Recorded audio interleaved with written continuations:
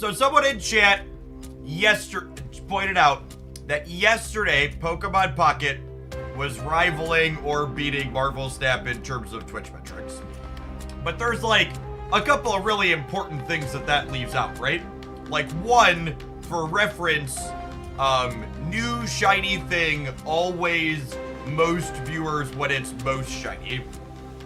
So I think there's a very real chance that until Pokemon Pocket has its global release that everybody can play, there's a chance that yesterday's viewer metrics are going to be the peak of what my viewer metrics are. The second detail that's important to acknowledge about that is the reason why Pokemon Pocket had more viewers than Snap is because me and Dexter, who are usually streaming Snap, were streaming Pokemon Pocket. So like, when you take a bunch of viewers who were typically watching Snap and then directly move a bunch of them over to Pocket, like sure, I had a good new follower count yesterday. There were some new people coming in from the Pocket category, but like a lot of the people watching Pocket were there because the creators they watched were there, not because strictly Pocket, right?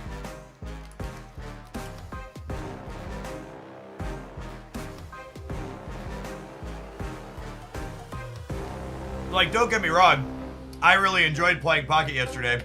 I spent this morning while I was doing my 3-mile walk, opening a bunch of Pokemon Pocket packs, and then I built a bunch of new decks. So my plan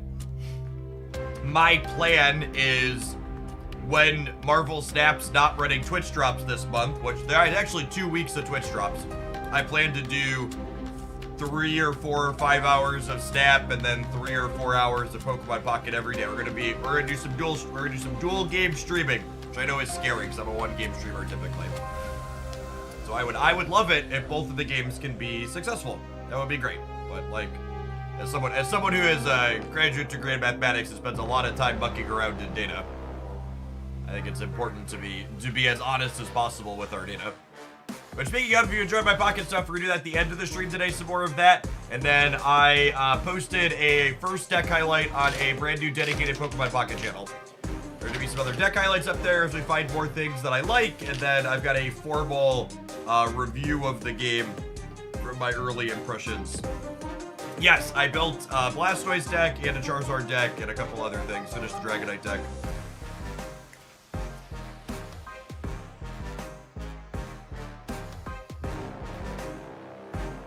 I am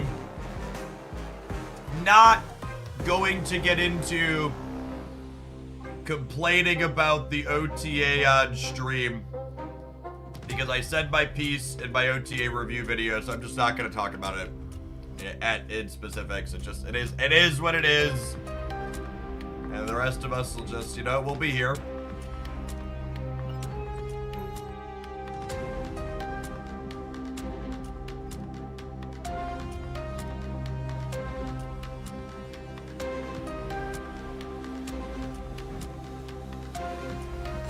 I think Pocket's gonna do a stellar job onboarding a ton of people into Pokemon stuff. Like, I think Pocket's probably going to be appealing to people who are card game fans who never got into the regular Pokemon card game. Now, whatever you want to pay me to play, you should just expect that if you send me a really bad deck, I'm gonna burn 1 or 2 infinite tickets with it, losing once or twice, and then I'm gonna be done. And if you send me a deck that's serviceable and reasonable, it's gonna get to play a potentially deep long run through an infinite conquest.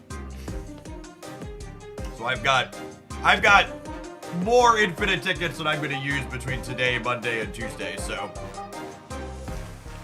yeah, whatever you want to pay me $10 to play.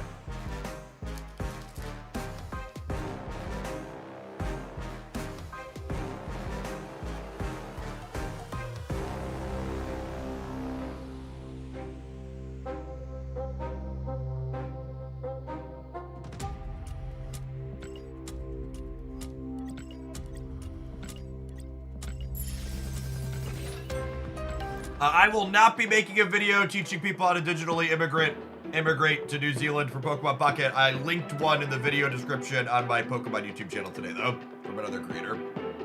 Other people have made a couple of good ones. No reason for me to repeat what they've done.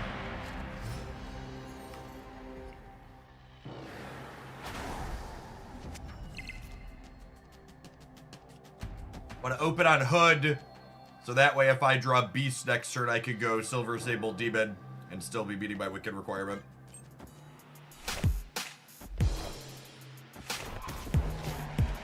Why do they only release in New Zealand? Are the devs from there? So, it is very common for,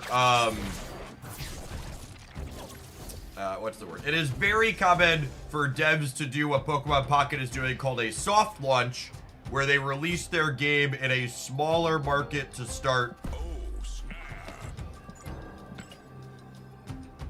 Oh, I feel bad.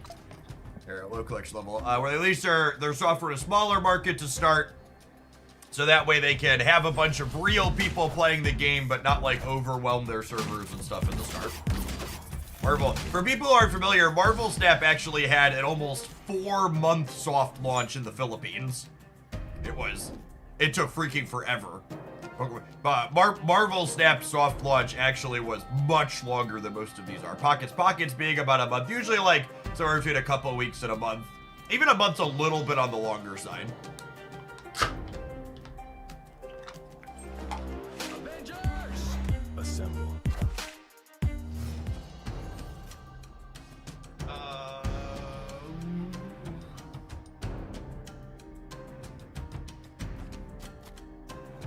Part of me wants to do this. Oh, I guess I wouldn't be picking up Hawkeye though, huh?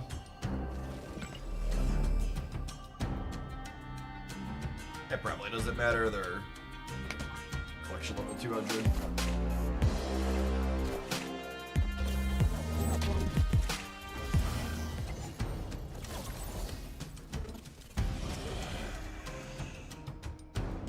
Will Pocket have archetypes like Snap? Yeah, I mean, Pokemon TCG is a card game. They don't translate as directly. Like aggro combo control style stuff's a little bit different. This will put these 4 back in my hand, and then it'll give me an arrow, and then I'm ending on Nico. Seems good.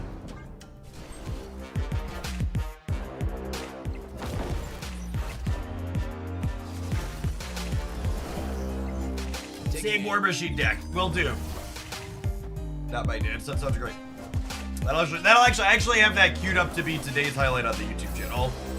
Our run from last time.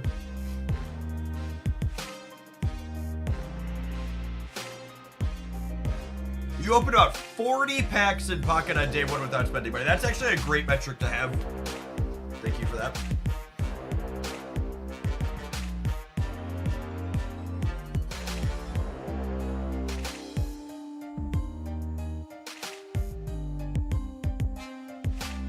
So there's a bug in the game where when Kate tries to make 2 arrows and can't, the whole client hangs for a minute.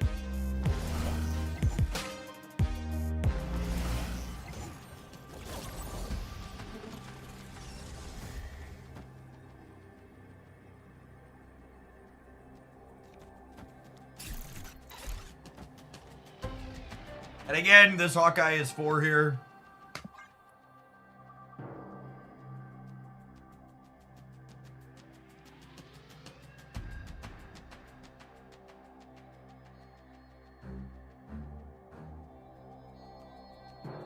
All 150 of the original Pokemon are in the Pokemon Pocket client, because I actually got an achievement this morning while I was opening packs for having all the Kanto Pokemon.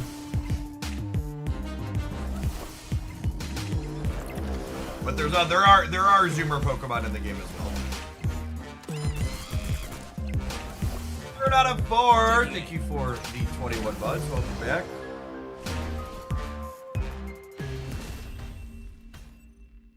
Victory.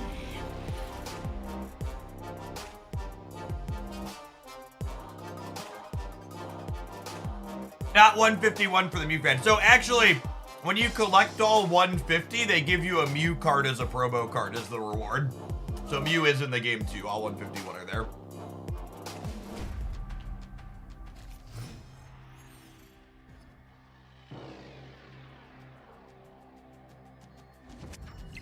Yeah, someone made the comment during yesterday's stream that Pokemon Pocket was designed for children. And I was like, no. It's like, they want children to play it, but it's definitely millennial bait. All the Kanto Pokemon are there. There's a chubby Pikachu from my childhood.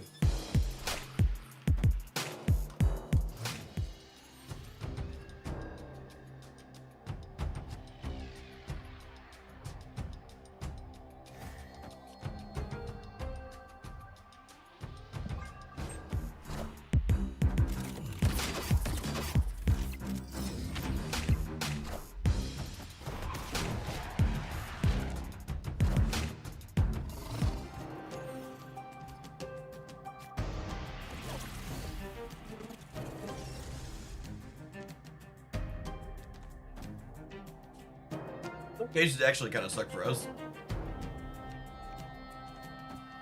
Should have played Got Greedy. Should have played Kitty instead of Silver Sable Lester. Stakes are in.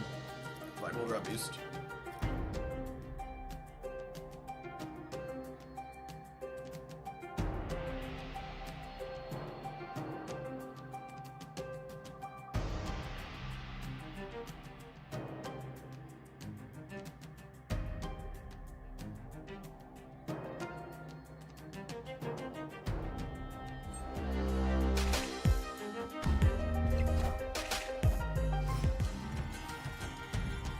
Like, while I'm sure the Pokemon Company would be happy if, like, children started playing Pokemon Pocket, millennials are the ones with jobs and money who are gonna, like, load up Pocket the first day and be like, yeah, this is dope. Assemble. Get the old credit card out. We're gonna collect them all.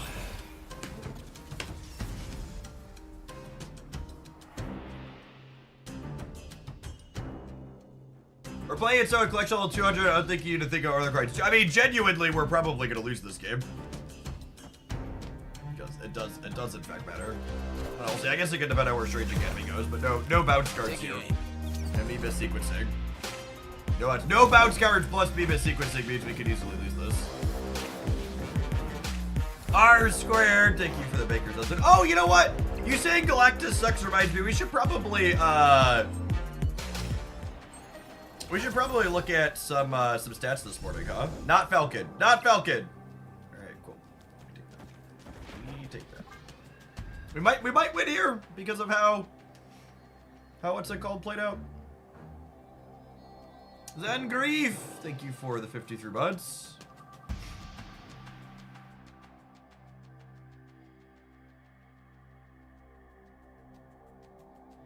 There is not a bunch of crazy tutoring in Pocket. Decks are only 20 cards, so you can't sit there and just like chain a bunch of traders. There's a maximum 90-second timer on an individual turn, but usually it's much less than that. The average game lasts somewhere between 4 and 7 minutes.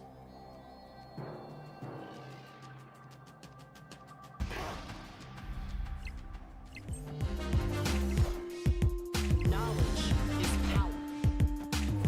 Look at that, chat. We died.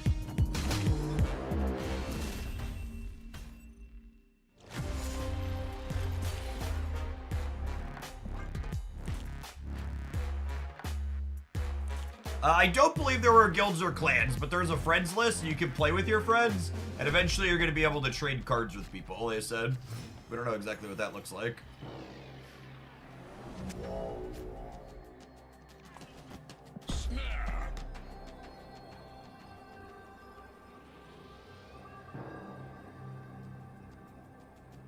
Yeah, Pocket will be a global release in about a month, October 30th.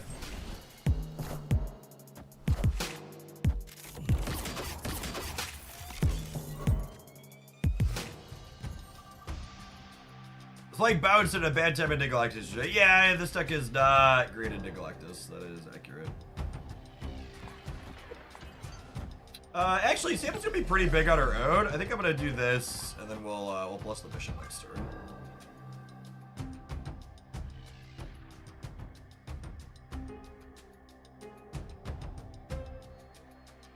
This split, the Black Stardust looks so good with the Cosmic Mortar.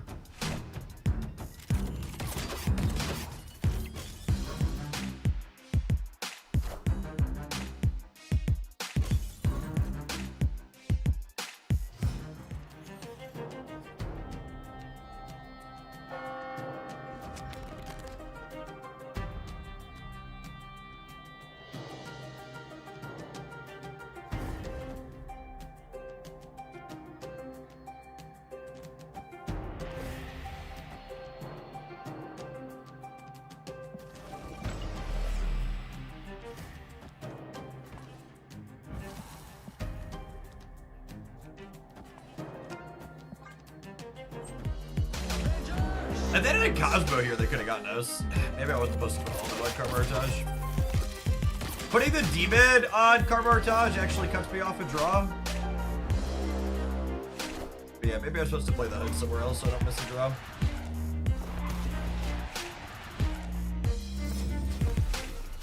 Yeah, we found the monkey, it's fine. Okay.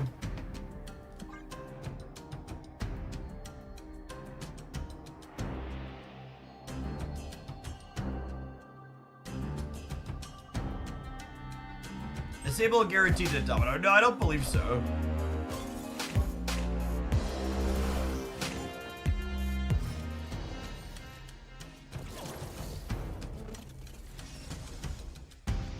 This is actually not a wicked game, yeah.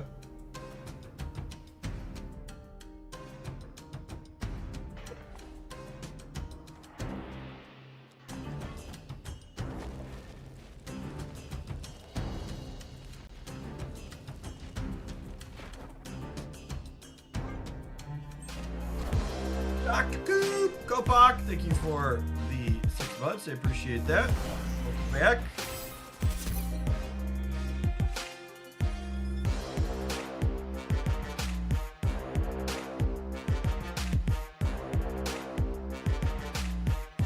Sage or Collector be a good addition to this. I think Sage and Collector are worse than the other payoffs I'm playing. I think if you really like those cards, they're playable. But I like these 12 cards the best. Is there a world where this deck plays Sunspot? No. This deck is very good at using all of its energy every turn, and encourage you to watch me continue to do that. This deck is a good Wicked deck because it constantly uses all of its energy. Well, if that wasn't the best possible. Nico Badar, I don't know what was. Then they're gonna Spectrum here and crush us in the middle, but we crushed them on the right, so. Knowledge is power. Knowledge is power. That's Infinite for the first time using a move deck you've showcased. Awesome, Cosmic. Congrats. Hope you had fun. Yes, Falcon and Beast was on spot, also not amazing. You know what else is not amazing, chat? These adverts, but they pay the bills, so we're gonna go ahead and run them. We'll see you in 120 seconds. We're gonna kick off with our first viewer pile. Thanks for hanging out. Don't go anywhere, gamers.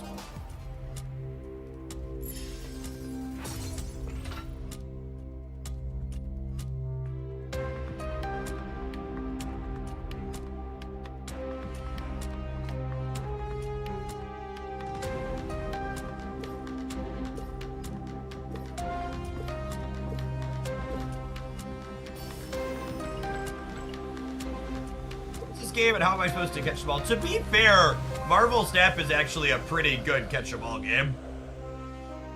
A lot of people talk about. Ooh, I didn't realize we had new 700 gold variants. I just totally didn't check yesterday because I just like really didn't care. Oh gosh, how many new 700 gold variants are there? Am I supposed to crack my things? Figure it out.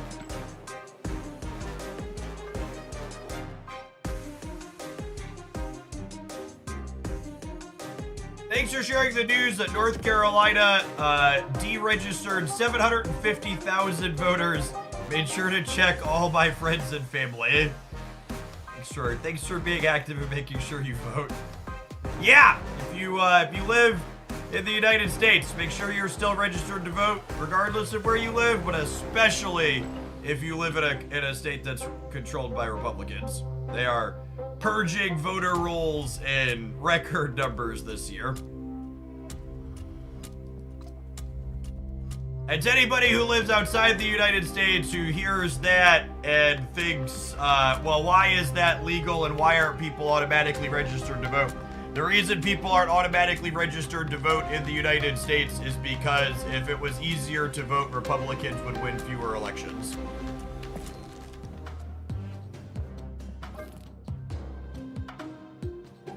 You were, not my dance. This was your deck, the deck you wanted, right? Was this the one you submitted?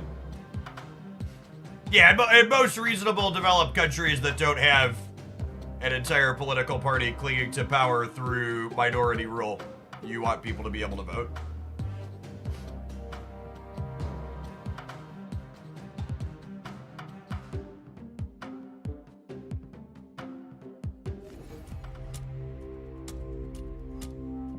Mr. Ode, thank you for the Hawaii 5-0.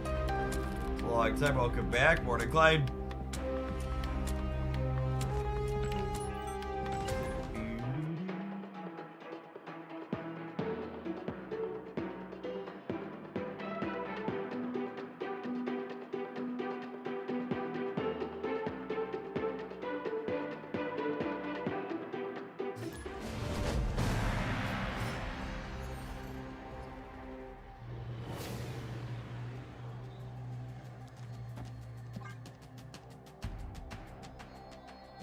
Hitmonkey is worth buying for 3K tokens in the current. I think Bounce is like a solid B, maybe B plus deck on a good day.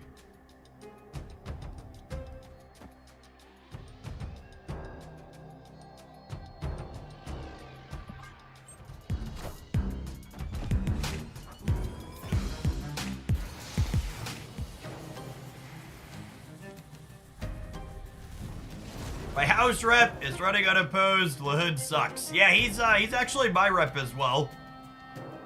I assume you're in Illinois. He's in a district that he typically has like 60 to 70% supported, so. Wind. Not a competitive district. No one spends resources on it.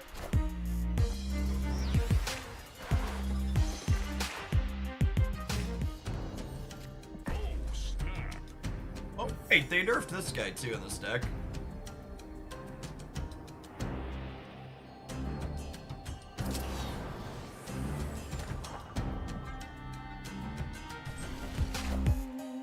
Do I have a planned time swap per pocket? Nah, it's gonna depend on how good the snap games feel and what the viewer count looks like.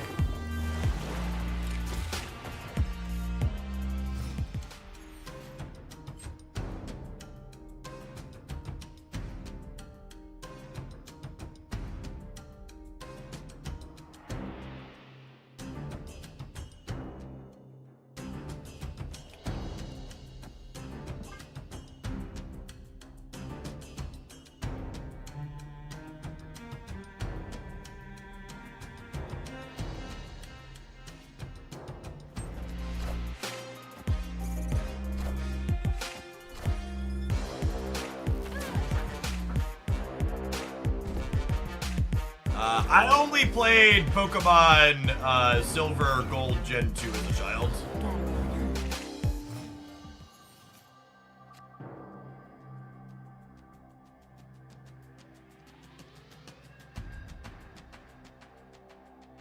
Does this win the game? Let's game somebody. Hopefully it's not us. I guess I could have redrawn Giganto. Minions to me. Literally 66% to win.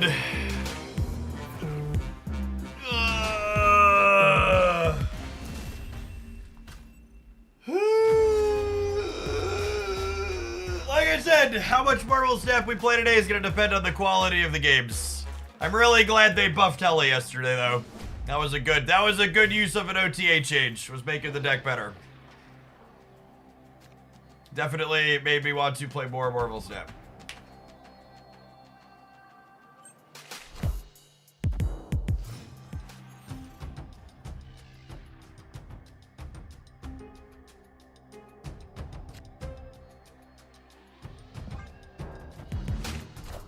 Clog decks are very good, yes. This land can never be fully known. If you want to metagame Hela and Galactus, Clog is the one playable thing.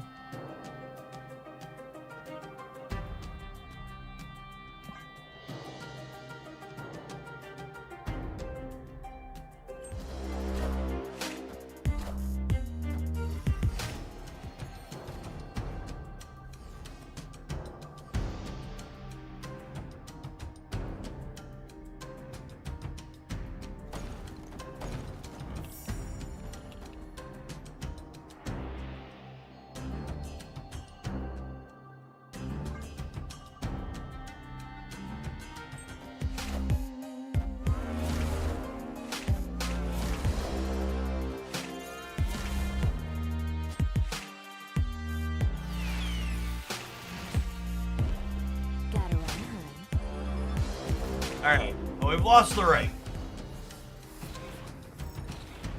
I have their Giganto on the left.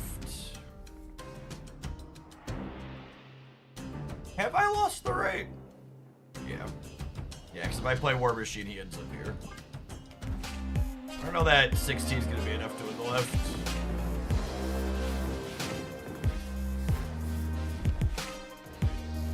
Hello, hello.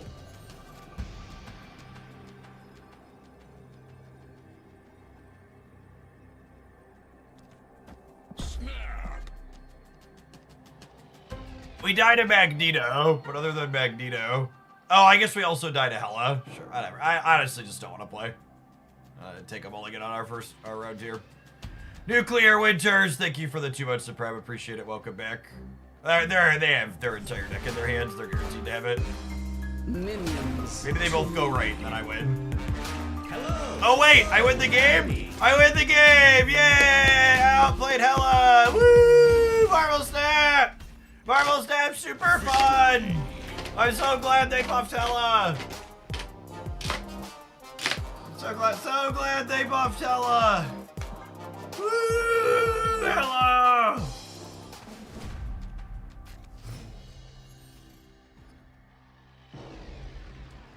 What's must-have cards for Affliction decks? Probably Red Guardian #1 and then like US Agent #2. Oh, snap. My lockout, snapping. Oh, Ajax. I forget. Yeah, Ajax should be your #1. Ajax is #1, not close. If you're talking about Series 3 cards as well, Hazmat is #2.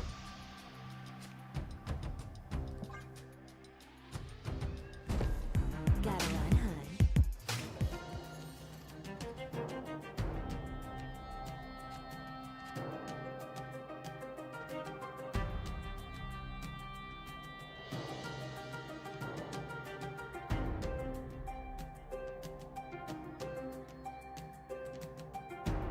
This is good for us, yeah?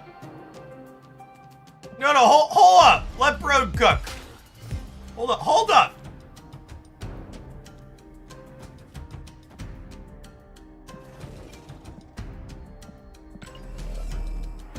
I had to do this, and then I pass on 5 and play Infant on the middle. Yeah, they can't win.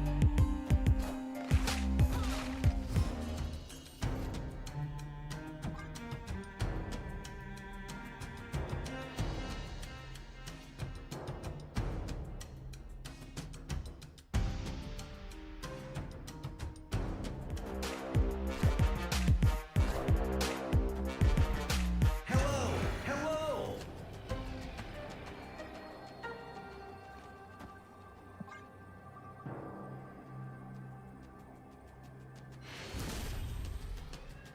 Victory.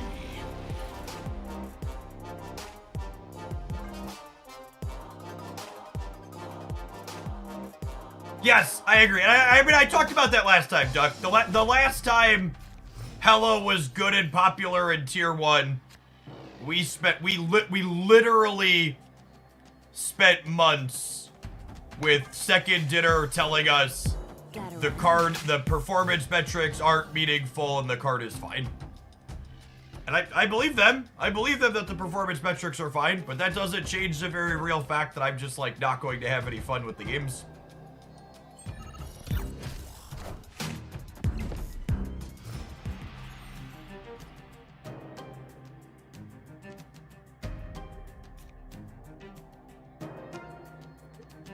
Punished for not playing Bomb last turn. That's fine. I go Storm into this. I'll just have them now. Storm Legion.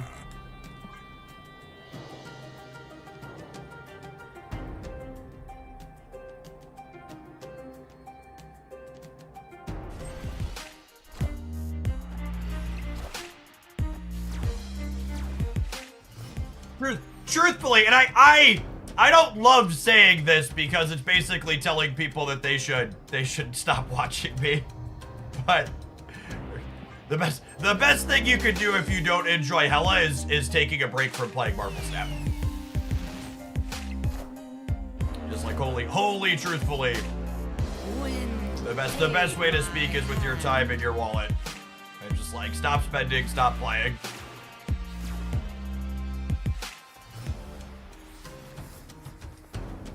Because if you keep logging it every day, it's just going to. Morning, Obi. Hope your Friday's going well.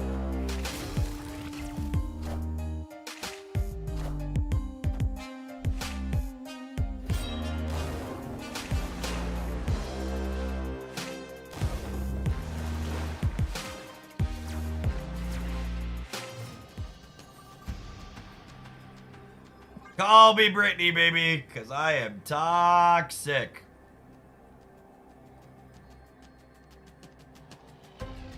Lockdown's good against Hella. I mean, this specific combo is good against Hella because there's not a turn 6.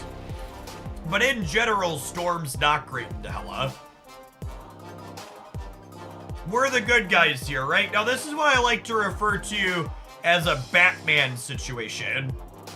There aren't any heroes in this story, but there's a billionaire who wears spandex that beats up the mentally unwell that you could root for if you're into that sort of thing.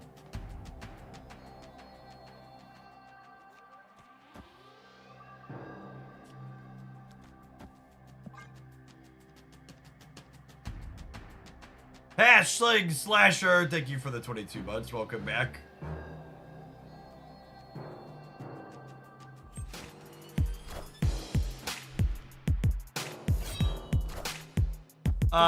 Clutter decks tend to be actively pretty reasonable in Hella. That is true. Clutter is different than like storming people though.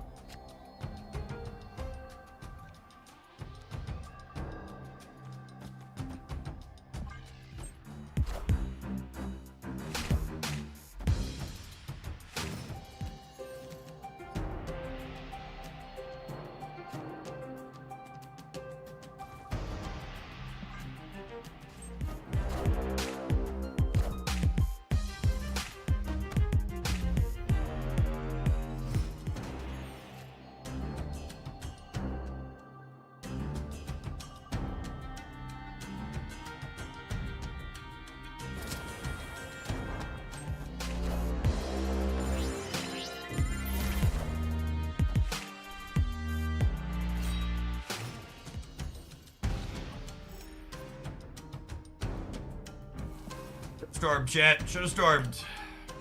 Hopefully we'll drive it up.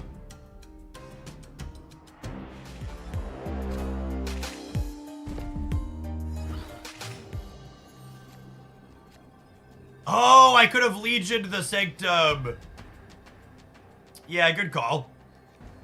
I just brain farted. You're right. The Sanctum was a free storm with the War Machine. Yeah. That's fine. We deserve to eat shit that later.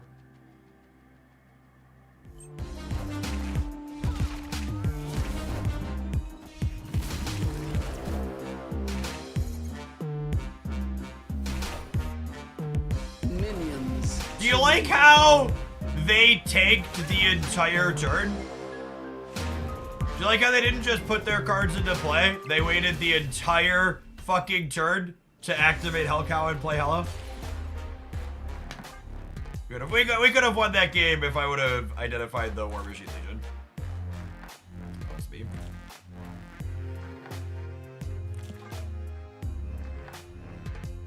They did have to click 2 buttons. That is true.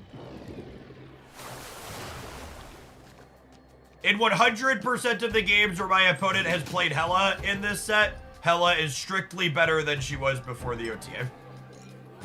Just like, unironically, they've had Luke Cage every time they've played Hella, and they just buffed her 1 point of power.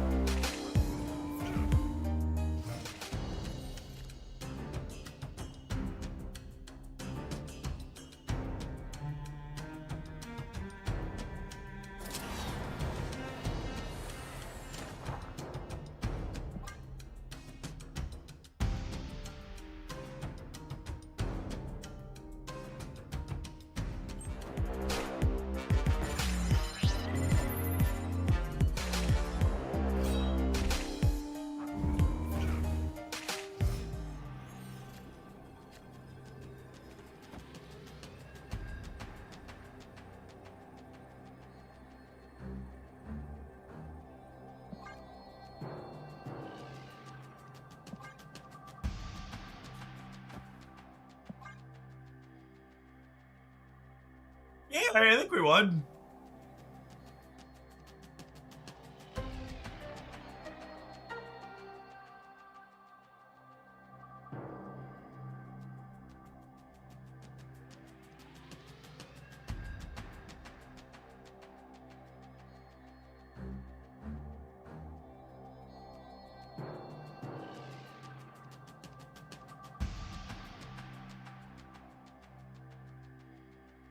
Hello! Can you understand me?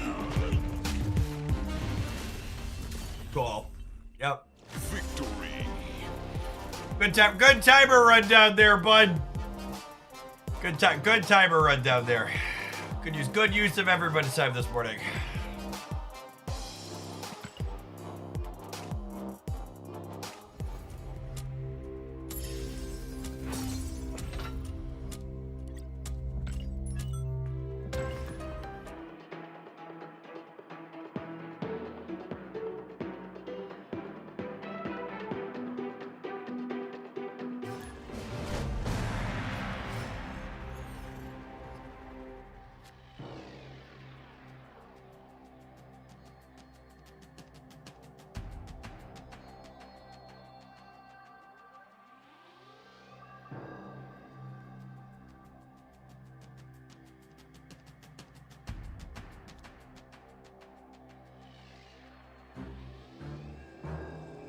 If there's any reason to play this on one, I can see one more location before I do.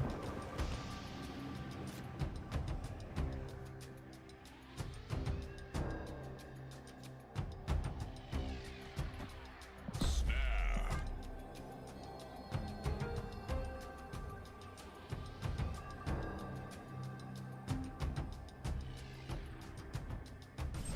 We're in the Genshin live stream, so don't forget to grab your primos. Good call out. Chat, I need you to cover for me. Don't tell my boss that I'm logging in to get my mobile game rewards. I need you to just chill for a minute, okay? Aid my hand. Don't be a narc.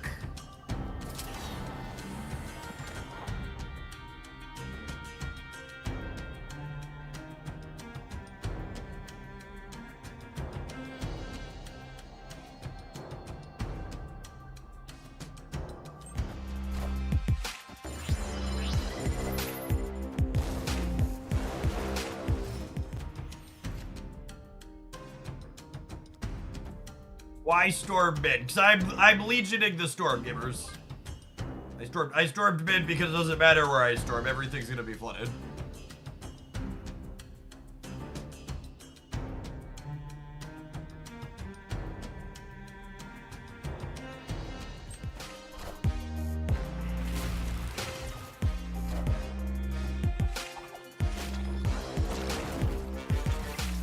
Kneel before Galactus.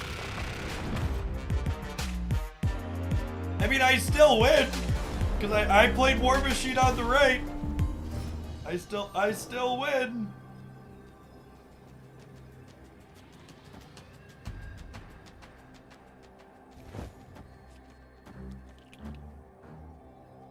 Right, 9, 11.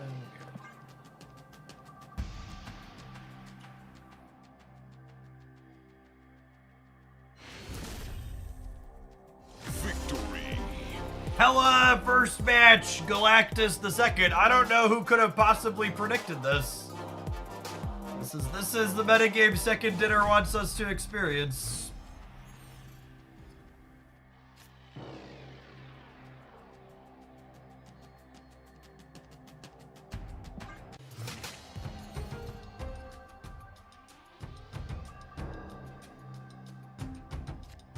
It's just so. I'm not gonna complain about it. I said in the OTA video. I'm not gonna repeat what I said in the OTA video.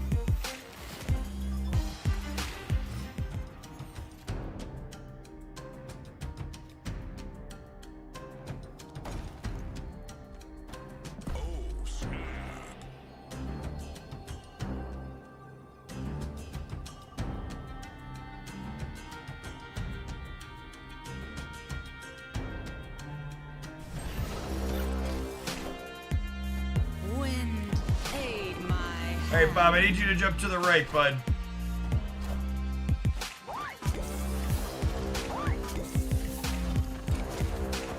You.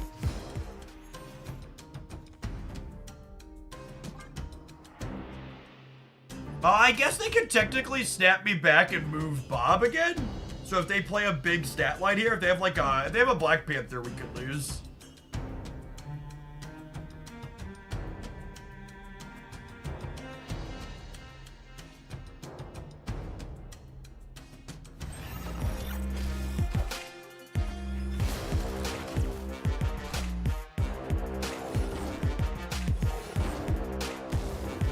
Yeah, I'll also do it.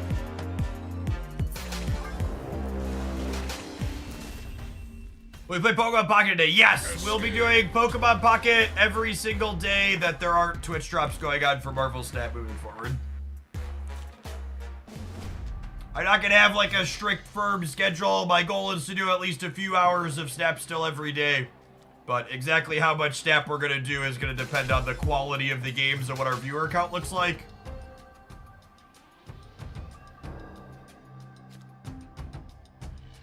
If our games are a bunch of Galactus and Hella, it's not exactly quality.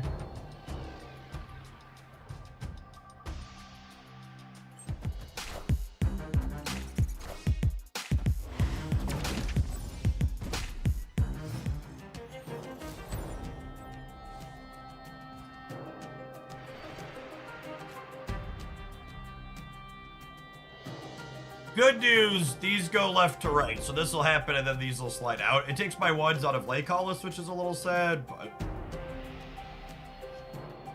Sunspot is safe.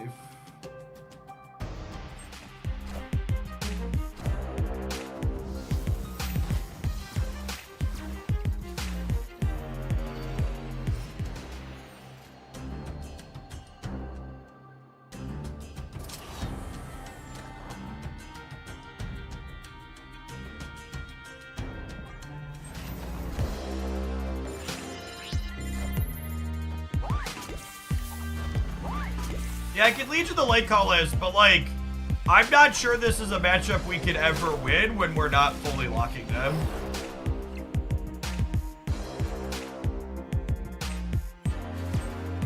Their linear big number is just gonna be like much bigger than anything we can do, yeah?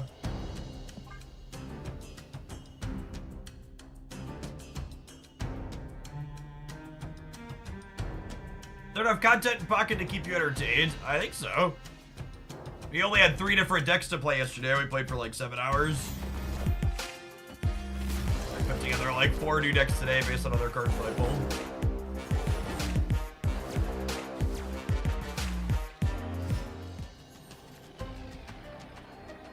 How Gotcha is the new Pokemon game. Pretty gotcha, if we're being honest. Oh, if they fill these in with cats, it gets them to 26. This only gets me to 21. This beats an Odin. I'll live for 1. The cats, 2 of them go left, we could be okay.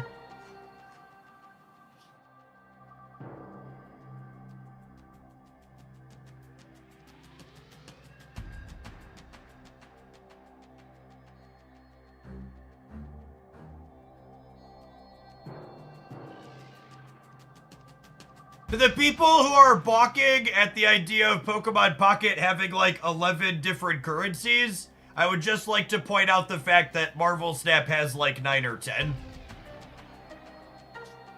So I'm not excusing it, and I'm not gonna lie to you about the number of currencies and tickets and systems that the game has in its soft launch, but like, it's very industry standard.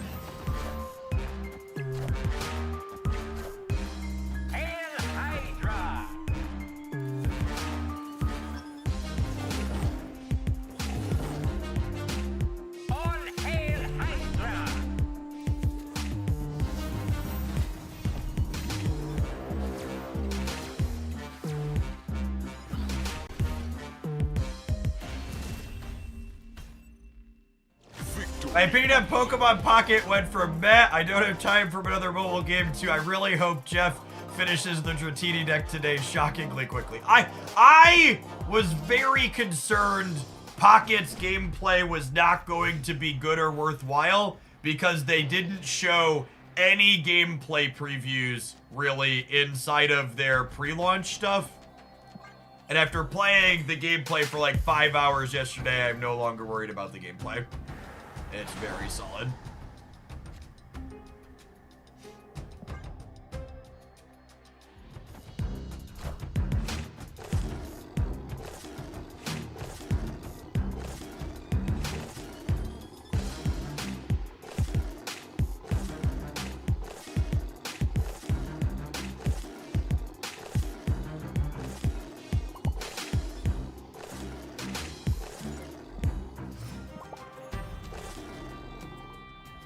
So what, you thought Zombie was done? Give him a minute.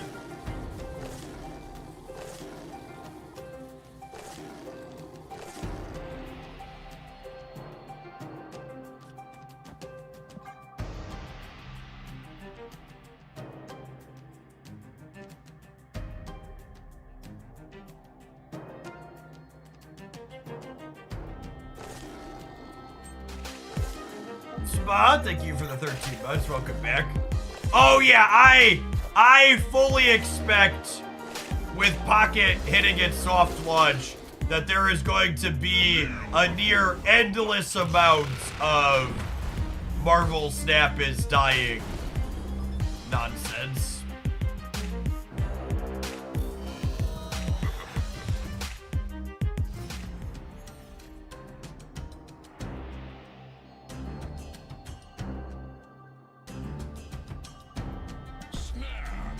You lose to Wong stuff. But unless they're like Wong into Panther, I think we're in a good spot here. I guess I can have Wong into Gwenpool. Do you think Pocket is too simplistic long term? No.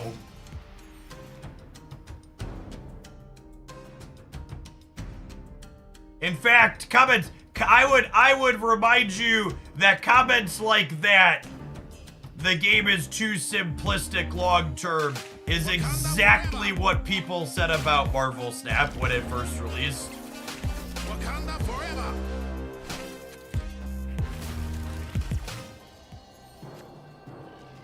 Opponent snap. Yeah, fuck you, bud. Good boomer Snap. Escape.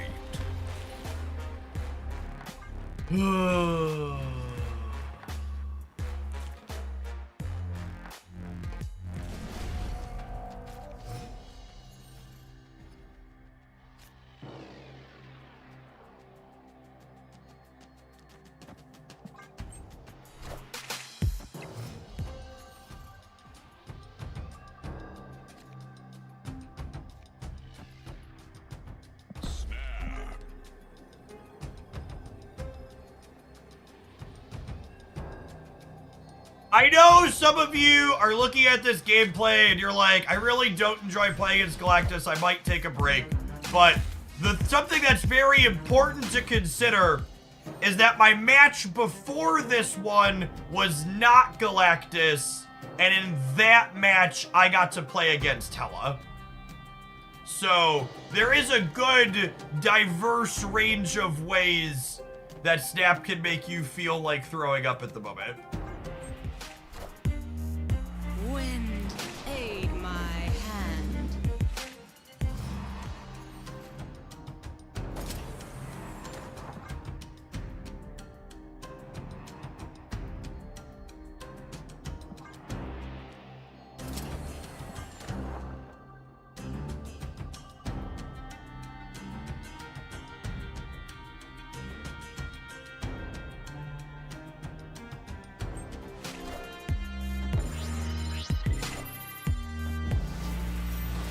Legion.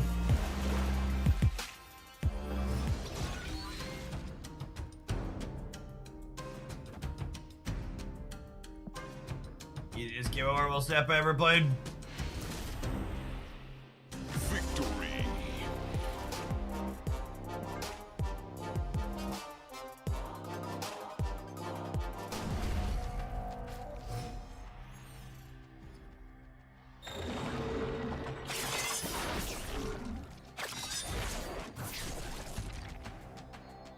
You don't see boosters as a currency. I mean, I would push back on the idea that every booster for each different character is a currency, but 100,000% boosters in general are definitely a currency in Marvel Snap.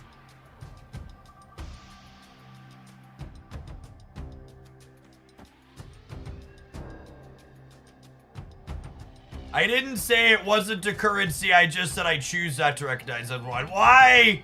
Not saying I'm timing you out, but I'm choosing not to recognize this 10-minute break as a timeout.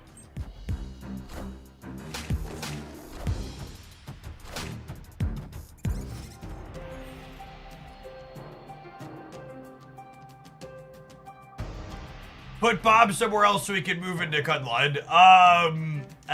No one can snap here. Bob's not moving.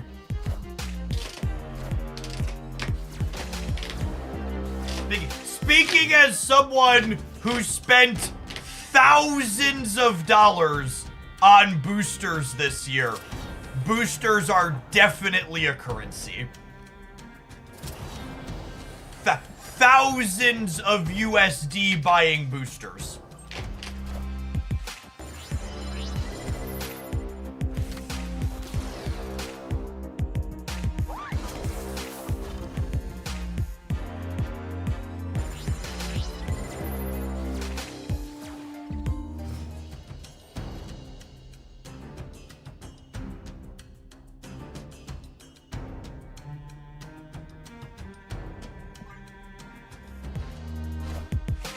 Wakanda forever.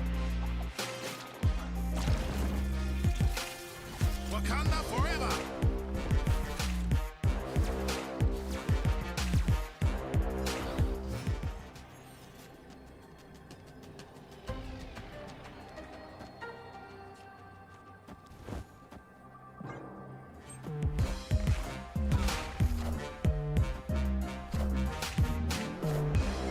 The boosters you purchased are a tax write-off. Chat!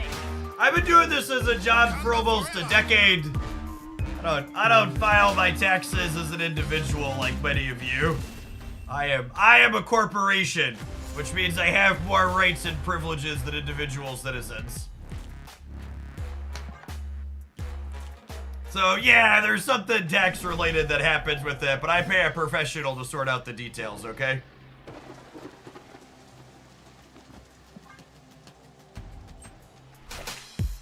Jeff Inc. Or it's actually Hoaglandia LLC.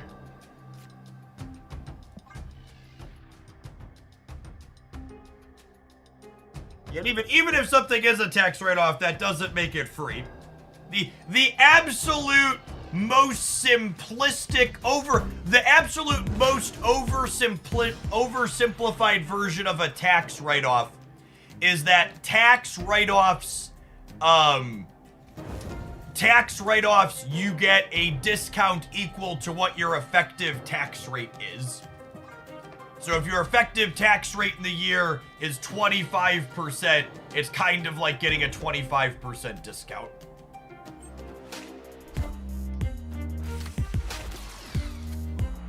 Even that's a pretty gross oversimplification of how the system works.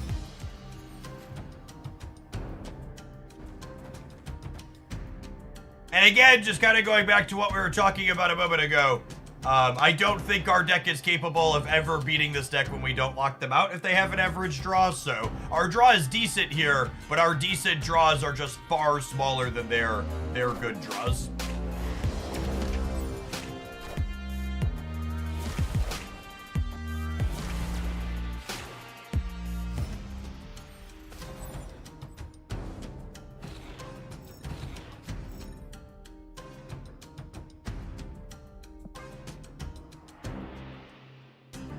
Opinion on the opponent's deck after the OTA. We should look. I actually haven't looked at untapped stats yet. I really hope the opponent's deck is bad. I think Marvel Snap is an awful game when the opponent's deck is good. Wait, do we win this? I think we win this, yeah? Hello. Got him? Thanks. I'm gonna just time people out moving forward when they say your deck should play tech card against deck that's good against tech card. Yeah, clean little dirty 30 here. And they have priorities, so... Wakanda forever. Oh, can you understand me? Can you understand me? I would assume Odin is one of their missing cards. I don't know what I'd expect the other one to do, but I'd assume Odin's one of them. Jester, thank you for the next submission. You'll be our next one this morning. All right, let's roll an advert, and then we'll be back with this one and more Infinite Conquest. Thanks for hanging out. Anya might be one of their cards, yeah. Have some heads.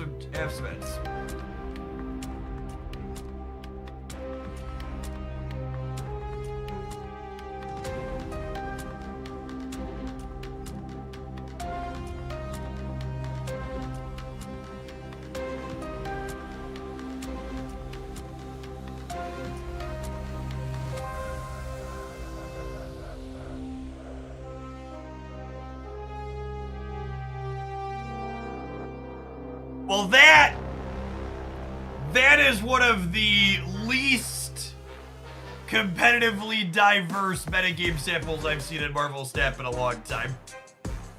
Hopefully that's not long term. And obviously, there's a lot of numbers of decks here. But the thing I am looking at that makes this not look competitively diverse is look at the drop-off on average cubes after the third deck. It is a massive drop-off. Oddhawk is still stellar. Oddhawk is punching people in the mouth. This has become... I'm kind of proud of this one, chat. This was, we built this deck on stream. I very clearly own the NFT of this one. It's just been consistently... Like, I'm pretty sure these are the first 12 cards we put together. It's just been, like, consistently the best performing build.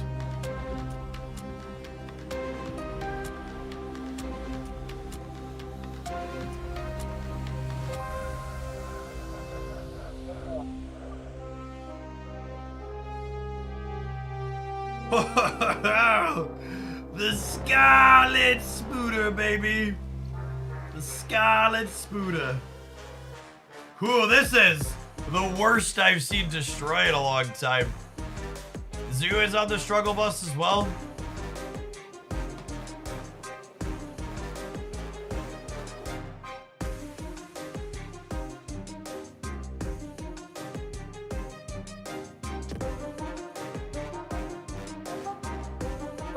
For what it's worth, I would assume some of Zoo's struggles are related to Galactus being almost 10% of the format.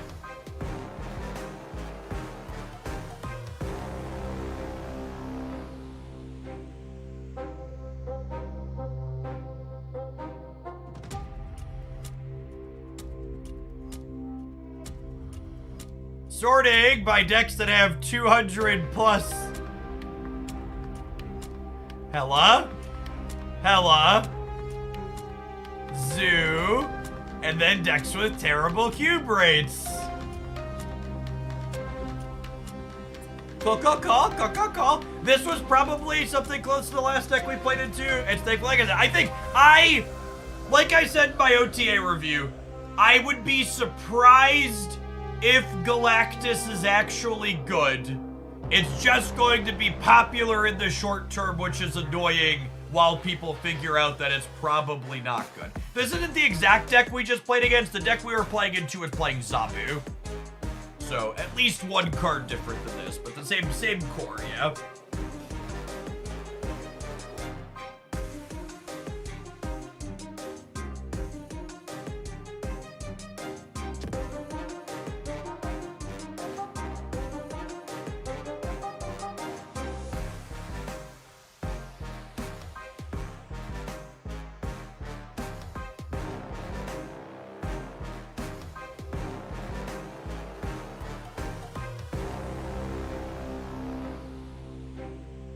Yep, Hella is also the top performing in the top 10%. Yeah, I'll check Conquest in a second. I got a tweet. In on the top. Top performing meta decks after the latest Marvel Snap OTA per at a tap snap.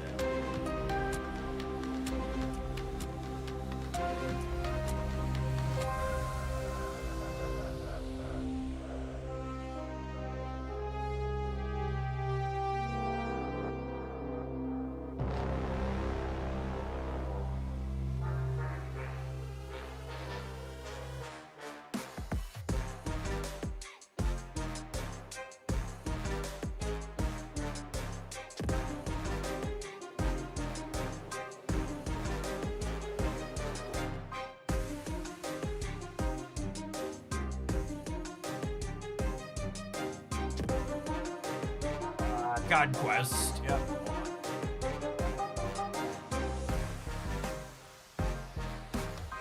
Oh, is it bugged? Do I need to tell them it's bugged? Yeah. Let me tag the untapped people.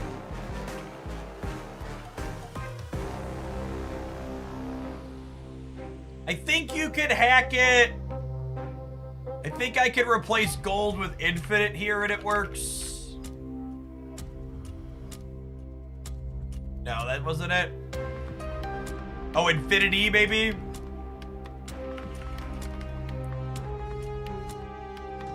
Yes, manually setting it to infinity works.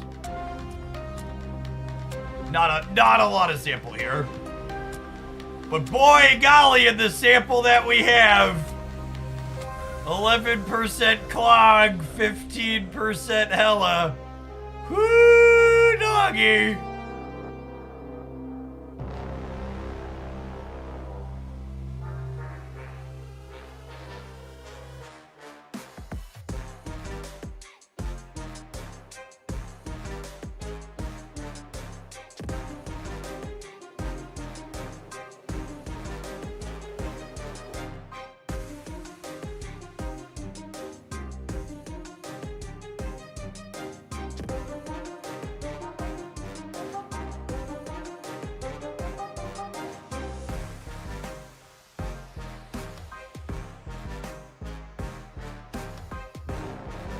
Odd Hawk doing a bit worse here. Still okay.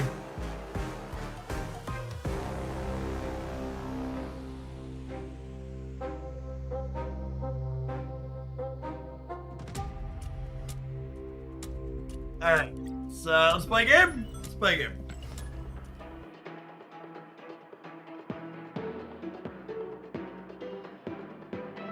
Look at your recap stats. I did that. And I can't cancel the queue in Infinite Conquest because it doesn't actually cancel the queue. Some of the time it puts you in the match and doesn't tell you.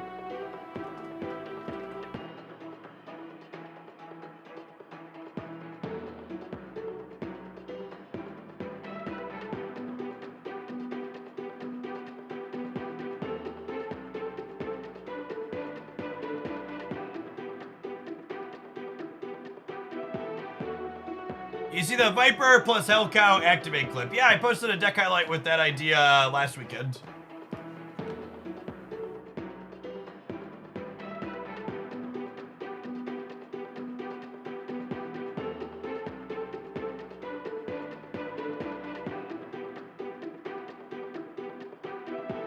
Yes, we are 100% going to be playing more pockets today. We're not abandoning Snap by any means. My plans are to do at least 3 hours of Snap a day. Split our time 50-50-ish. And then during drops weeks, while Snap numbers are better, we'll do more Snap and less Pokemon. I was really impressed with Pokemon Pocket yesterday. I think the game's gonna do solid things. I opened all my Pokemon Pocket packs this morning, so I didn't have to do them on stream. So it takes a while to open them, so I opened them while I was walking.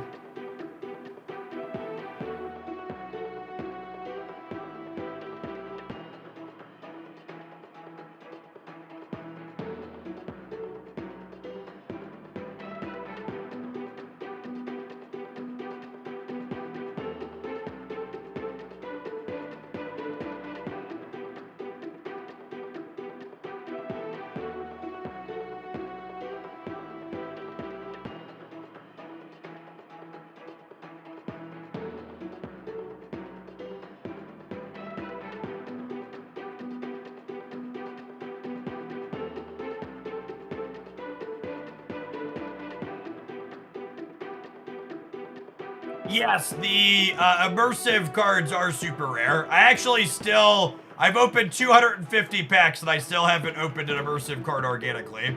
I got an immersive Mew from a collection reward though.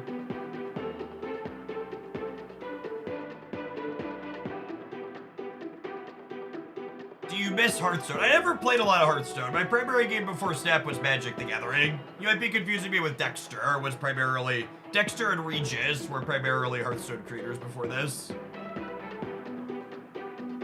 How expensive will Pocket be? I don't know the answer to that question. Their economy is typical convoluted gacha style system, and it's not abundantly clear how cheap or easy it's going to be to get all of this stuff, but we also don't know exactly what ideal competitive decks look like. Have you ever played Lorcana? I have 2 Lorcana starter decks sitting in boxes that I've never opened. It's so hard to find time for non-digital stuff.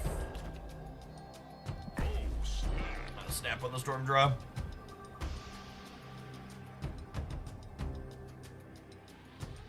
Yeah, we also don't know long-term how many packs free-to-play players get offhand. Because, like, you get 2 packs a day, but, like, for example, you also get, their daily missions give you, like, 4 hourglasses a day, and then there's other free stuff like that. Did you ever try Keyforge? I really liked Keyforge's core gameplay loop, but the way they did deck building or lack thereof was a really weird decision.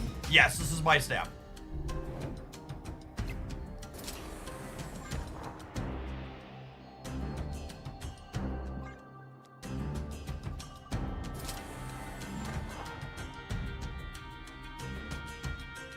It's been a really fun set of games so far. We had Hela, and then we had Galactus, and now we're playing against Erishim. Really getting that full range of diverse play patterns Marvel set offers.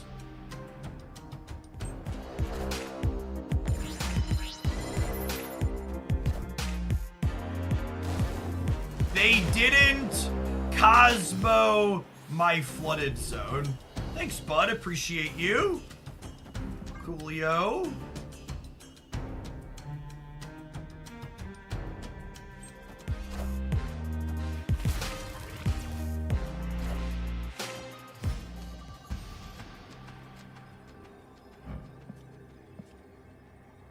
Average Erishim gameplay you are currently witnessing. Victory. Average Erishim gameplay.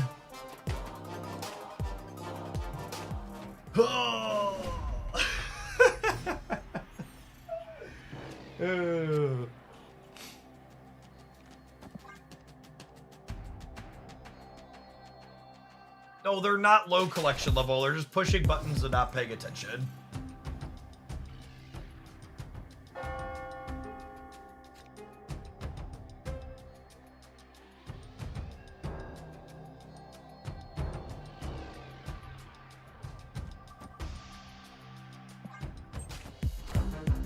Are they Agatha? No, they don't have enough cards in hand to be Agatha right now. Yeah, and Agatha would have played herself. Also accurate.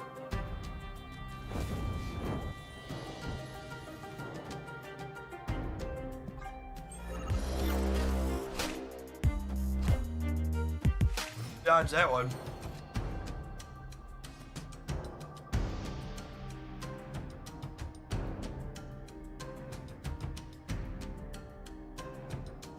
Do I have enough points in play for Storm Legion to be enough here? Might. I'm not gonna snap. I still believe in heroes. Wind paid my hand. Is it just War Machine this turn now?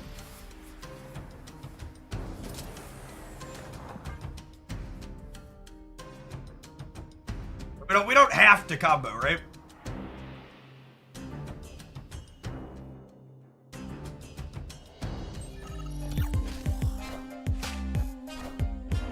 Gonna come down to the Strange Academy flips here. Hey, Brood, I know my check cleared this month. We finished getting gold complete.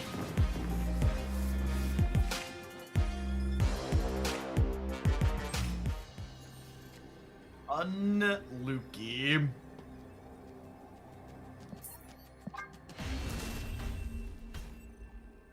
Escaped. It is a weird question. Just for reference, if you were to mod Deadly, you would have been timed out by one of the other mods for accusing my opponent of being low collection level.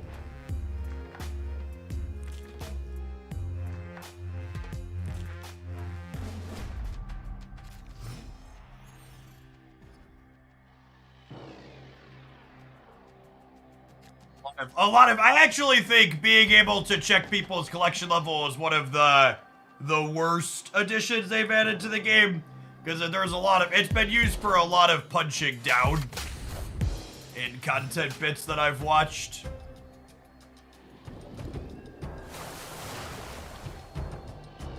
It's also extra fucking weird and shows a misunderstanding of how collection levels often work, that like two of the 3 cards we knew were in my opponent's deck were Blob and Airship, 2 Series 5 cards, which heavily implies they're not low collection level, having 2 specific Series 5 cards like that.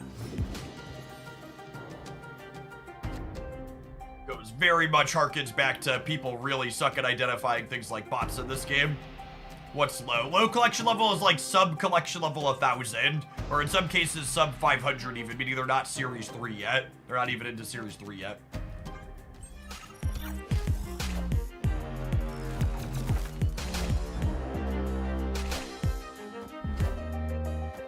Wind, aid my hand.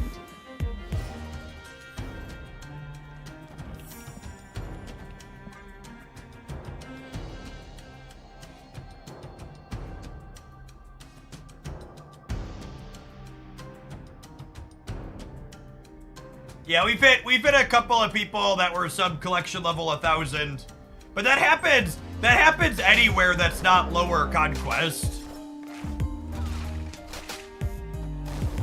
We were playing ladder the other day, and post infinite ladder doesn't have collection level based matchmaking either, and we queued into some people that were like collection level like 3 and 400.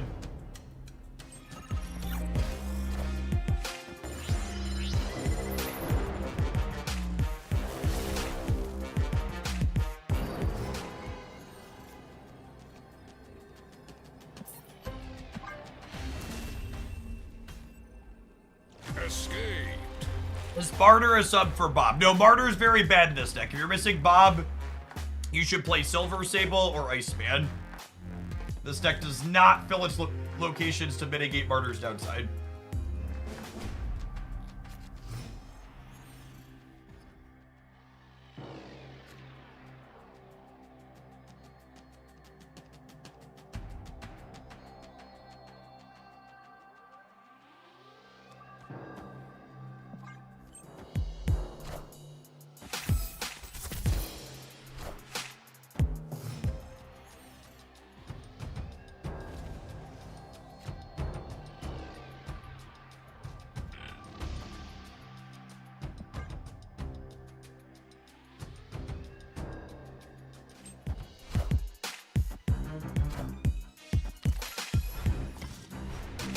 So again, this is the comment in chat. I'm collection level 1.5k and I played someone 40k. The higher you get, and this is the other reason I don't like the accusation basically of low collection level, because a lot of people just don't get it. Oh, I needed the storm here, didn't I? I'm gonna have to win a 50-50. When I say low collection level, I'm explicitly talking about people who aren't into Series 3 yet or are very new to it. Once you get to collection level 1500 or 2000, there isn't a massive difference between you and the other people you're playing into in terms of deck quality a lot of the time. Usually you have a good deck or two once you get to that point that you can play. Hey, Zika, thanks for the 5 months. Are we doing some more Pocket at the end of the stream today? Great, we want our 50-50. That's lovely. Moose! Thank you for the Hawaii 5-0. It'll be served to keep the Prime Playground in pristine condition.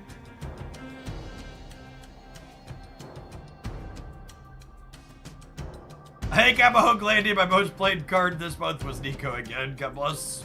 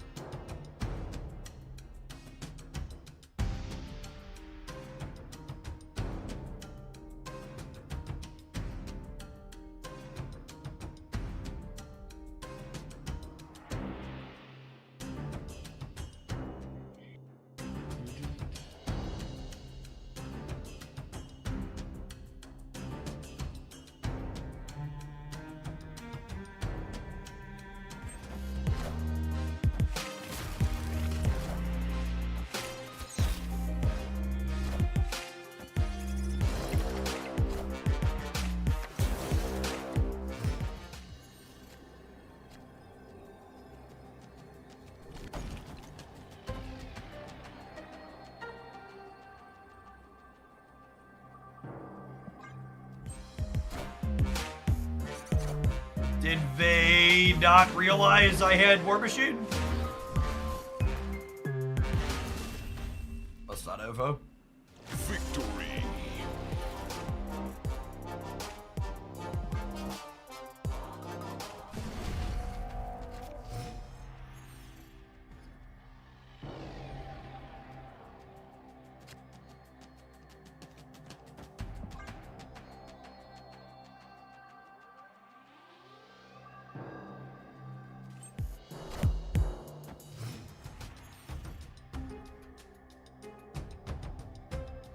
Season video comes out during Pocket. Will we pause to watch it?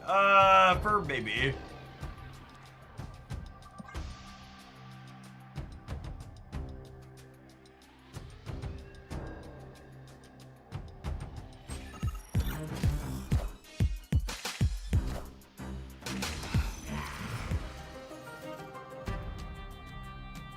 War Machine lets you play Infinite. Yep.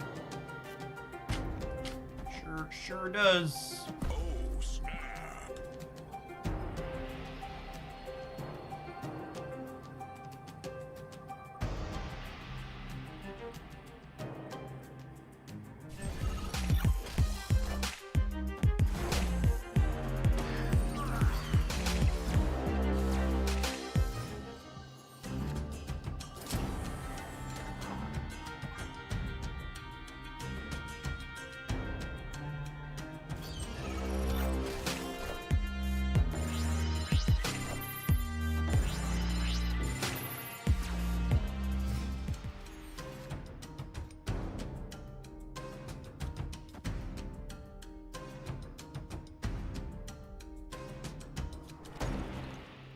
Go on, just get rid of the crowd cities. Maybe the crowd city. It's a location. How's your day off? Right. Great. I was asking you. I'll go ask me. Maybe after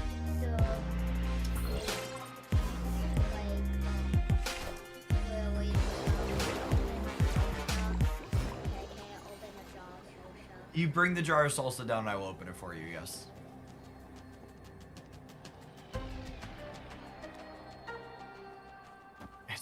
Ask me if I can open salsa for him after I'm done working. I can do it now. It's cool. This is probably just a flip, yeah? This is local man about to be killmongered. Power must be controlled.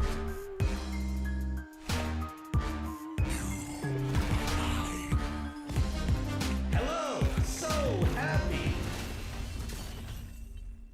Victory.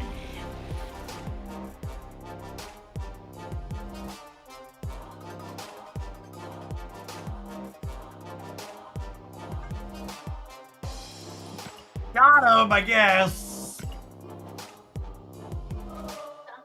Gotta open it. very careful. Do not spill that on my carpet on your way back up. Oh, will I get a post?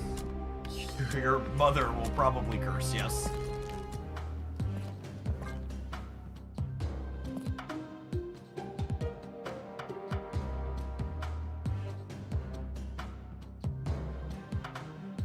Yeah, the kids have some type of teacher institute day today, I think.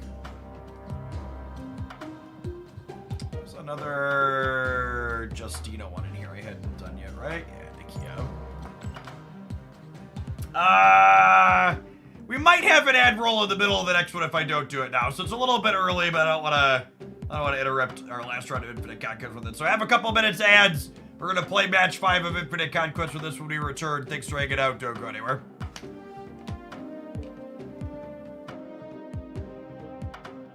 Just jump through some VPN hoops to install Pokemon Pocket. Haven't been this hyped for a game in a long time. It's solid. It's a good IP and it's got good gameplay.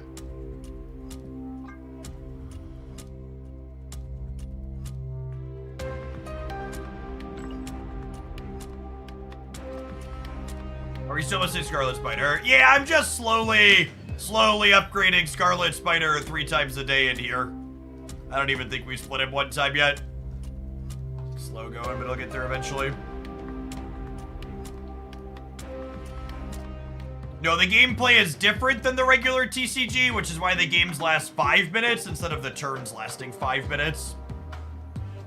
How many Infinite Avatars we won this season? 2 or 3, question mark?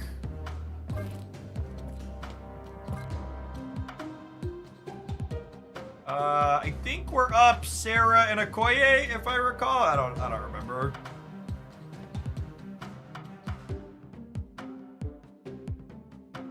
It's actually really good at Select Snap. Yeah, they kept a lot of the good parts of Pokemon TCG and cut away the thing. I like the game, just the collecting aspect seems good, and the gameplay seems good. That's the biggest IP in the history of the world. It's gonna be mad popular when it fully drops.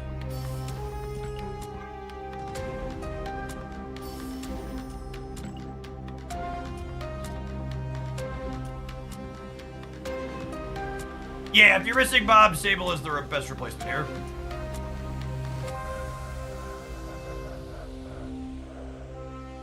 Your favorite bounce deck run Kitty? I have been playing Kitty, but I can see replacing her with something else. I don't have a strong attachment to her there.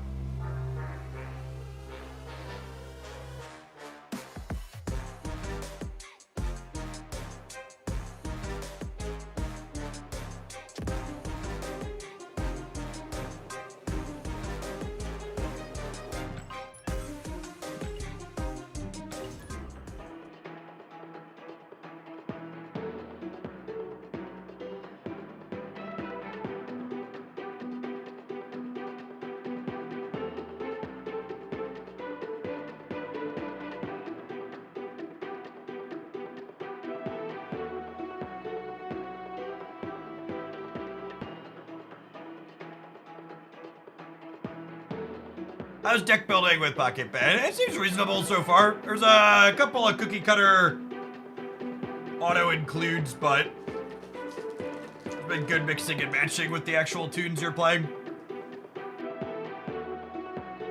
You put 2 pot of greens in every deck, so decks are like 18 cards, but there's still some choices to make.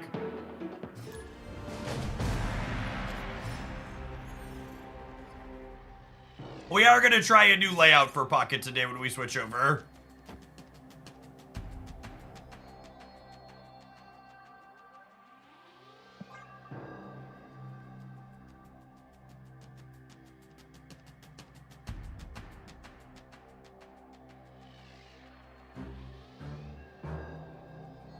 What time am I switching? I haven't decided yet. We're crept up to 1,400 people. If the viewer count keeps going up on Snap, we'll probably play for a little bit more, but that's been plateauing in like the 1,500 to 1,600 range, so. A couple hours at the earliest. We're gonna do a few hours of Snap. My goal is like 3 to 4 hours of Snap a day. And then we'll do 3 or 4 of Pocket.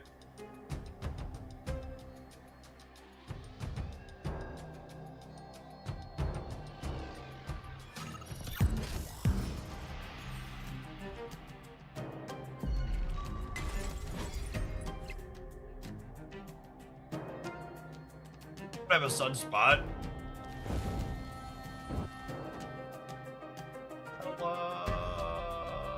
Yep.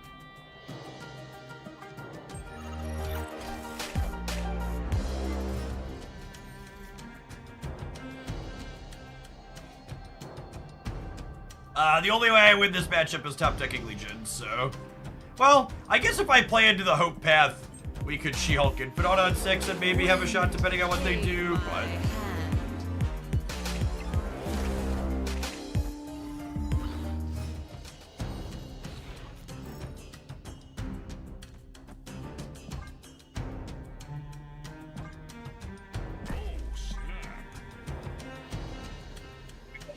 They could put some points middle and some points left to beat us, but yeah, likely we win. Any notable pulls this morning? I finished the Dragonite deck, and I finished Charizard deck.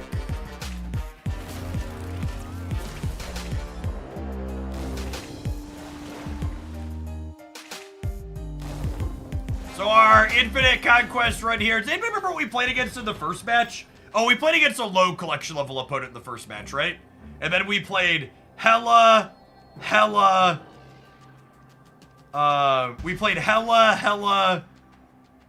Erishim, and Galactus. Victory.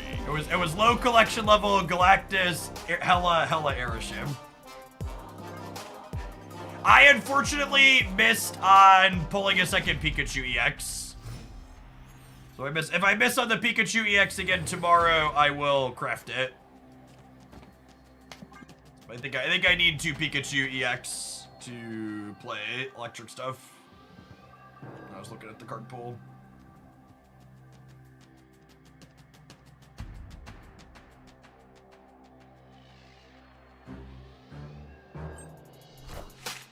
Gotta run, hun. The Sprinkle's open for you? Yep. Certainly luckier than I am. The pocket rollover is at like 1 a.m. Central. It's in the middle of the night for me.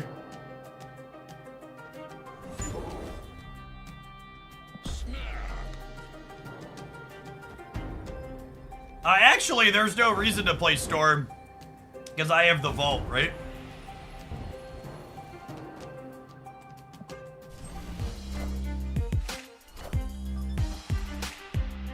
The Hella nerf do anything. Basically, every game we've played against Hella during today's set, the Hella deck has had Luke Cage in play, which means the Hella change yesterday was actually a buff for them. Hey, Tough Red, thanks for sticking around. Appreciate it. Victory.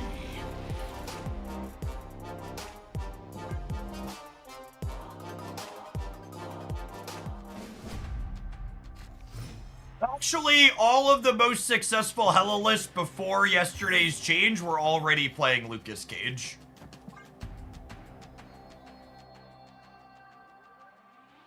But it's for what it's worth. The deck list didn't change at all. Gotta run, hun.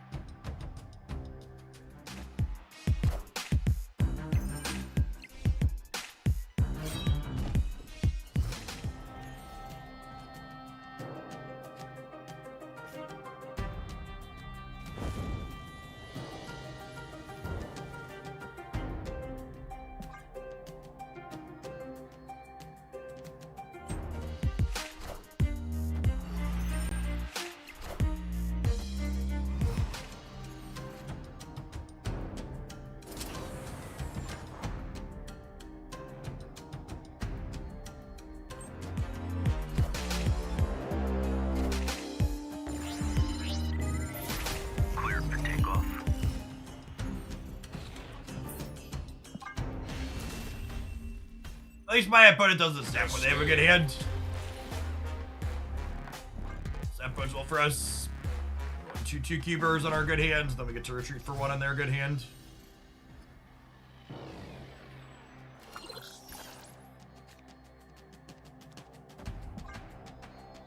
Cage was restricted to 1 lane for a little bit, yeah.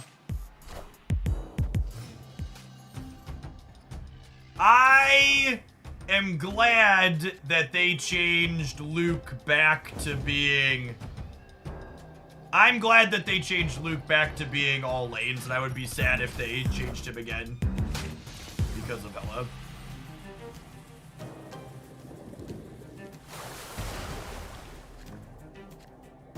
Unironically, I think that's good for us, yeah? It means I don't have to worry about Cable Lab.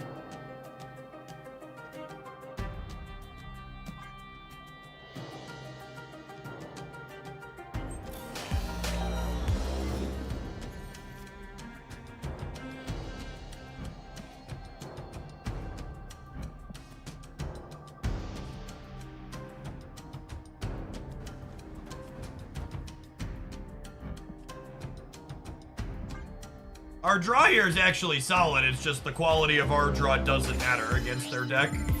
Literally the only thing that matters is do we draw Legion combo.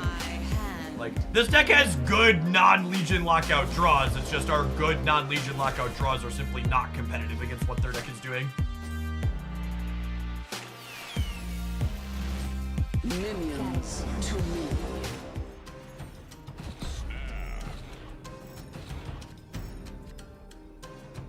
Good ship.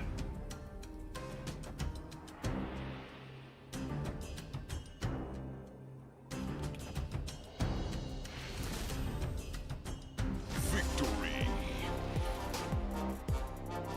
Titillating Marvel Snap gameplay. Highbrow, big brain. Interesting, fun.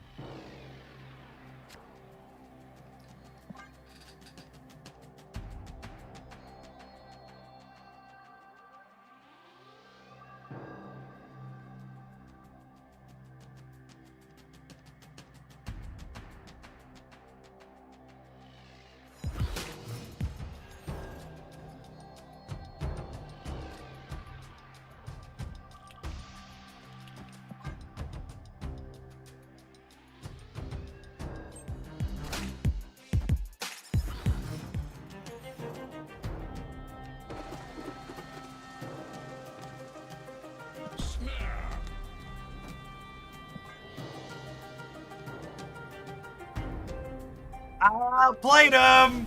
I drew him a 3-card combo!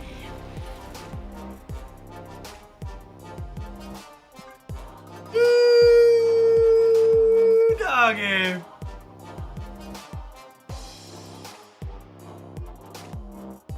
Got him!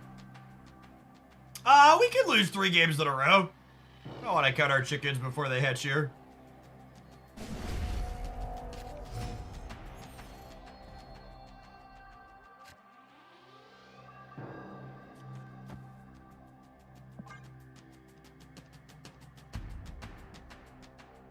Second Dinner does not view Hela being popular and powerful as problematic. They think the deck existing is a good thing for the game.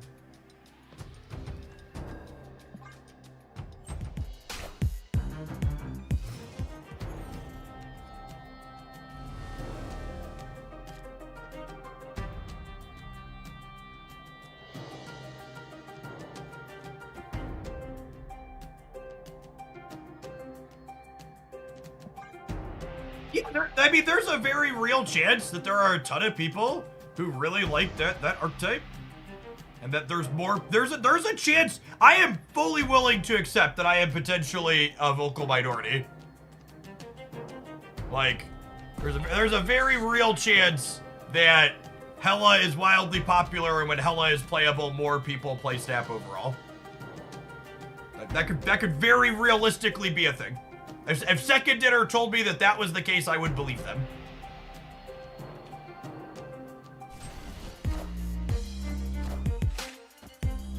Alright, Bobby boy. God damn it, Bob. I'm gonna draw 1-drop here. It's not bad, not bad.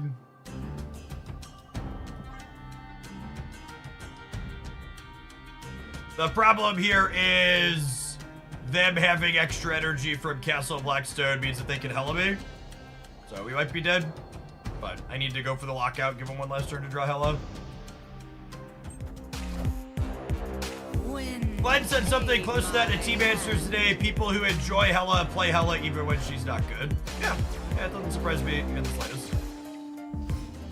So, if they have Hela here, we are dead. But this is my only out to win the game. Well, nah, there's just no way. There's just no way we can win by playing Infinite after War Machine here. So we're just gonna hope that Hela's in their bottom 4 cards and we're done here. I guess they could also have, like, Giganto for the left. Yeah, we're very likely dead this game.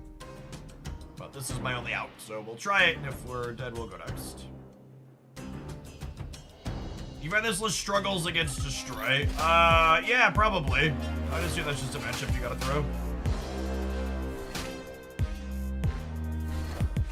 I really like how they ran the entire timer down to make this play. I think that's my absolute favorite part about playing against Hela players, is that in addition to the RNG shit show, they all insist on making their absolute best possible easy one-card play after running the room down.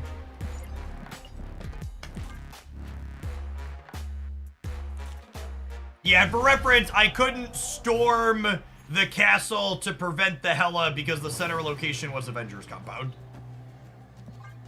So storming the right to stop them from playing a 6-drop on 5 wasn't an option.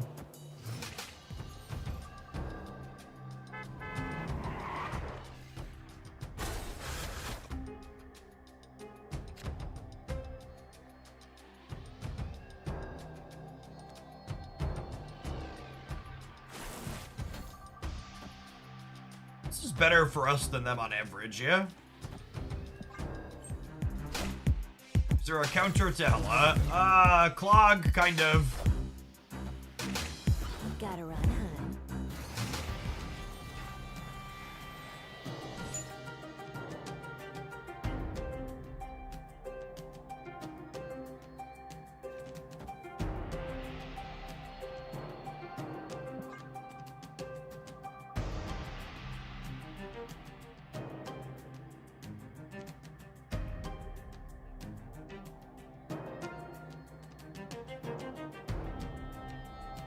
Yeah, our Infinite Conquest today, Conkles, has been Hela, Erishim, Galactus.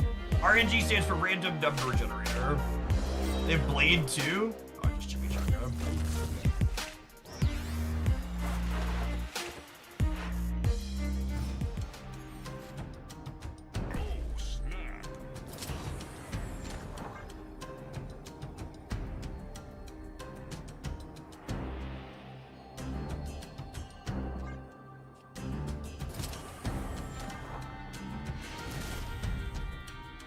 Victory.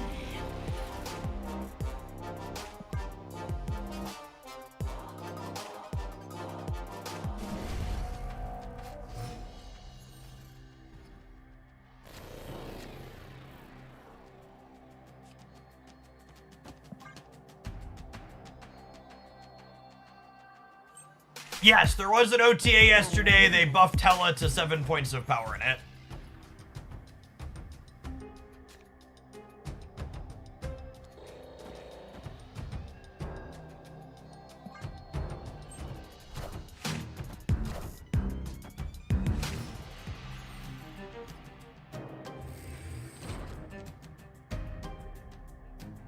I am not joking. I wish I was joking.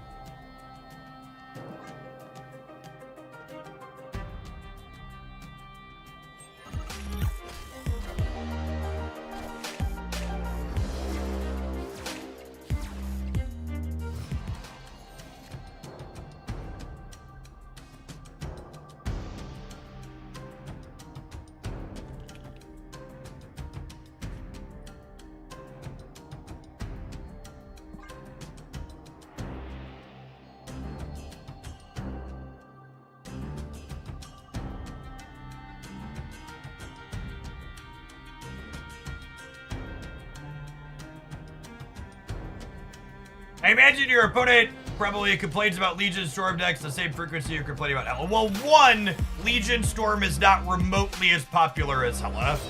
And two, one of the reasons why Hela is a miserable deck that I complain about a lot is because decks like this one that I'm playing are one of the few that feel actually competitive, because one of the things that's extra frustrating about Hela is that she warps the metagame in a way where it's mostly decks like this that also kind of suck that are playable. So like, I'm not gonna lie to you and be like, the deck I'm playing generates good, interesting gameplay. It often doesn't. It almost never does in this matchup. In non-Hela matchups, there's non-lockout draws that are interesting that like have choices. But like, this matchup is so polarized, I basically never beat them in games where I'm not locking them out. It's like literally just get my 3-card combo or busted most of the time.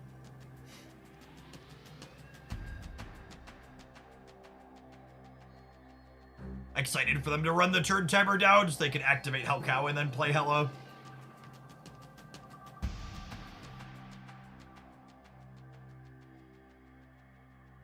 Hela being number 1 isn't simply about just Hela being good, it's about how she warps the format around her.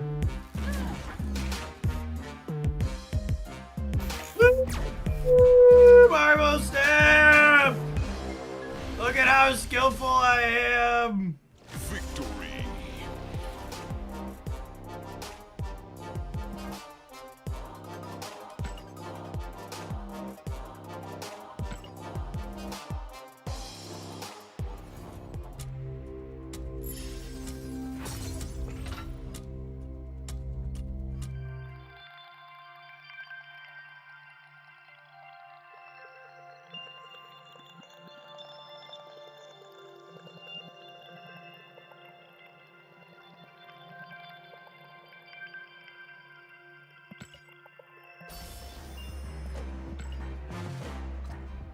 Another Justina for the pile. Artwork is always lovely.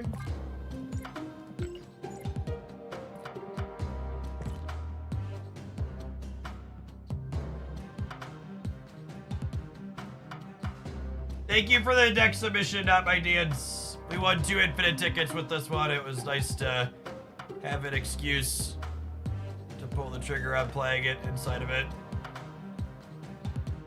Builds real good. Hella stuff aside.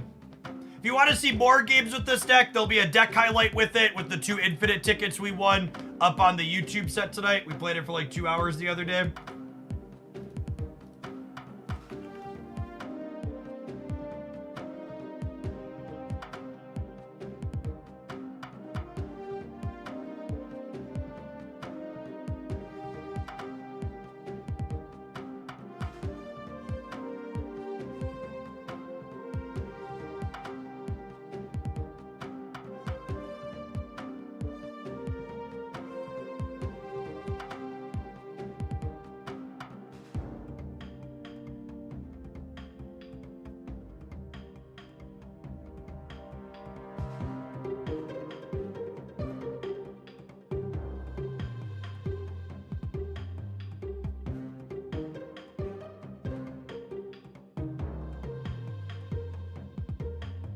Infinite Conquest win with this toxic pile of cards. Played against Hela 2X, Aeroship, Galactus, and a low collection level player. Honestly, the most annoyed I've ever felt while going 5-0. Format is kind of predictably poop.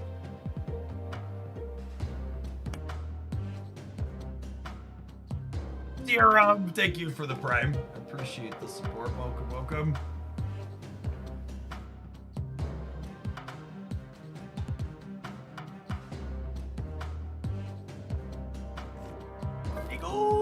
Doo-doo.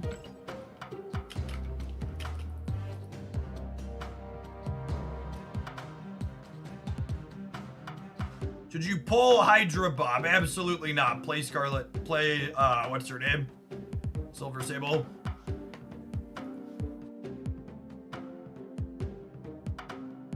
We're doing Onslaught, Iron Man, Living Tribunal stuff.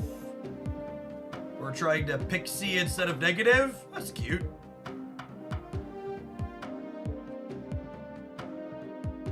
Zao, thank you for the brand new Prime. There's a ton of great people you can ship that to every single month here on Twitch. Thanks for ship it this way this month and keeping me around. Has Jeff ever played Clog? I mean, Clog's a deck we've played in the past. 100 gold from a season cash? Holy.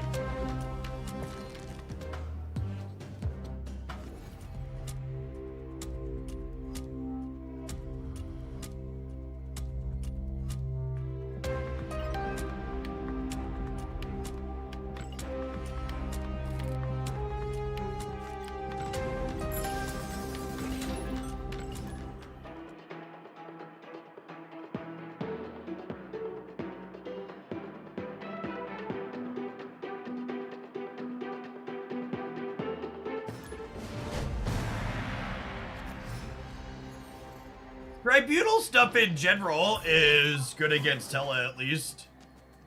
We've got that going for us.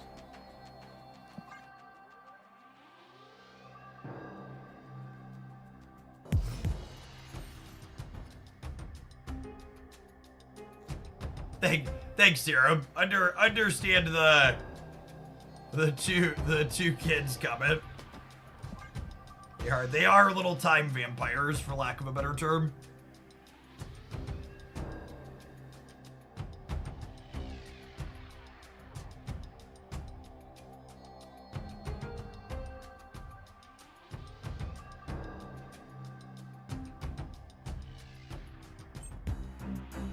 Jars here.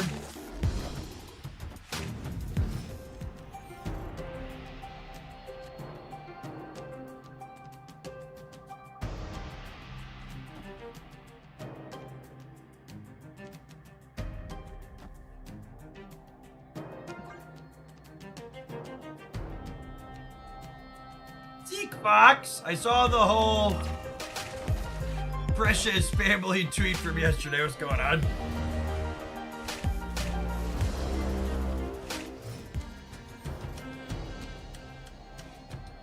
It's one of those things that always makes my skin crawl a little bit when I see it.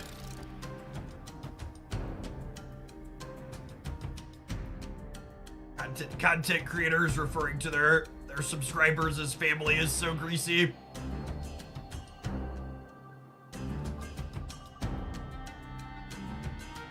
Make a separate YouTube page for Pokemon Pocket. Yes! I will do my live stream stuff on the same Jeff Hoagland channel, but yeah, I actually just set up a Hoaglandia Pocket. If you're interested in following edited Pocket stuff, make sure you give that a sub. There's a deck I lit up there yesterday.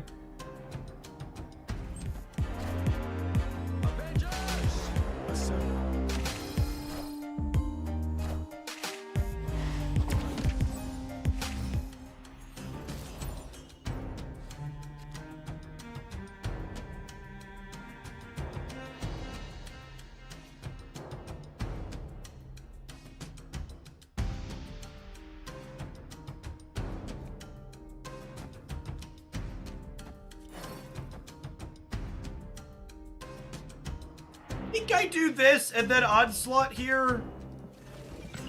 I could draw a 1 or a 0 cost Iron Man with this Pixie, yeah?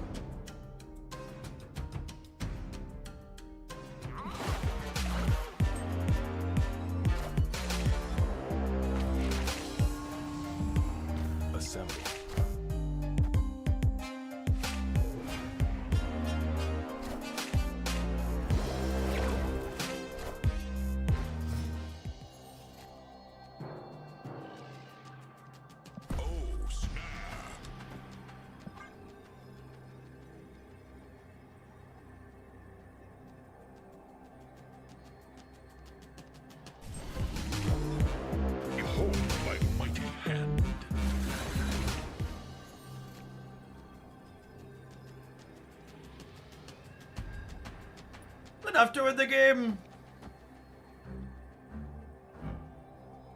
This will be 8 up to 27. This will be 13 up to 40. This will be 4 up to 8, so 48.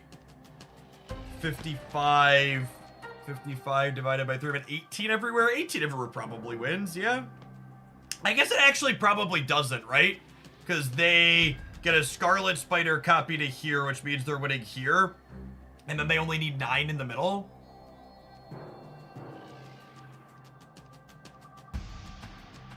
Did you unlink the Hoaglandia channel from the Jeff Hoagland page? I'm not sure what you mean by unlink.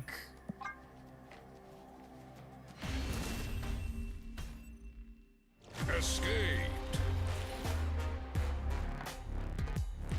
You can't collect this now. Yeah, it doesn't really matter. I just can't beat 9 in the middle.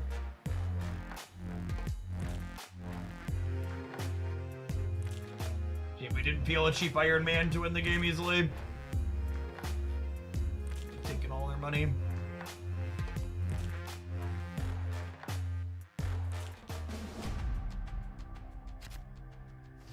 Yeah, I created a new Gmail to download Pocket. Located in New Zealand.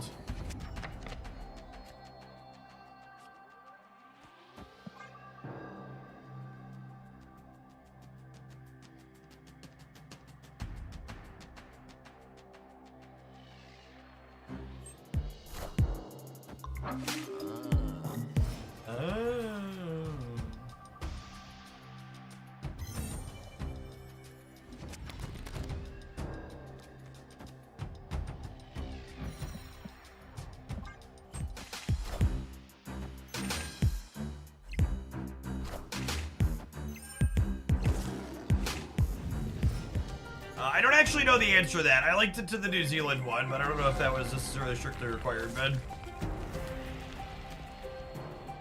In order to buy things, you can't have the US Gmail on the same device.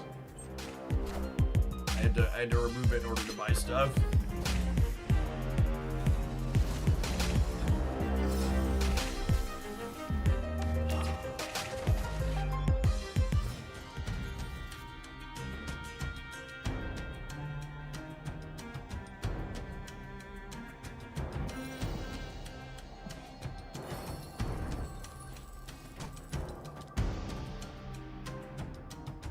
Alright, what energy living tribunal sounds lovely, yes?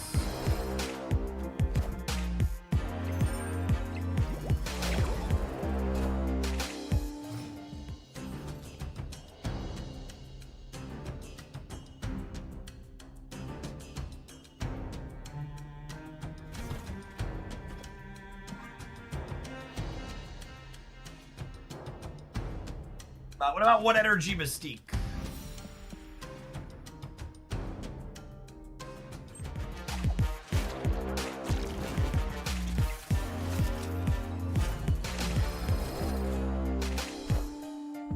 I am Iron Man.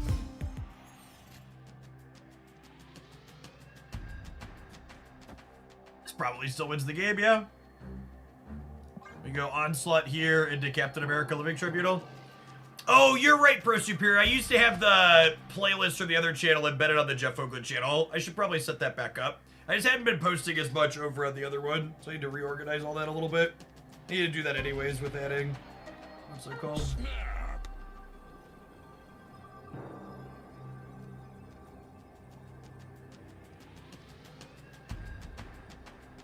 Interesting deck the opponent's playing. Yeah, it's probably like a all-right, go big over the top style thing.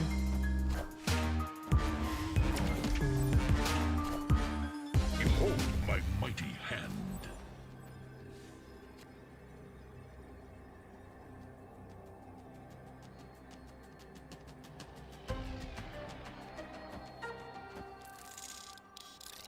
I don't know, polarized matchups, Zeke Fox, are kind of a feature of card games in general.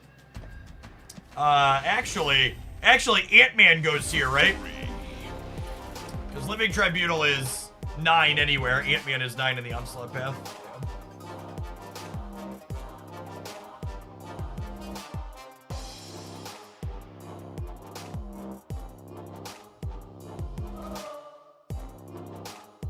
I would actually make the argument that in shorter games,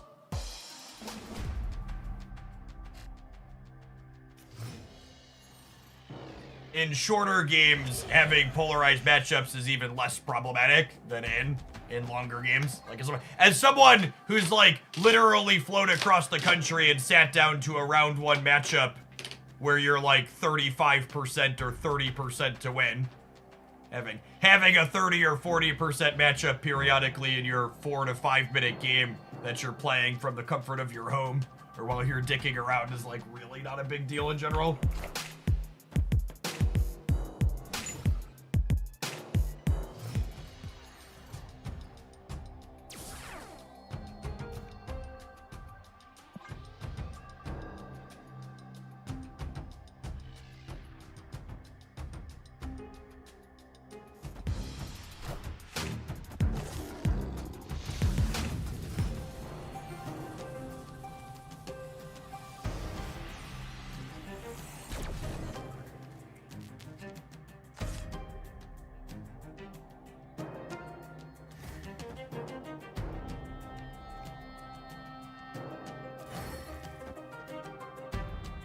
ASAP here, I think. Much as it sucks to not get to Magic out of the game alive, I want to get Pixie down.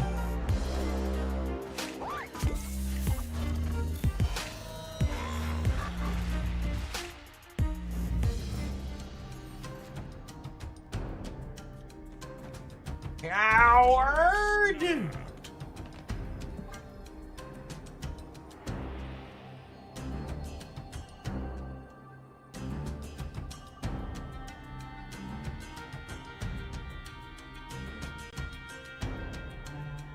I think it's way too early to imply we know anything about balance in Bucket. I think it's going to take a while for people to build collections. And it's going to be like when Snap first released.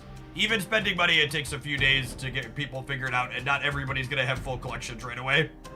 The idea of like what a metagame's going to be and if balance is good or bad is just like not known for a hot minute. Hopefully we'll know by global release. Why not Magic left to take away their bonus? Yeah, it's fine. It's the same to me, right? They might be playing here anyway. That's why they're snapping. Snap is probably just Scar. Yeah, probably. There's a chance they're a Shang deck. I've been playing Shang in some of those cores. Howard first, so you get the bonus. I spent the bonus on turn 1 because I thought I was going to Magic the Gamma Lab. My bonus got hulked. Do pocket cards mirror IRL, or are they separate? They are, yes and no. There are some paper cards, but there's also some digital only ones.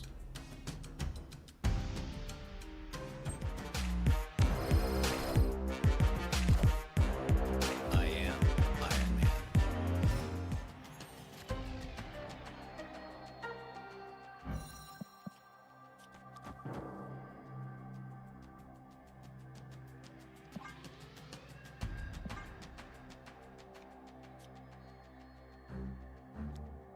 This is better, yeah.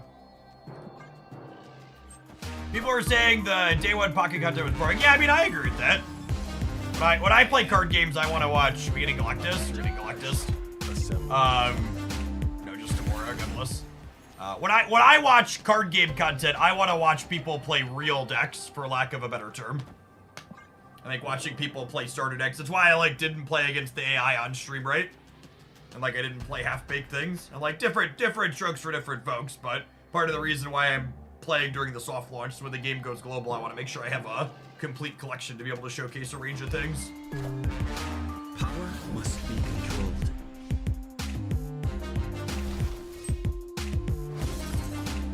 Daddy Shang, every time. Such is my judgment.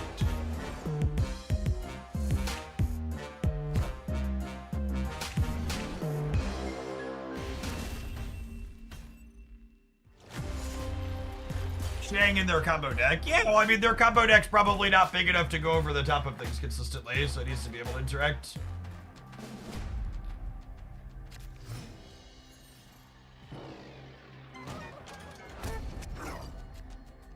I think it's the strongest deck right now. I don't think we have enough data after the OTA to know that with certainty. Early stats imply Hela is probably still one of the best.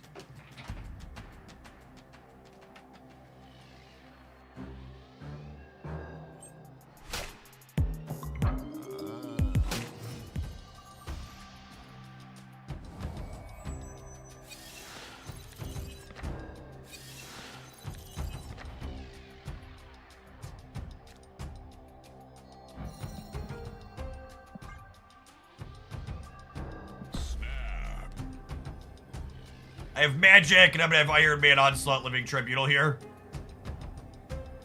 So, I'll push the button. Last game showcasing one of the reasons why Shang-Chi is such a pushed card. Even against decks like ours where Shang-Chi has no text box, there's still just so many locations that incidentally make him very good.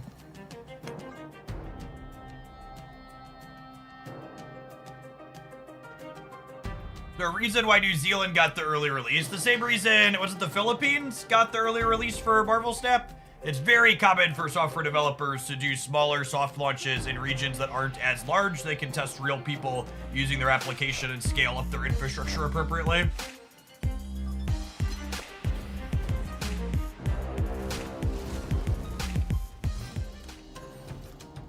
Hulk in the deck tracker is a bug, yes.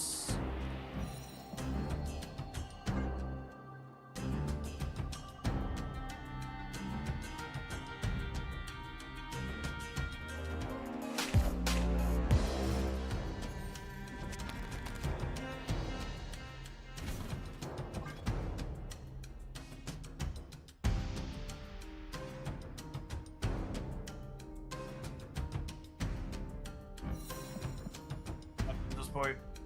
Drawing. Onslaught into Living Tribunal, Ant-Man.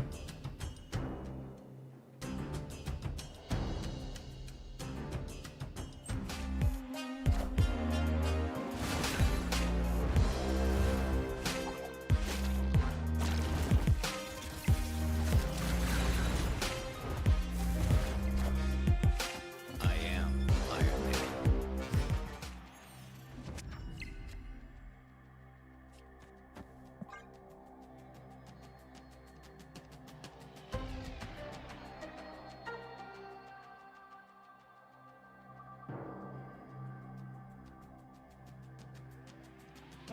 The weirdest shifts as someone who's been a programmer for 2 decades now is how like someone in chat just referred to the untap tracker as an AI.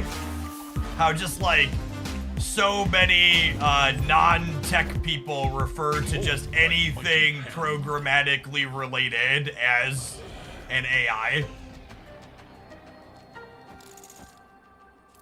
How many points do I have? This is 9, 9, 18, 25, 100, 103, 105, 105 divided by 3. It's 35. Should be good, yeah.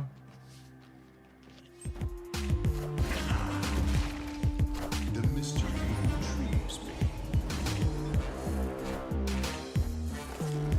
Such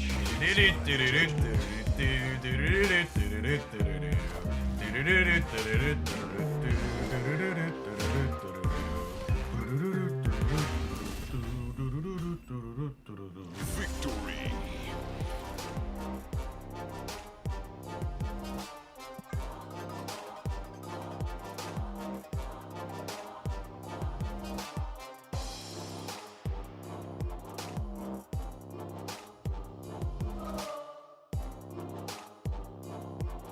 All right, 4-4. High stakes round. Even, and it just kind of again shows how the format as a whole is kind of going.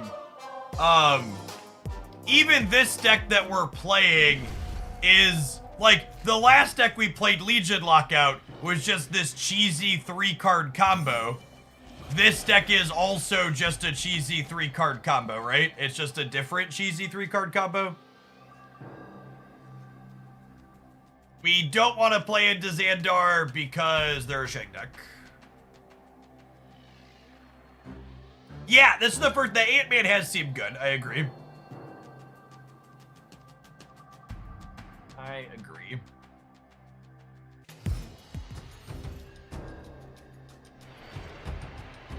It's very, very much a combo-focused metagame. 100%. Hella is a cheesy 3-card combo. Yeah, it basically is. Discard a card, play Hella, play Luke Cage.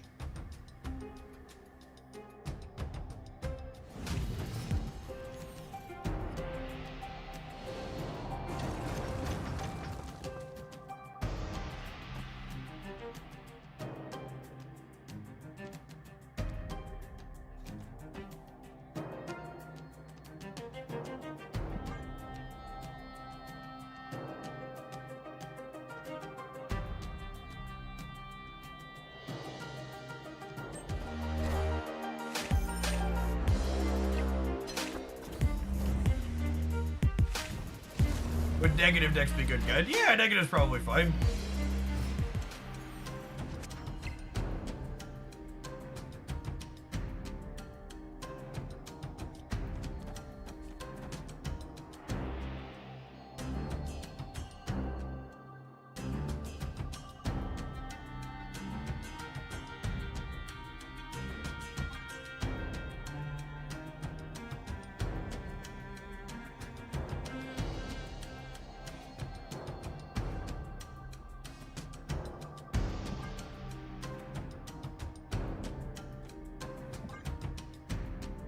I haven't tried Living Tribunal yet. Cheesy quesadilla meta, yeah, basically.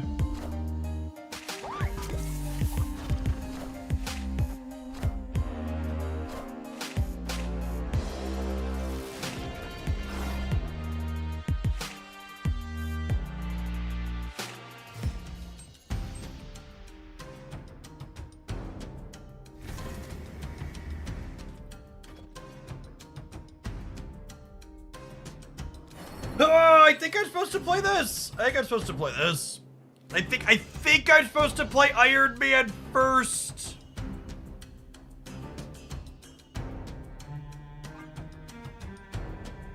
I want the Nico +2. Because it's not like Iron Man right's gonna win right. I need we're on the draw Living Tribunal or bust plan.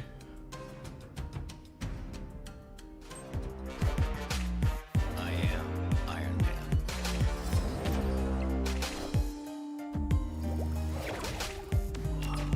The Pixie potentially lets us Tribunal and Mystique on the last turn together.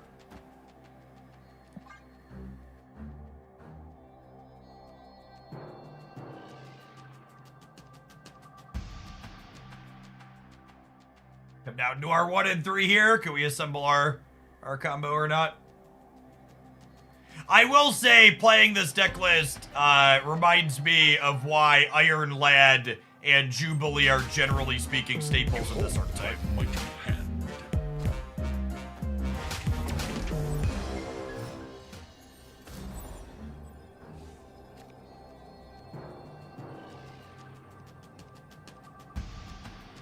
Unlucky.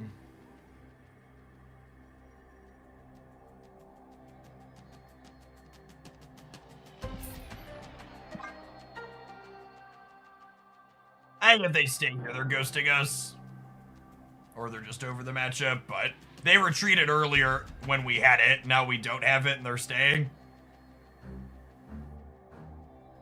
Does Cap Right ever win the game? Nah, Cap Right's only +7. We lose that most of the time. Escaped.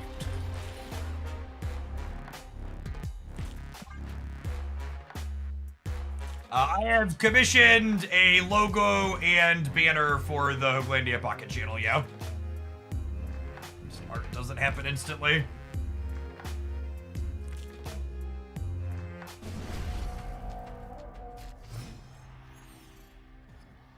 I'm paying my editor from the start to work on that channel even before it's monetized, so we'll see. Hopefully it's money well invested and not just down the drain, but we'll see. a somewhat expensive business endeavor to start.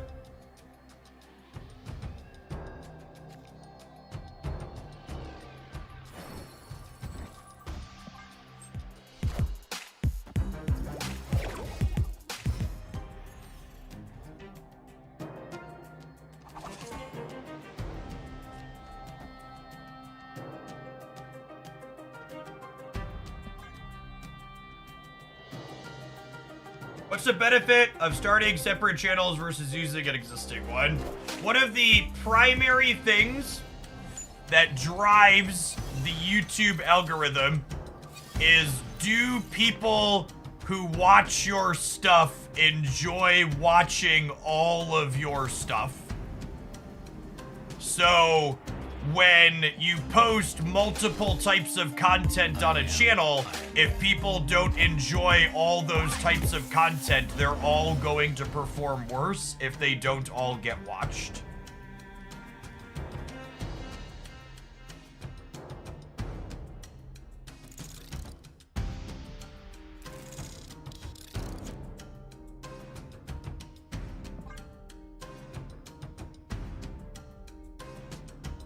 Scarlet Spider as a Scar Enabler seems sweet. Yeah, it's just not very good. Very underpowered compared to the other things you could be doing.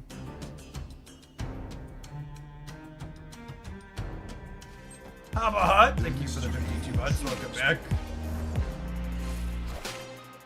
Yeah, and if they like it, they'll just, if people want to see everything, they'll just subscribe everywhere. Hey, look! My opponent knew we had it and they left. Fucking weird.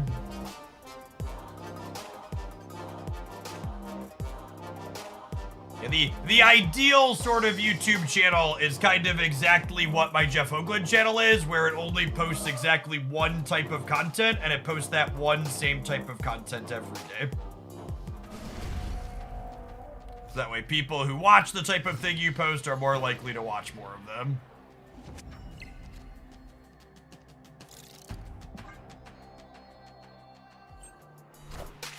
Anything feeling better after the OTA? No, I think the OTA markedly made the format worse by making Galactus more popular. Jeff Pokeland rebranding one. I actually think people who make the game that they are currently playing part of their generic overall branding are making one of the single biggest mistakes you can make while making content.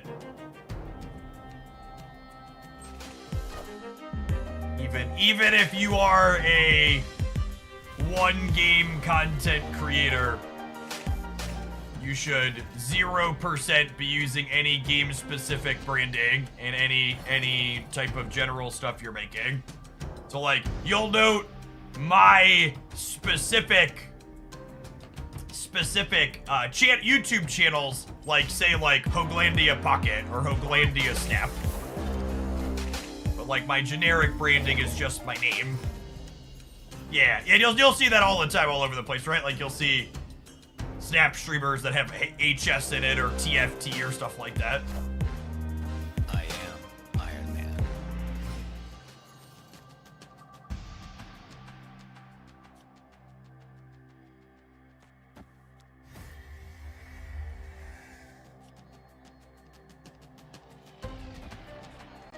I hope to hit the 1 and 3 this time.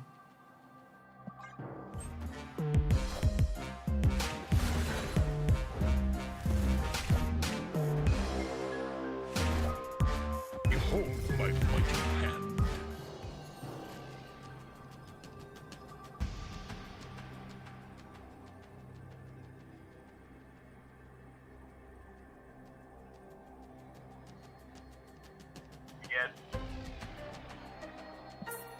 When I post 2 deck highlights in a day, it means I'm either taking the day off or I think I have content that's going to be expiring, meaning it won't be relevant in the next few days to a week, so I'd rather post 2 than give it up.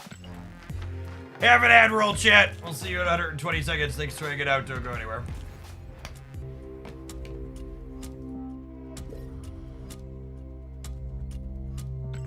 We'll let this one take another shot, but I'm gonna cut Captain America for Iron Lad, I think.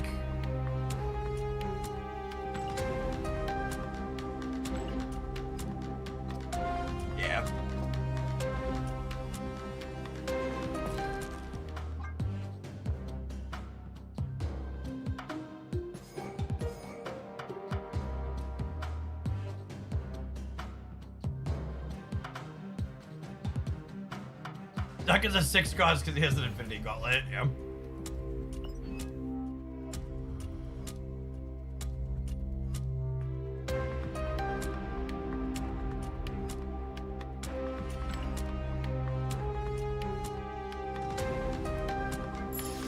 We'll get some Scarlet Spider boosters. Kang boosters also wouldn't be bad because it would take Kang out of my upgrade shop. I hate seeing him there.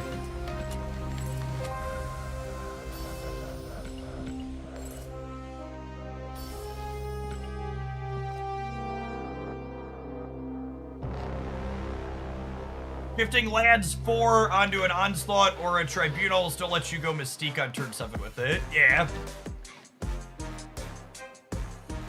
Doesn't let you play 2 3s on 6, but on 7 it's still good.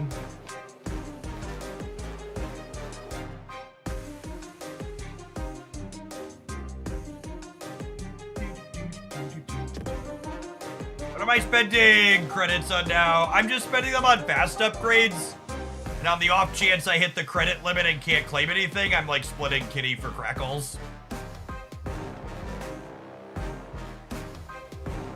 We play 1 game with Kang to try and get the boosters we need. I think I need more than 5. Because I have some blue versions of Kang. Yeah, I have 2 blue Kangs and I only have 10. I really don't want to play them enough to get 10 boosters. So we'll get 10 boosters off the track or out of Conquest eventually. But until then, he can rot my shop.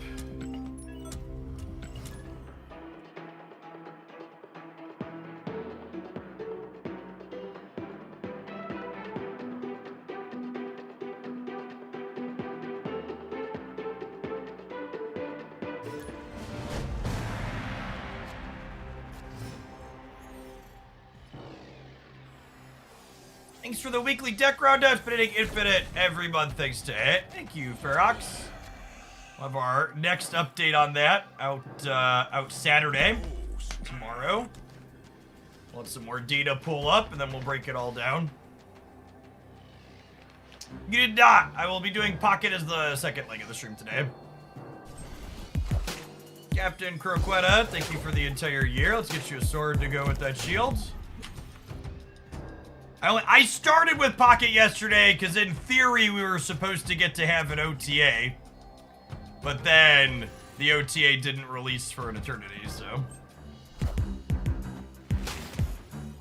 Cool APC, thank you for the 20 months. How do you manipulate which cards are in your shop? The only cards in your shop are ones that you're missing boosters towards upgrading.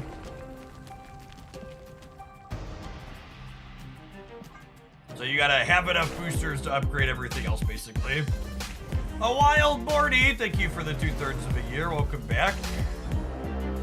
Not demoning Pixie. I played Pixie on 1 because of Tinkerer's Workshop.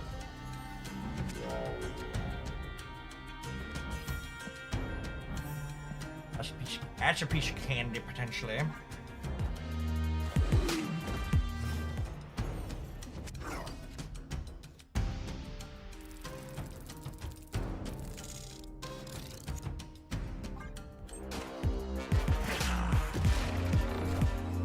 Another Scar deck?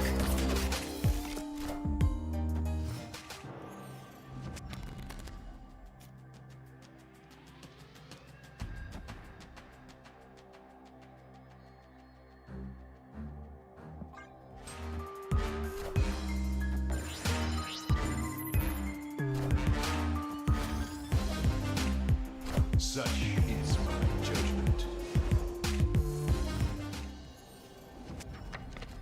A lot of people just got their hands on Scar. Yeah, that's true.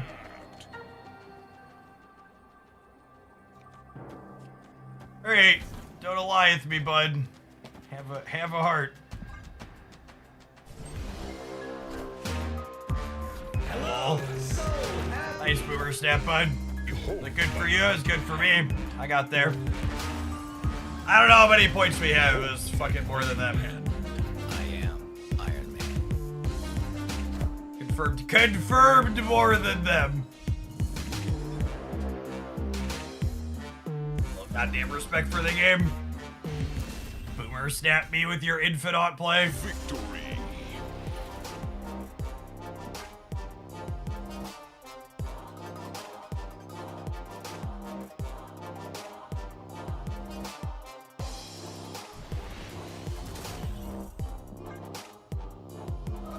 When Pixie hits, she's really good. Yep. The -2 on Iron Man probably took 100 points off your board. That's true, you know. That is true.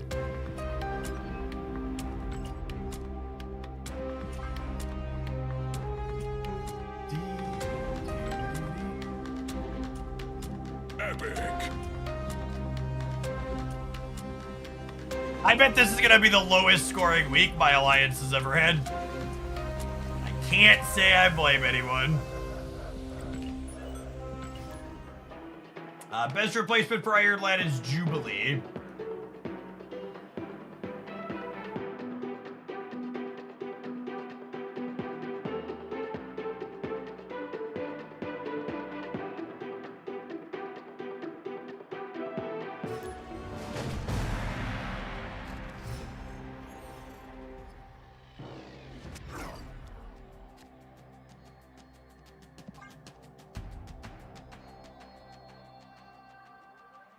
Hey, Dine, thanks for the 2.5.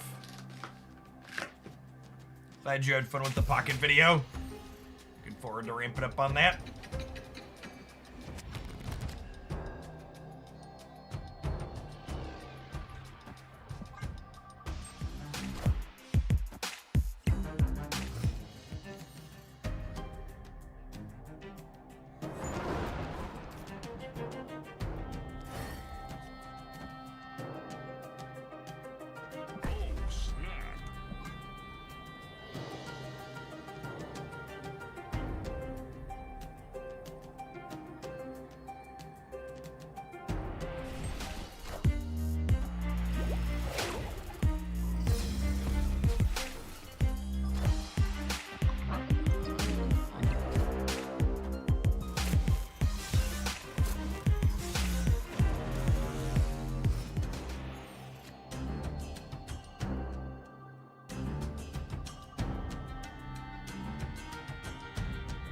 We will deterministically know what Iron Lad is next turn.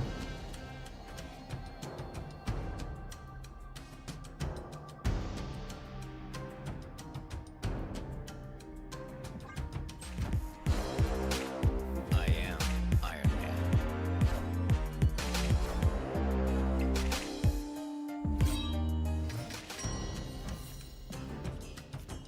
Oh, we know because of Howard. Yeah, that's true too.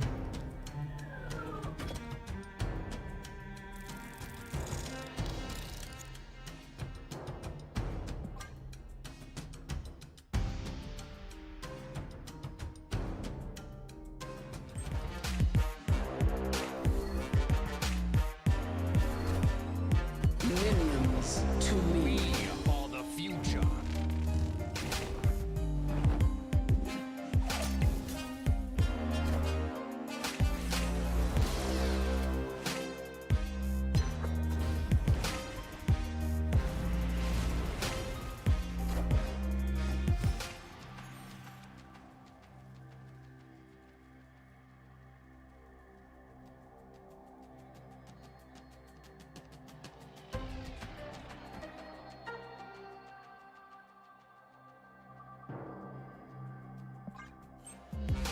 The mystery intrigues me.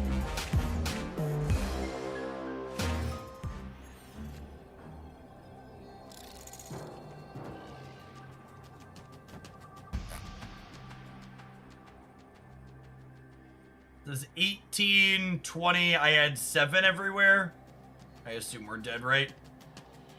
They have to beat 19 here.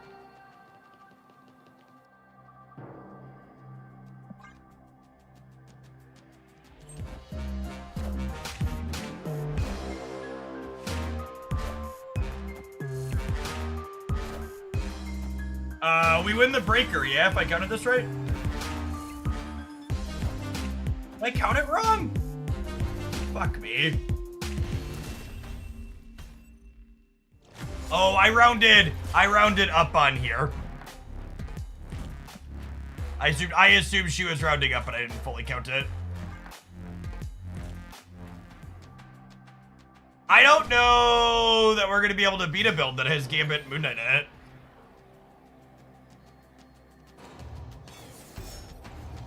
Those are both good disruptive cards against us.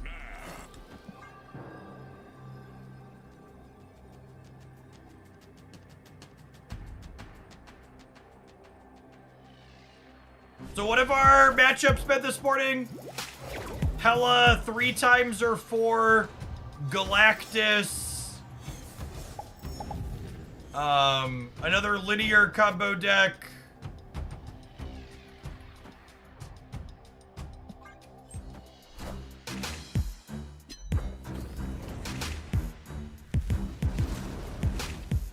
Arashim, a low collection level opponent.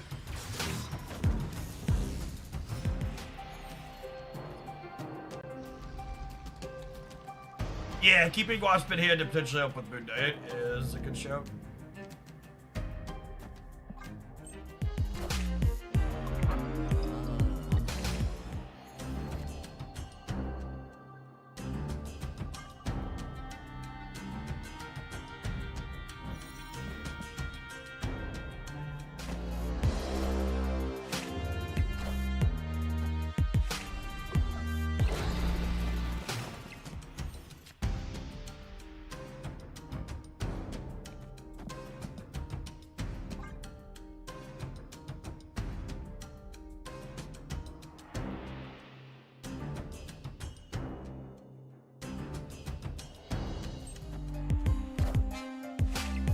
The mystery retrieves me.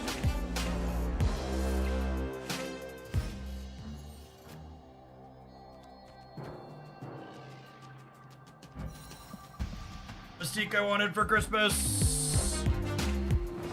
Does not matter. Behold my mighty hand.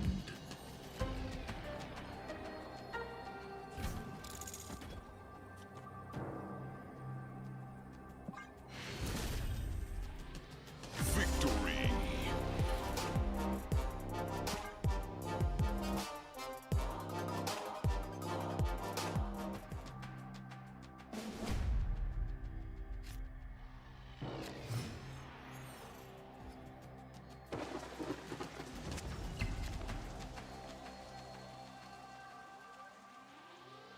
Alright, I'm just gonna set the tone. Just set the standard. If you ask if my opponent who's playing an off-meta deck is a low collection level player, you should expect to be timed out here moving forward. It's so fucking rude. And it comes with the nonsense implication that the only reason someone would play something off-meta is because they don't have cards. Which is just like not the case.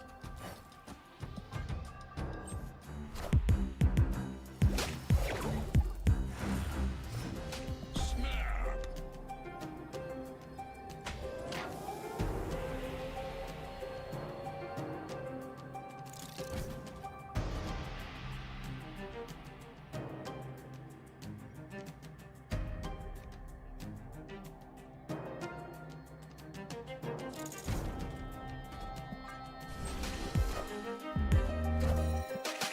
I am Iron Man. The collection level the new is this opponent a bot question? 100%. Play around Gambit. I can't play around Gambit and play around Moon Knight simultaneously. It's a catch-22 false choice. Something is going to fuck me either way.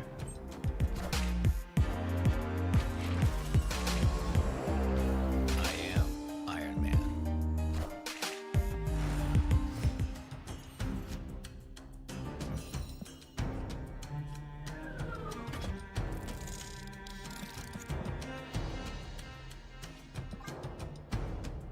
Iron Man Howard looking real good here.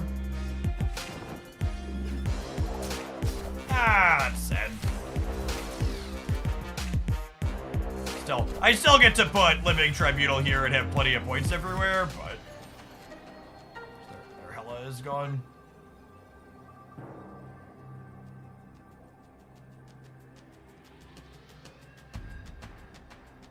Yeah, poison damage happens every time the turn passes Take Magic. Victory. You should keep Wasp in the future for Moon Knight. Yeah, generally speaking, that's the case, but I wanted to get the extra point off of the island, and there was no guarantee they had Moon Knight in hand. And we're still winning even if they hit the Onslaught there, so I think it's correct to play the Wasp out most of the time.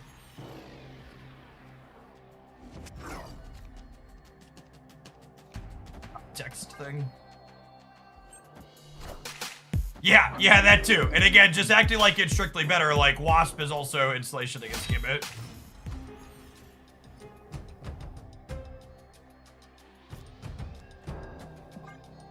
Nice, Ben. I have 2 regular EX Zards, so we'll be functional today at least.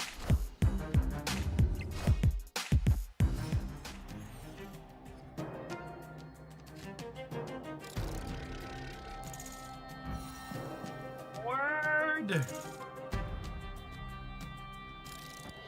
think Moon Knight's been the best rework in Snap. It's up there. Pretty good. We're gonna do it by 4 EX Venusaurs. You can save 2 of them until they enable trading, because I currently have 0.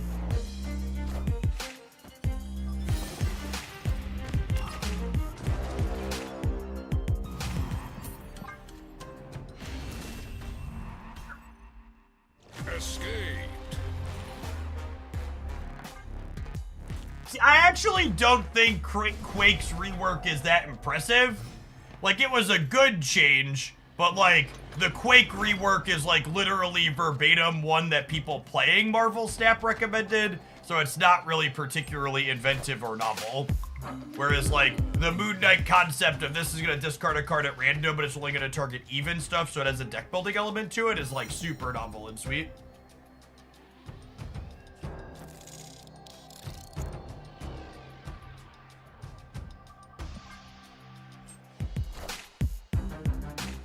Do you restart your account after global release? No, why would I put like $400 into the account already. We'll probably put more in before October 30th.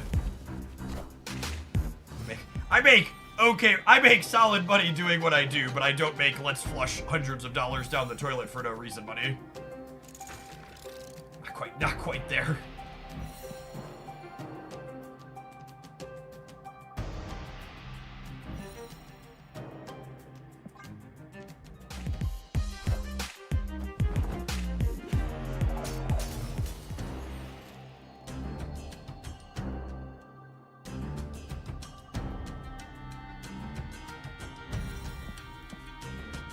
I just don't know how I ever win the game.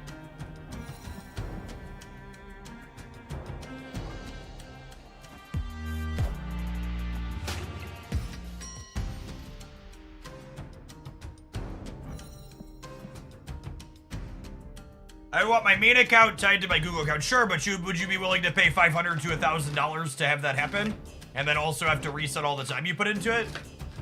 Like, I agree with you. In a perfect world, I would like my main account to be tied to my main Google account, but like, it's a thing that's just not an option if I want to be able to make content in advance. Alright, we gotta win 2, 3 cubers in a row, which seems unlikely. Escaped.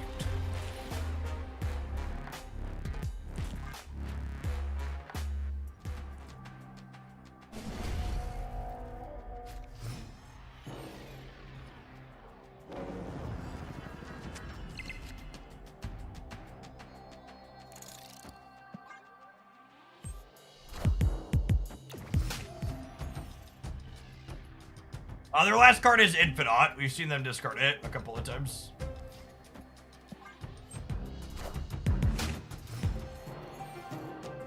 Hey, nice hitter. Yeah, Mr. Negative's real solid.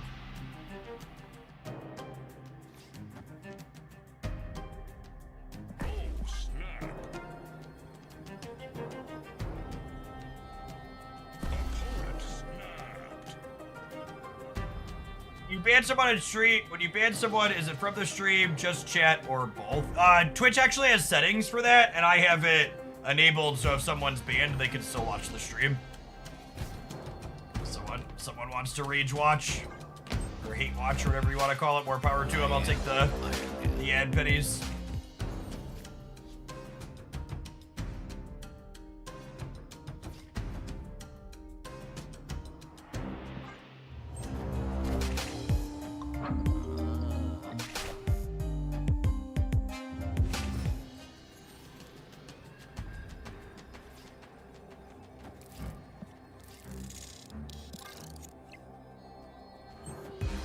Such is my judgment. So we're in here.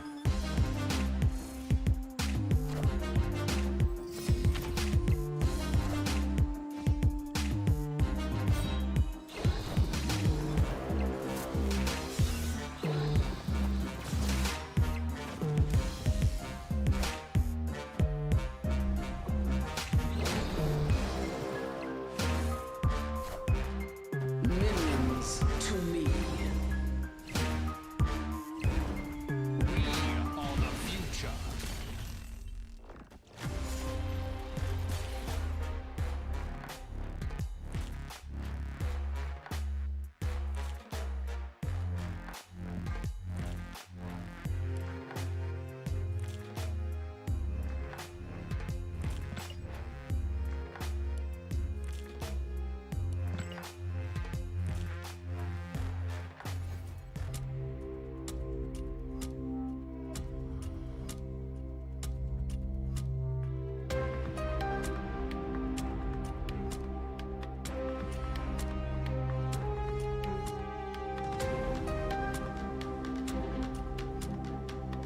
Hey, video gamers!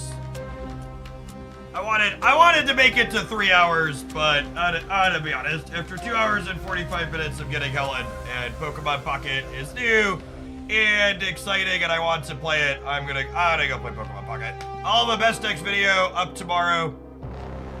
If you want an easy way to support, you want an easy way to communicate your displeasure with the format, watching the various Snap creators as they explore other things while this format is bad is a great way to do that.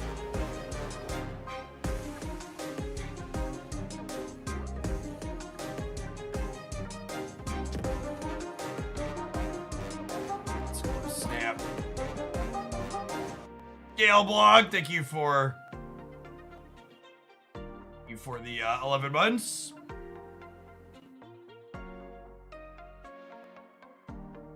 Pocket's soft launch is on Android and iOS. So if you jump through some hoops, you can digitally immigrate to New Zealand and get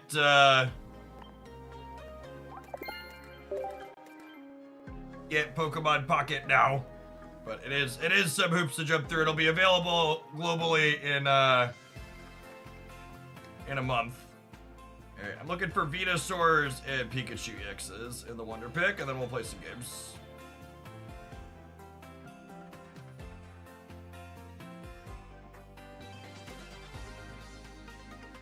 Alright. No pack opening. Nah, the pack openings take too long. I did my pack openings off stream this morning. I just want to be able to actually play decks. Most of what you open in packs is bad. All right, we'll talk through some of the intro stuff here. Let's open, I want to play to start. Let's play the Fire Chicken deck to start, and we'll talk through some of how the game works here, huh? We're also gonna try, I put together a new overlay that makes the gameplay a little bit bigger rather than having my face be huge. Let's try this. Engineer! Thank you for the 81 months. I appreciate that. Welcome back. Thanks for keeping me around.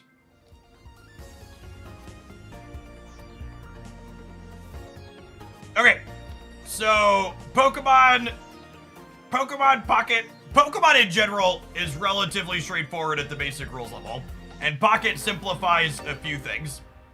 The basic rules thing to know is that each of your Pokemon have HP, and they have attacks that take energy to attach to them.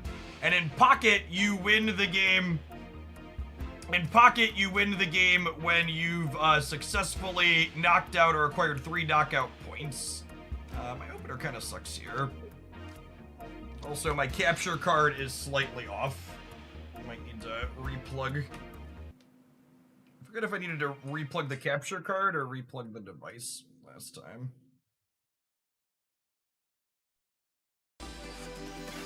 Still off. Alright, hold on.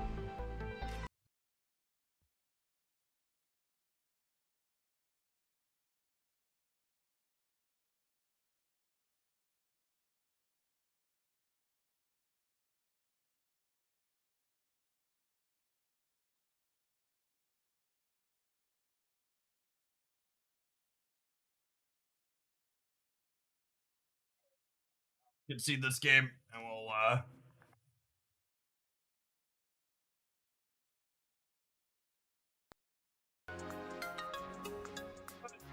I don't want it to be offset because it looks awkward. Serious business games. You not acquire any rewards. Sorry, bud.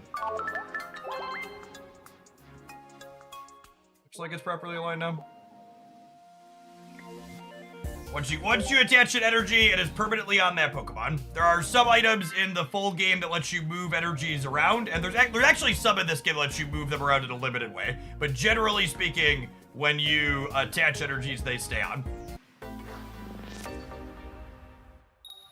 No, the snapping mechanic is unique to Marvel Snap. There's no stakes raising or anything like that. All right.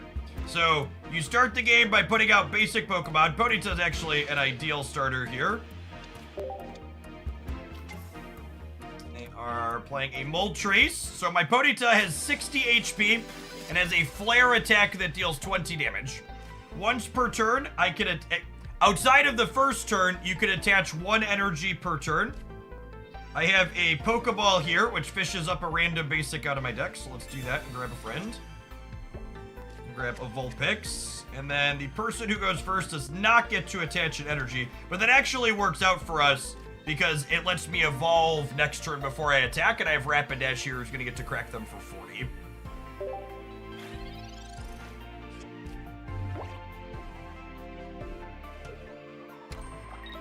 No, you just get one energy every single turn. And then there's other cards like Moltres here, whose Inferno Dance lets them attach extra energies potentially.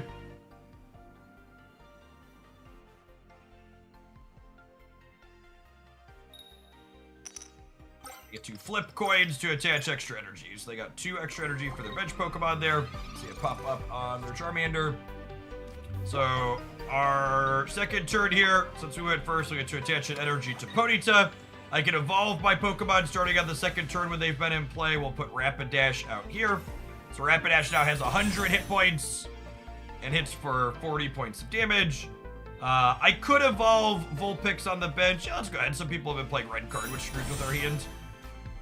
So we'll play these out. Blaine gives me 30 extra damage as a surprise, so I don't want them to know that that's coming until it's like a finisher. And then attacking ends my turn. So I have 1 energy. We get to hit with the Fire Main. We get to deal 40, so they're down to 100 HP. Yes, there is a chest timer.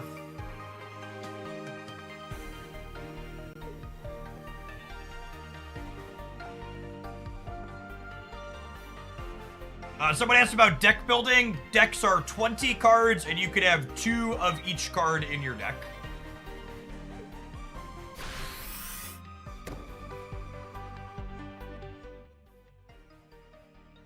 They are ramping up. Charizard is the opponent's big finisher, I would assume. It's a character that has to discard energies to get an extra strong attack, so Moltres helps them power it up.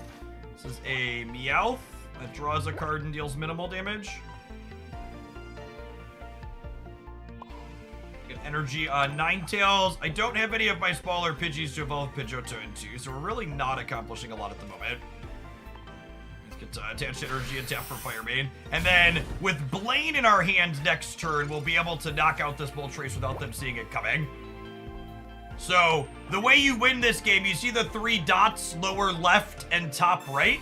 You win in this game by not getting 3 knockout points. When you knock out a regular Pokemon like Meowth, you acquire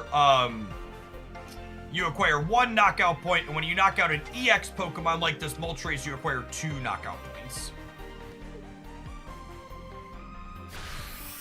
I don't think we can see your 3 points due to the overlay. My 3 points are right there by my hand. The top right is hidden. You can literally see it above my opponent's hand. You see in the very top right? I can make it larger, I suppose, for people that are having a hard time.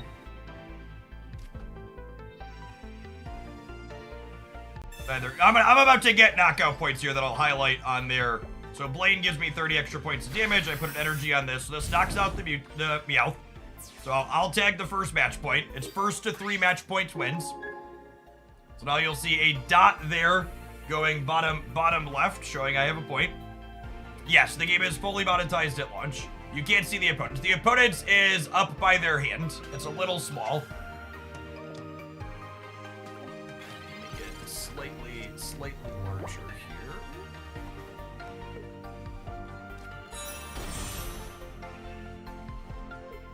The problem is I think this is gonna vary based on how long their username is. I'm gonna have to experiment with it.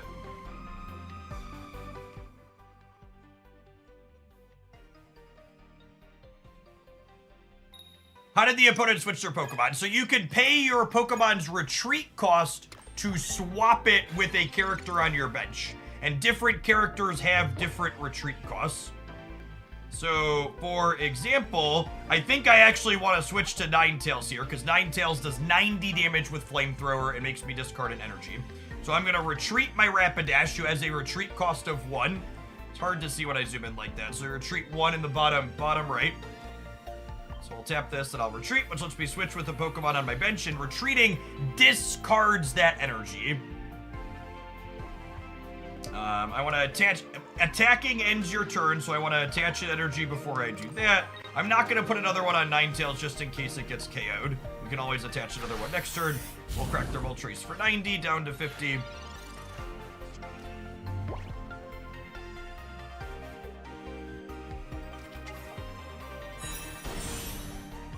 there a certain amount of energy you get in the game? No, in this game mode, you just get as many energy as you need.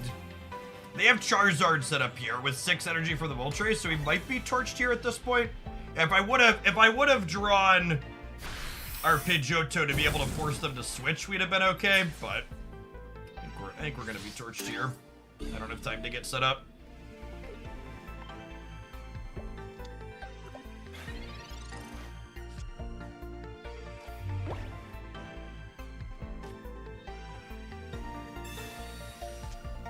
When you attack, you keep the energy that you have unless it explicitly tells you to discard it.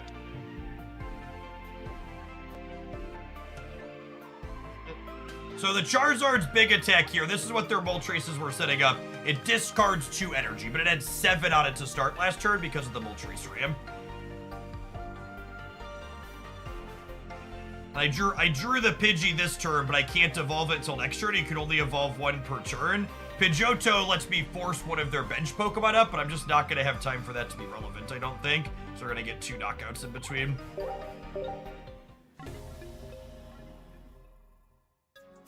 Yes, retreating did not heal their Moltres. They had a second Moltres behind it. That is correct. Yeah, Pidgey was 1 turn too late. If we would have had Pidgey on the previous turn, we would have been able to get it evolved and swap their bench Pokemon up.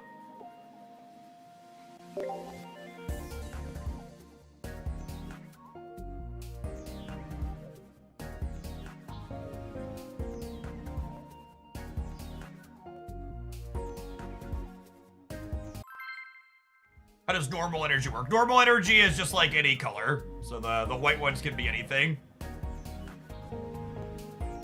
Yeah, we played this for like, we just swapped over to Pocket today, Mardell, but we played it like, we played it for like 7 hours yesterday. The game released October 30th. I saw someone said October 1st in chat. That is not correct. Does matchmaking allow for private games with friends? It does. Like chair. So we are going first. So, rules thing. Professor's research here is what's called a supporter card. You can only play 1 supporter per turn. Otherwise, you can play as many non-supporter items as you want in a turn. There's a Pidgey, and we have the full Pidgey evolution line at this point. We can't attach an energy on the first turn, so we're just done after that.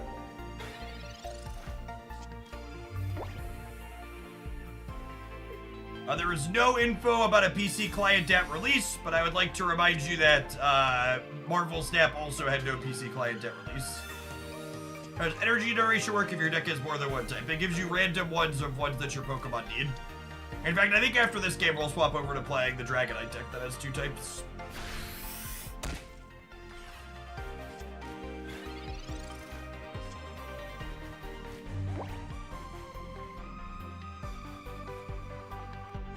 have a Ninetales yet. But I could peel it. Oh, I have another Professor 2 here, yeah?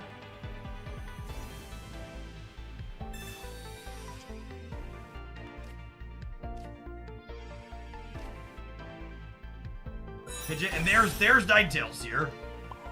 Okay, let's take this and then Tail Whip. So we have a chance to turn off their attack, and then next turn we can Ninetales. Cool.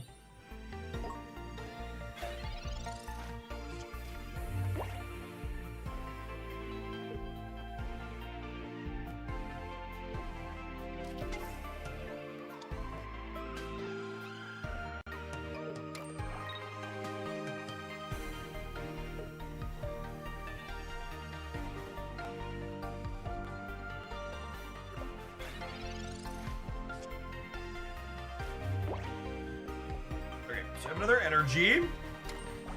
And then my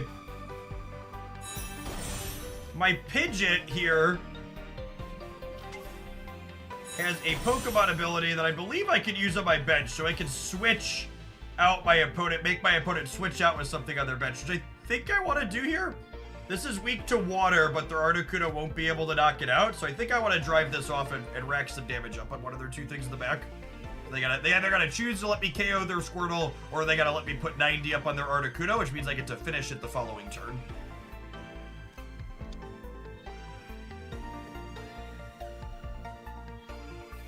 Yes, this shows me I'm getting a Fire Energy next turn, which is useful when you're playing a 2-color deck, so you know what your next turn upcoming energy is. So we knock out the Squirtle, which gives us the first match point here. Again, first to 3 wins.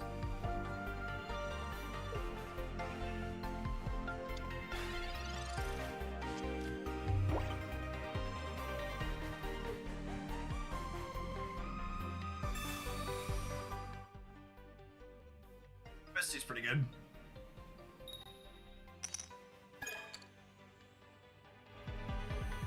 Or not. That do nothing if they miss. Flip a coin until you get tails. For each heads, take an energy from the energy and get wrecked.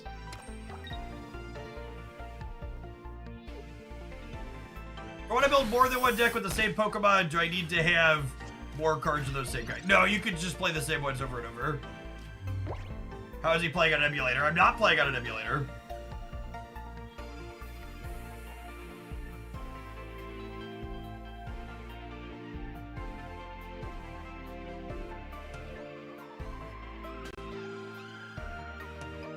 I think I want to force their Articuno up. It's gonna let them get it active without paying the retreat cost, but it lets me put 120 on the Articuno with this plane.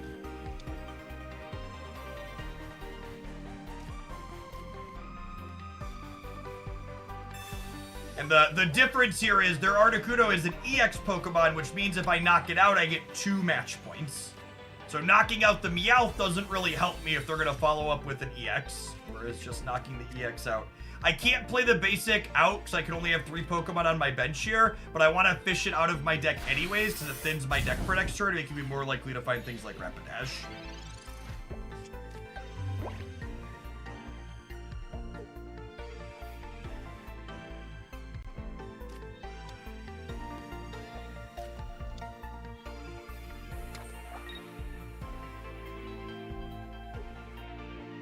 Patch the game to crash if it's detecting an emulator. I'm pretty sure that's not true, and you just have to toggle some settings in the emulator.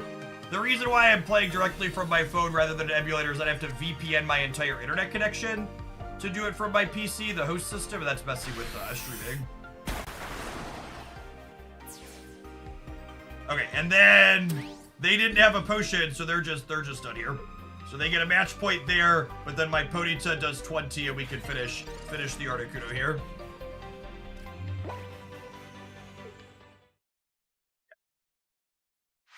Again, that Articuno's worth 2 match points because it's a more powerful EX Pokemon. Someone in chat earlier was talking about the weaknesses feeling like some of the games were too polarized, and I haven't really felt that so far. Like, you get in spots where you're a little bit worse off, but a lot of the games where my opponent has been type countered on me, it feels like we're still competitive. Why use the Blaine early instead of saving it for a surprise? Blaine only applies to Magmar, Ninetales, and Rapidash, and I knew they were going to knock out my Ninetales, so it doesn't apply to any of my Pokemon. Hey, Lemcog, thanks for hanging out. Appreciate you sticking around for a quarter of a year. Let's play some dragons. The last couple of cards for this.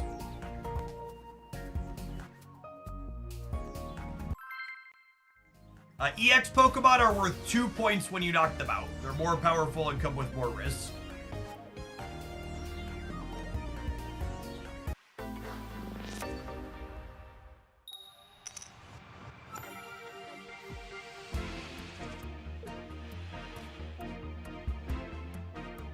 Dratini, and Eevee, and Jolteon. We're going second. I'm gonna lead Eevee with Jolteon teed up in my hand here.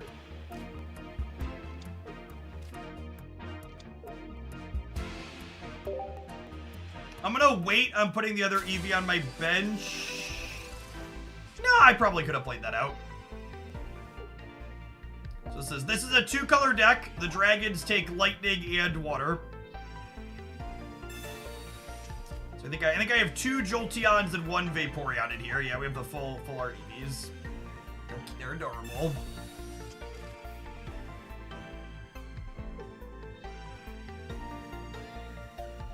How accessible is this game for someone that doesn't know anything about Pokemon? I don't think you need to know anything about Pokemon to understand the base mechanics. You just won't recognize the characters right away. It's the same as learning any other card game, though. And we know we'll have a lightning next turn.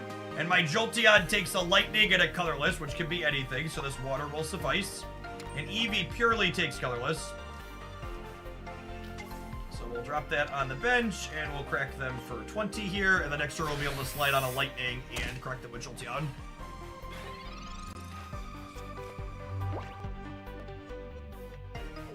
No, there is nowhere to net deck for this game currently. I am planning to put out a range of deck highlights on that Pokemon Pocket channel. There's a Vaporeon for the one on our bench for later. I'm just gonna go ahead and queue up this Jolteon though. So Jolteon's got some variance to him. We flip 4 coins and do 40 per heads. So on average, we're doing 80 here. I don't think I want to evolve the bench one yet, because it's going to take 3 energy to attack, so I want to build up before I do that a little bit. Oh my god, I just tapped end turn because I was talking to chat. It'll be okay. Oh, it's such a good intro explainer game, too.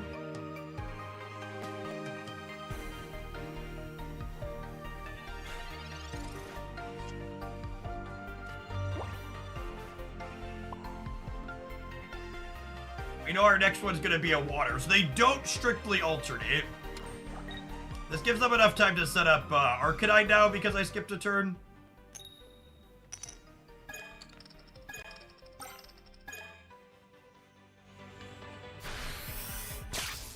The low roll after the misclick is unfortunate.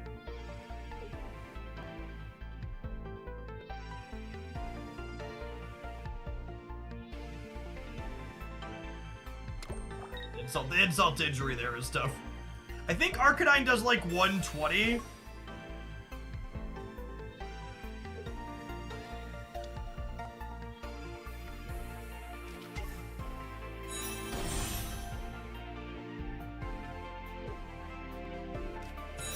It's 20 to itself. 120 and 20 to itself.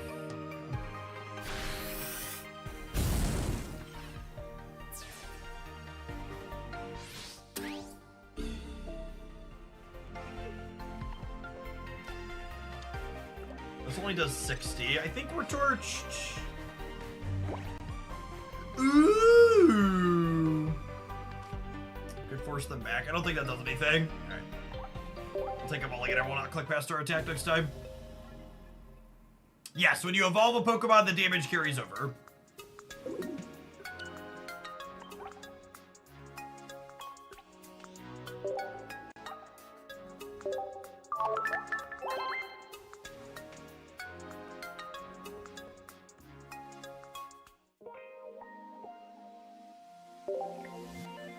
only remove damage when something explicitly tells you to move damage.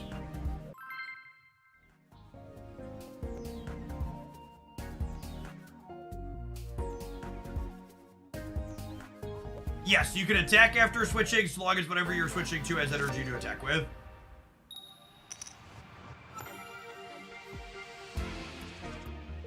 It seems like this game has very little catch-up mechanics. I mean, you'd probably lose most games of Marvel Snap where you skipped your turn instead of taking meaningful game actions too. It's not really a Pokemon Pocket exclusive thing.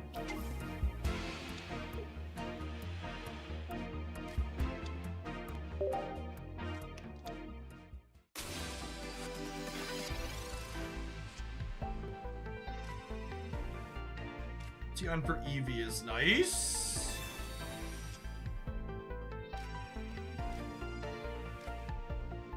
We can't attach energy on the first turn. Extra Eevee. Yep. Hey, D. Brian! Thank you for the 87-month resubscription. That's an incredible time. Welcome back.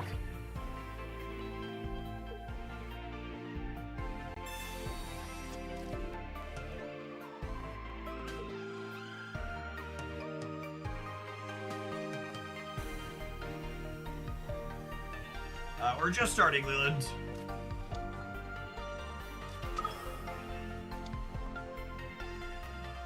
Articuno stuff going on over here. The Psyduck evolution does 70 damage for 2 energy. So I'm actually I don't think we're gonna be going in on. Oh, and see that's the real downside to. That's the real downside to a 2-color deck, is having to work through the variance of your energies. Is I'm actually not going to be able to attack with Jolteon next turn because I didn't generate a lightning on my second one. And I'm not attaching anything to Farfetch to attack because if they Golduck, they're going to KO the Farfetch in one shot. So I don't want to lose that energy commitment up front.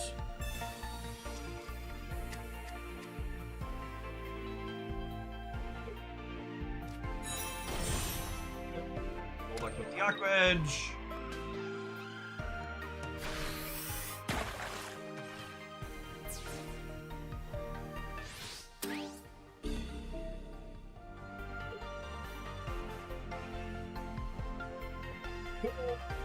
Guess we do this.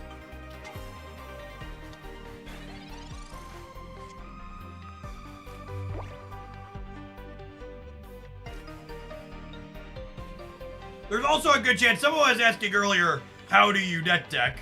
There's a good chance a bunch of these decks we're going to try are bad. So that did not seem like we were remotely functional because of 2 colors. Let's try a 1-color deck.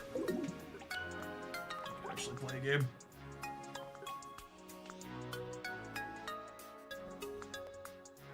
For the newer foldables, are you right? I'm hoping to get like another year out of my phone, so I'm not really looking at new foldables.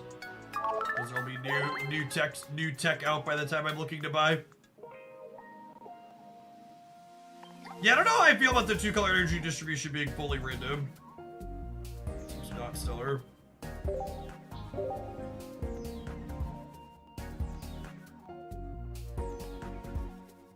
Are there deck codes? There are not deck codes, I don't believe, for importing and exporting things as of yet. But decks are also only 20 cards, so it's pretty quick to copy manually.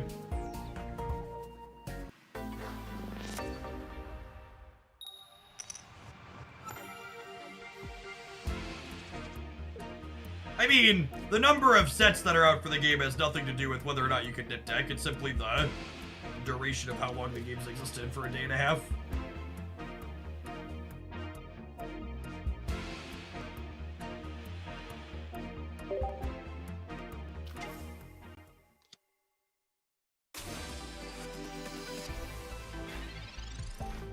Fire Pokemons, eh?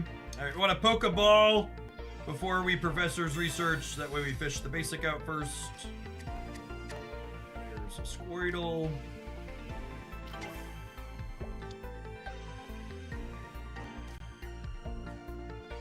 Letting the player decide the color be too much. I assume they don't want the interface to be that slow. Would be my guess. Alright, well we have have the full evolution line here for Blastoise.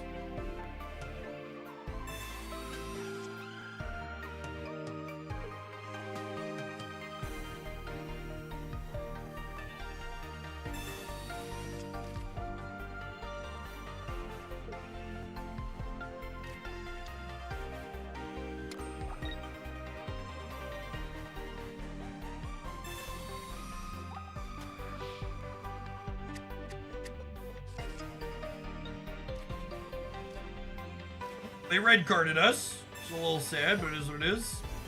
They are switching here, I assume.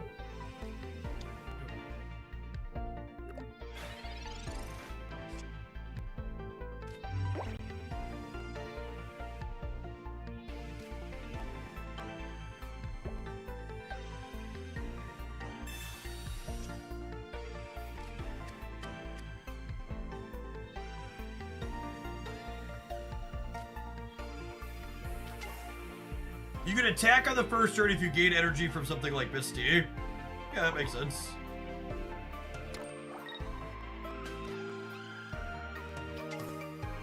I'm gonna Misty the Lapras and see how deep we go. Which one did I just do, actually? Oh, we got a tail, so it doesn't matter. I think I tapped in on the wrong Pokemon. I thought it was gonna let me pick, but I think it was drag on top of was the interface there.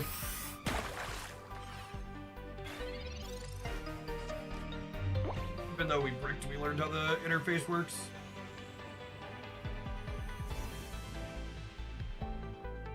Oh, did it hit Lapras? Okay. He's sort of beta key to play this game. No, you just need to move to New Zealand. My favorite deck so far. I think the Nidoking deck, Nidoking deck we played, I highlighted last night, is the favorite thing I've touched so far.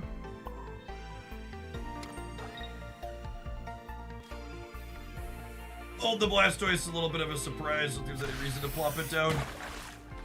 I don't think they're likely to red card me again while I'm sitting on one. Is there a single player mode? There's a bunch of AI challenges.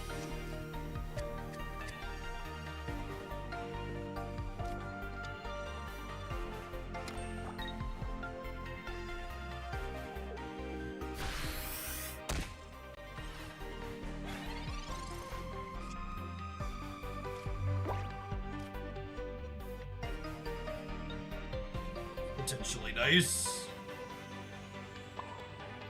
You do it.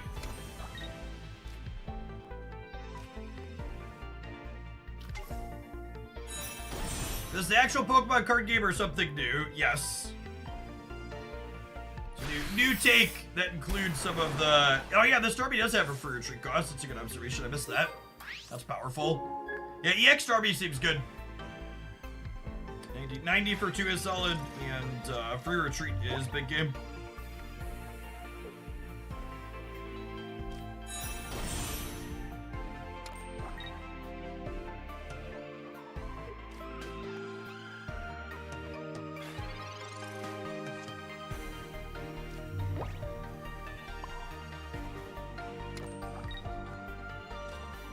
Through here. If they have EX Charizard here and a 4th energy, they can KO my Starmie, but that discards 2 energy off of it, and then Blastoise should be able to finish. Yeah, no retreat cost is. I didn't notice that when I threw the deck together. That is very good. Show me daddy. Ooh, they got the full art one, gamers. Yes, they can Crimson Storm here, which takes us down. And it gives them 2 points, but it takes 2 energy off of them to do it. So Blastoise finishes here, no problem. Hey, Boozy Shoe, thank you for the 34 months. Appreciate that. Welcome back.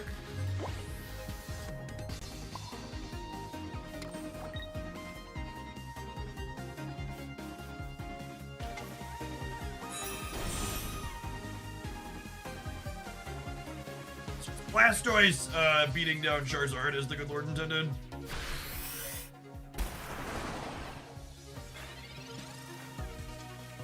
Retreat cost of 2, so in theory they could swap it back to the bench if they draw something, but assume they're dead. We only need one more knockout here. Yes, I did grab two Charizards this morning. Ooh, pick a Pokemon to switch in. Oh, wow, that's actually really good, right? Because they could KO either of my little ones, and Lapras... Yeah, that was a Sabrina, right? I think that gets us.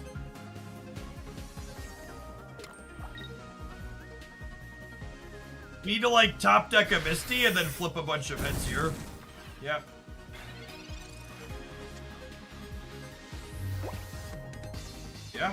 Yeah, we're Torch, actually.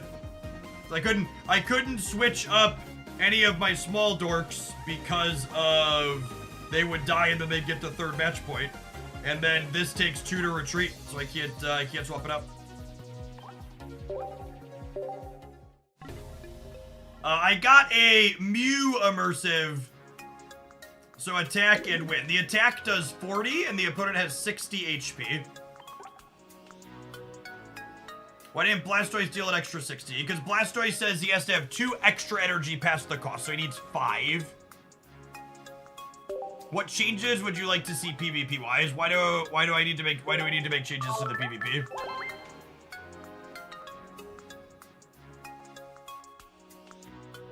Yeah, the potion only gets me to 60, which means we're still dead. Yeah, the 40 includes the weakness and resistance. Lapras is 20, and then weakness is an extra 20. Have some adverts, gamers. We'll play some more when we get back. Thanks for hanging out. Don't go anywhere. Maybe we'll play the Charizard deck, huh? Moltres Charizard. This seems like a pretty cookie cutter. Pile of cards.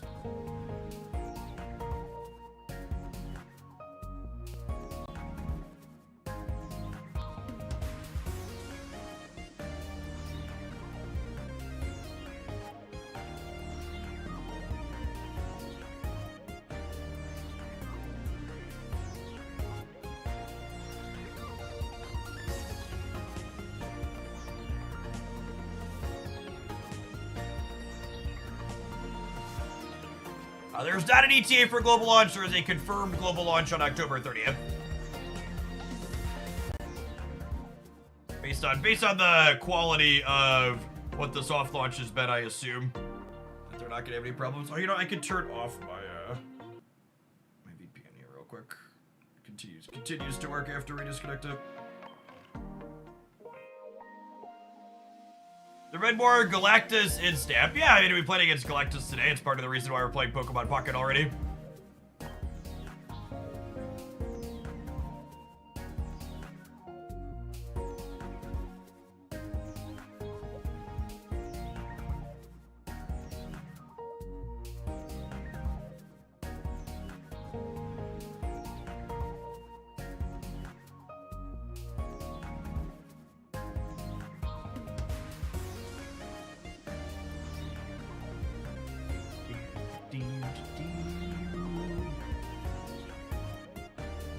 Snap bad. We 5-0'd an Infinite Conquest, and our matches were a low collection level opponent, 2 Hellas, a Galactus, and an Aeroshim. It was easily the least fun I've ever had 5-0'ing an Infinite Conquest.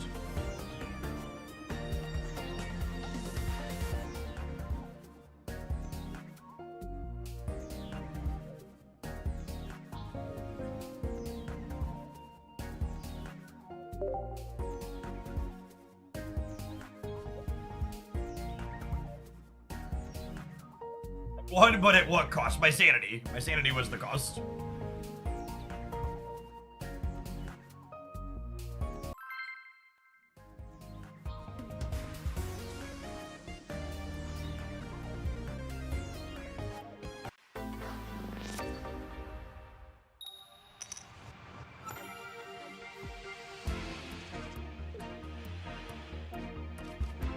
Alright, Moltres up front.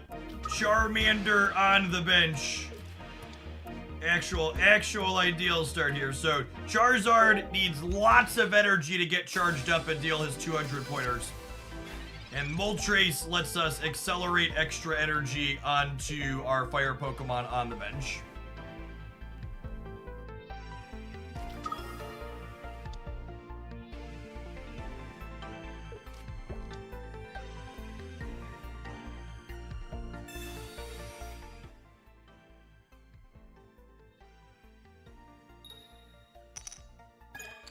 I have yet to see Misty flip anything other than a tails for anybody involved, myself included.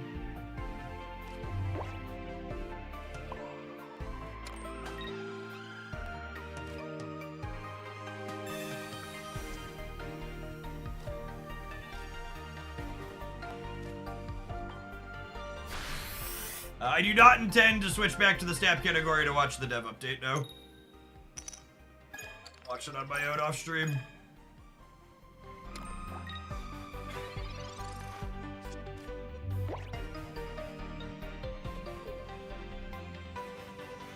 It's gonna be 2 new card releases that are gonna get released into people playing Hella and Galactus. It's such a shit start to the season.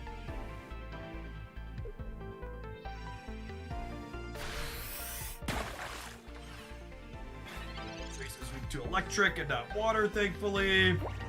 We're still missing Charmeleon for the middle. Might save up for Heat Blast here. I think we're gonna see if we can peel Charmeleon. Lovely. And now I gotta decide, is the Moltres only a ramp tool, or is it doing more than that? I think it's doing more than that for us. Put a point here.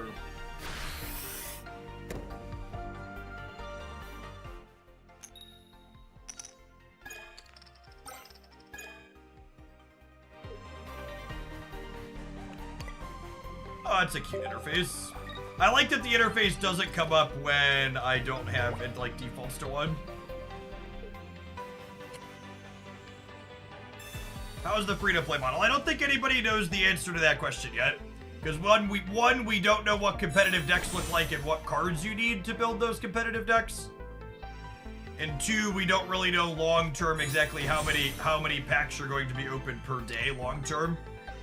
Yeah, like someone mentioned that they opened 40 packs on the first day, but that's expected that, you know, you're not going to be able to do that every single day.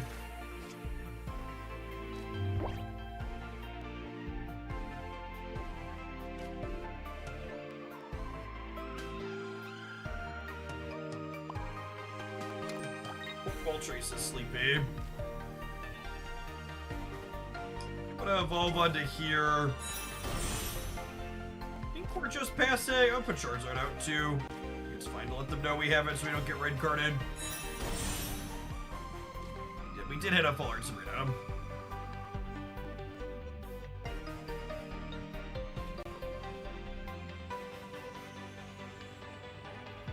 I think I'm just ending.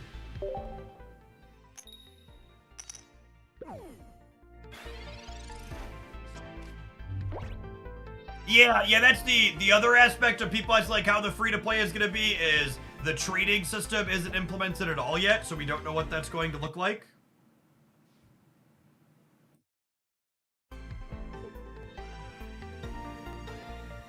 Like, we need to know those details as well. Choose a Pokemon to switch in. The one with the low retreat cost. A Pokemon to switch in. Thank you, my dude. Oh, you're doing this game? We're playing Pokemon cards, yep. It's the new Pokemon card game I was telling you about. Do you have any, oh, that's bad. Does 60 damage and sweep? Now, that's a good card. 60 damage is quite a bit of damage. It's quite a bit of damage at the beginning. I think we're giving up Rapidash here. I think I want to crack them for 40 with the Rapidash. Then we're gonna let them take the KO, and then we can switch in Charizard or Moltres for the cleanup here. But what if they have like a backup? You know, like if they ever saw you cards before? Yeah, they see our cards on the bench just like we see all their cards, buddy. Yeah. It's like when you're playing regular Pokemon in person, you see what your opponent's doing other than the cards in their hand. So, like, if you really think about it, they probably gonna maybe have a card which allows them all to destroy our types. Maybe, bud. And also, They do have a little bit of an advantage. They're making us. Oh, they are making us switch again. That's interesting. Oh, they're trying to chip away our health. They're trying to chip away our health. They're trying to chip away our strong cards. Now, that's a good effect. Plus, All right. This one might come down to how the sleep flip goes here. All right, we won the sleep flip. So there. I love you, Jakey, but I need to give my own commentary, okay? I think we want to burn the double potion here, so that way we don't get KO'd by the Pidgeot on the backswing. Although they don't have a ton of energies in the back.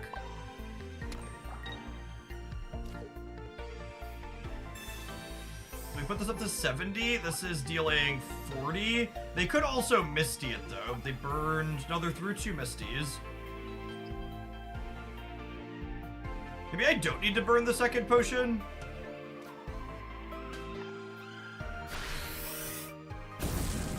They have no match points currently, so even if they knock out the Moltres, we're not in danger.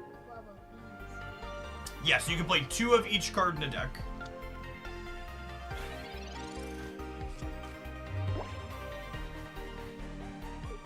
Sabrina might get us the game win here, depending on what their bench looks like. Oh no, wait, the Pidgeot's not an EX, right?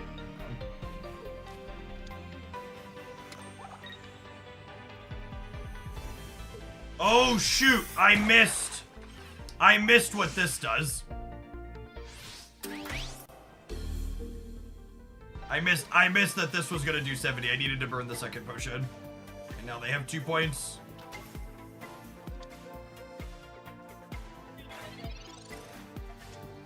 It has some similarities to regular Pokemon cards.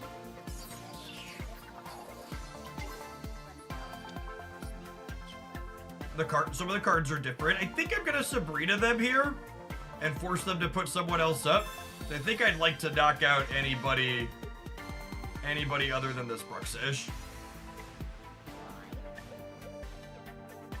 Is getting the gold pass, we need to use the Hourglass 8 hours per day. It does not. But energy on Rapidash, and then we can crack this with the Slash to finish it. And then next turn, the Crimson Storm's gonna get to do 200, and we're each at 2 match points here, so we should get to finish.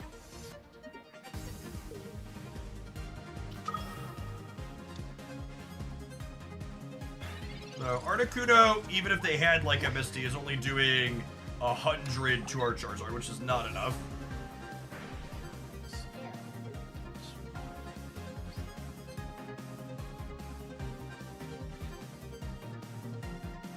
Let's put Rapidash up so we can switch back. Now if they had Misty, oh, I forgot they could force with that, but they shouldn't be able to do. They shouldn't be able to attach extra grade. Both their Misties already been. Just 60, and then they are game over on board because we get to retreat the Rapidash back into the Charizard and slide a 4th energy on here to give us the Crimson Storm for 200.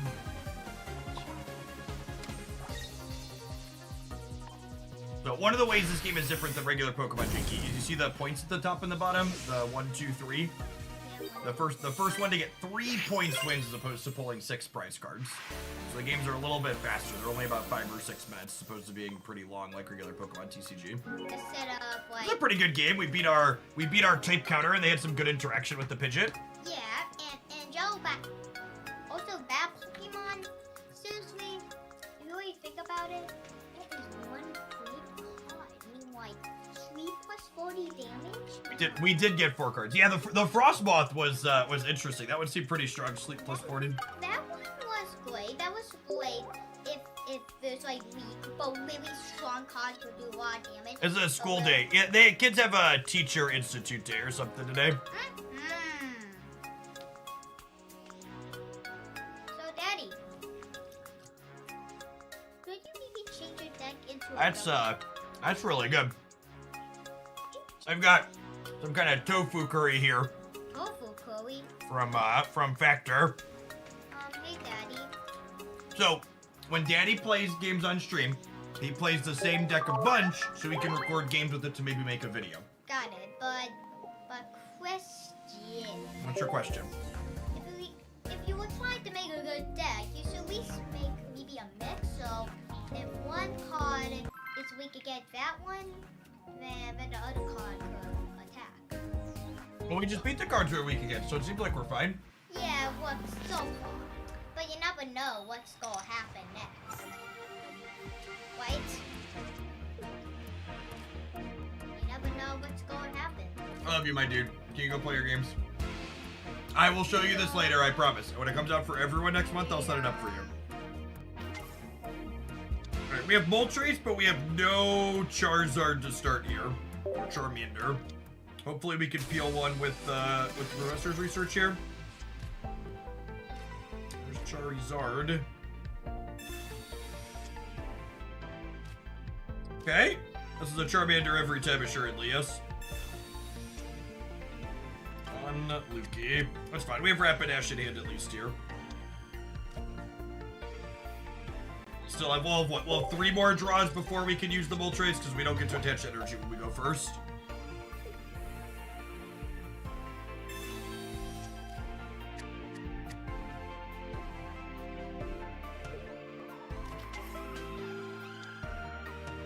It is 60 for 3.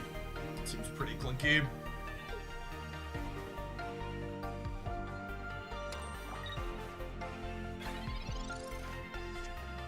They will have some setup time though. Alright, so let's open on Professor's Research here. Still looking for a Charmander. Yikes. Alright. So attach that. Rapidash out.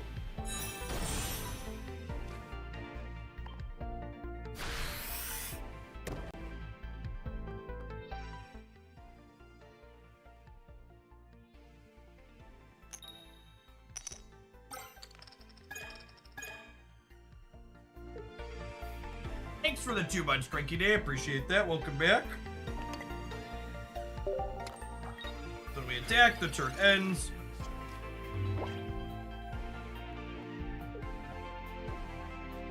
Let's be on PC. It will not be on PC at launch.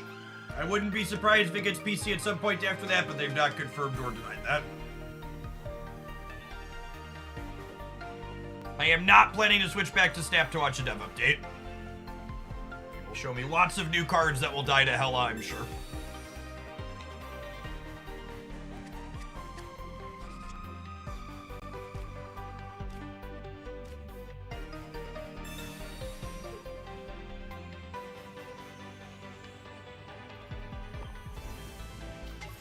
Is Sabrina me?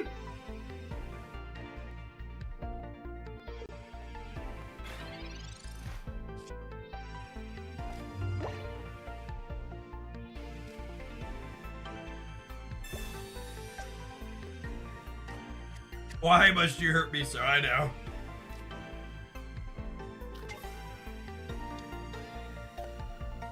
I think I'm just switching back to Moltres here and getting the energy going, especially since we peeled the Charmander. Oh, I forgot to attach. I forgot to attach energy for the turn. I need to turn the warning back on. I keep doing that. Yeah, we high rolled with that, so it's probably fine.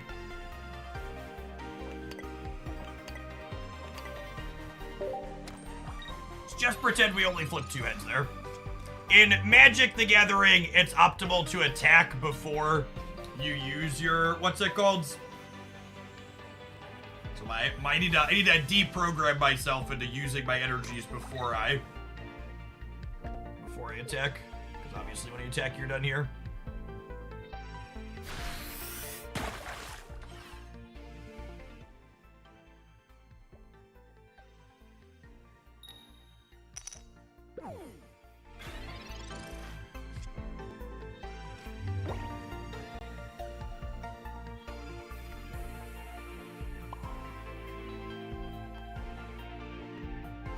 I think I'm putting the energy on Moltres. If I would have played my energy last turn like a not silly person, I would have been able to attack with Moltres this turn for 70, which would have been ideal, I think. But we can charge up our friends here one more turn at least. We had the Charizard. We just need a Charmeleon for the middle.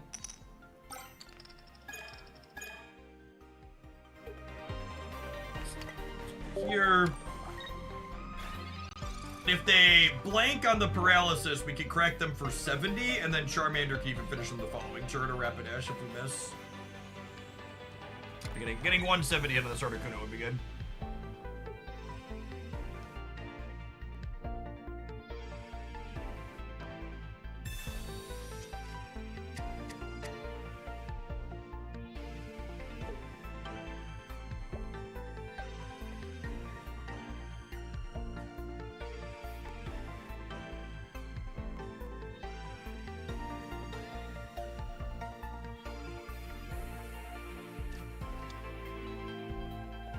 XP do it. Reduces my retreat cost by 1.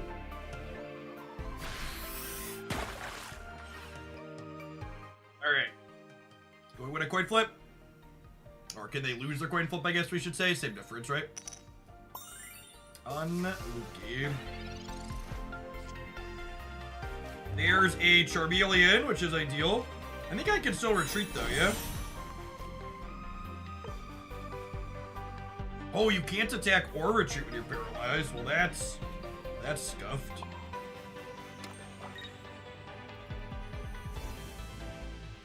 Oh, I guess it'll die.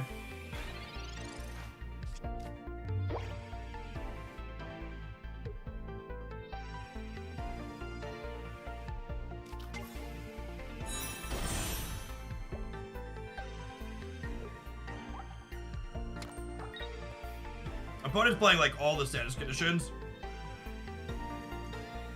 Charizard's about to hop in here and lift with his legs though, I think.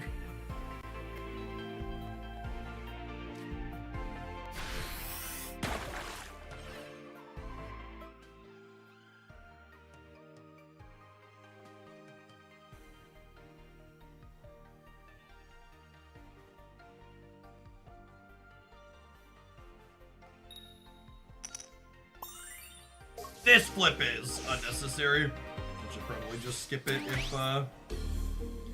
So they get 2 points on that knockout because they knocked out an EX. We're only gonna get 1 on the backswing here. Because that is a regular Articuno.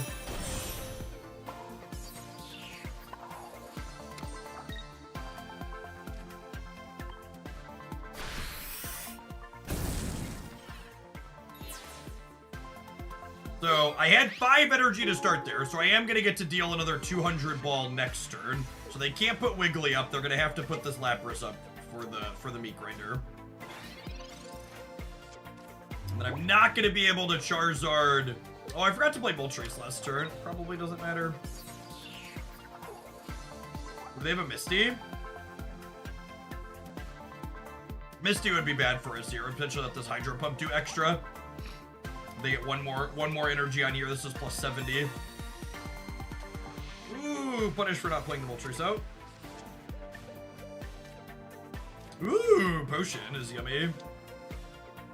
I'm not convinced this card is good. People keep playing it against us, so I'm like playing around it, but it seems incredibly high variance.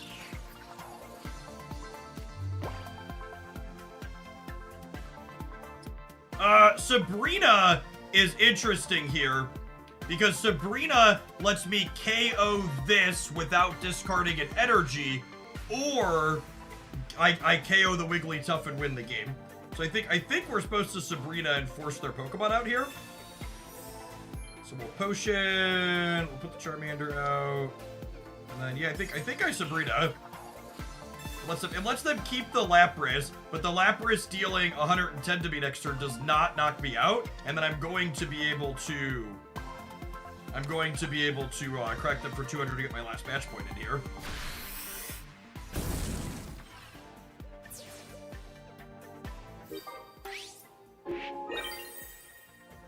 Red card is good in regular TCG, but it's probably not good at this power level. Yeah, and the regular TCG is not even just about power level gap, it's also about how many cards people tend to have in hand on average, right?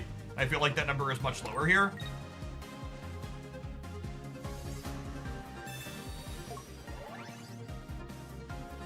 Does Giovanni get me? I don't think so, right? It's only 120, yeah. And then we get to finish with the storm. Played real games so far. Like I said, I think this Charizard Moltres deck is kind of one of the cookie cutter decks. Like, the details of, like, whether or not you're playing Rapidash and what trainers you are could vary, but it's pretty clear. Charizard EX and Moltres EX are supposed to be played together.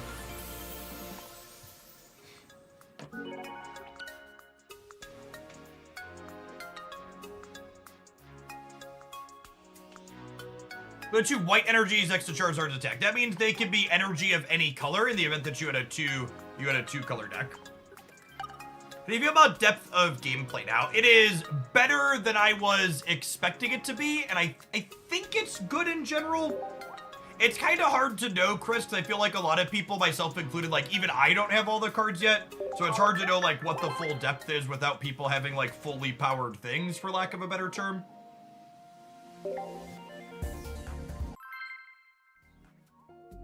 I'm optimistic, I think I would say.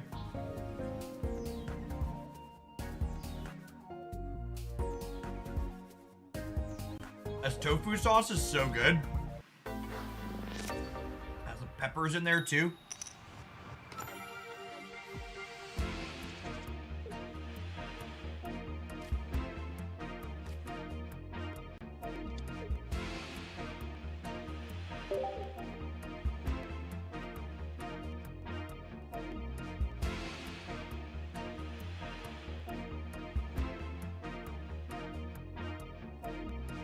It's one of their tofu curries. Jake didn't bring me the sleeve down when he brought it down, so I don't know exactly which one. It's got tofu and then some rice and some red peppers.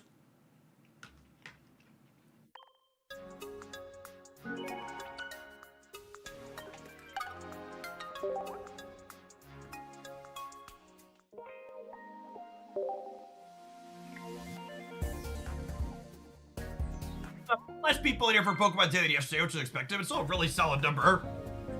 I appreciate the over 1,000 people that are hanging out. Chilling for some Pocket. I am planning to work this into a regular part of my content, doing a little bit of Snap and Pocket most days. Is this game viable, free to play? I don't think anybody knows the answer to that yet, because we don't really know what competitive decks look like, because the game's still very early and young.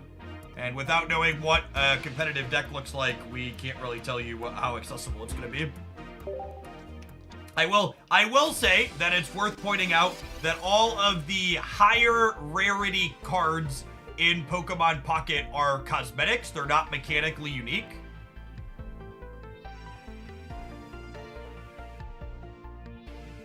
Been a vegetarian for my whole life, about half my life. I started living on my own the summer I was 17. I became a vegetarian that summer. Oh, there's a new game mode in the Snap update? All right, maybe we'll look at the Snap update if there's a new game mode. I just assumed they were gonna show me cards.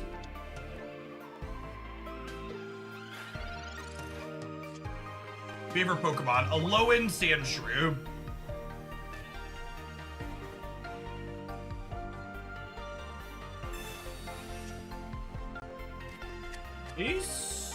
Moltres is less exciting without a Charmander.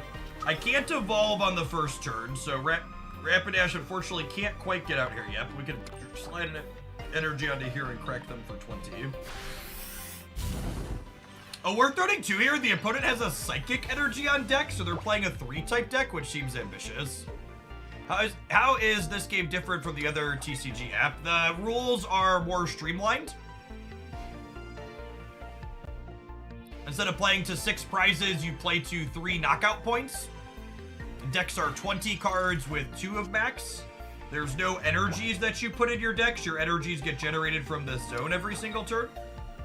Rapidash only needs 1. I think this is kind of like the premium stat line in this game. It feels like the 40 damage for 1 energy on these evolutions feels consistently good in all the iterations I've played. Is your deck building mostly 10 2-ofs so far? Yeah, mostly. I think I had 1 or 2 where I had 9 2-ofs and 2 1s. The 2-color EV deck, I had 3 evolutions total and then a 1-of trainer.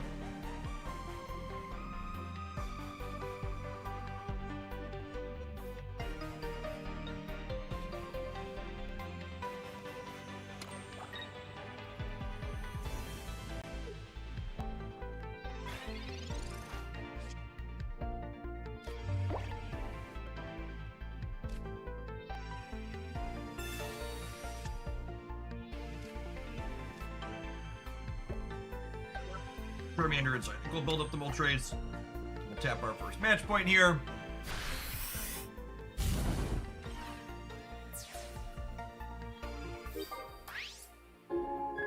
An infinite Conquest win with Oddhawk. Nice.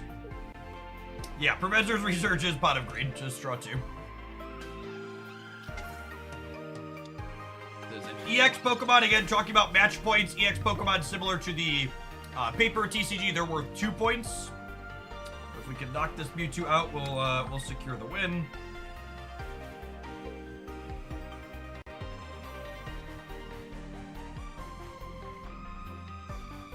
I will have an updated best decks roundup tomorrow. Need to let some data populate in the OTA.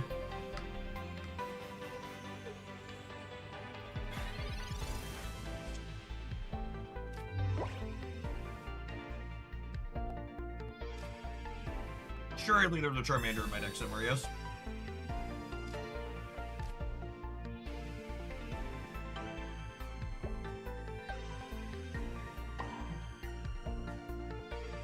I think we're doing this, and I'm gonna X speed switch to switch to Moltres.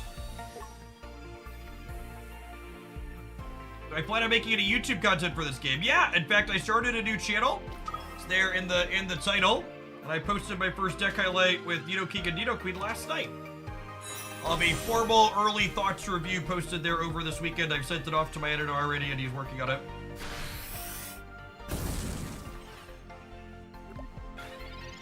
Like I said, when Snap is not doing Twitch drops, you can expect a little bit of Pokemon Pocket at least every single day.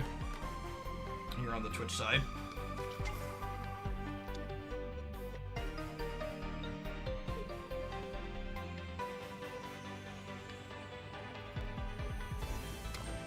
What is Oddhawk in Marvel Snap? Oddhawk is the Proxima Moon Knight Darkhawk deck.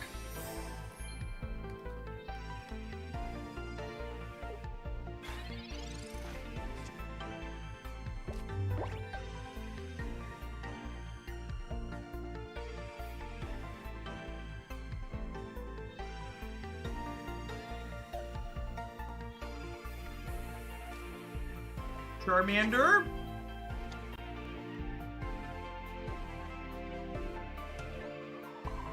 Just cracking it for 70, yeah.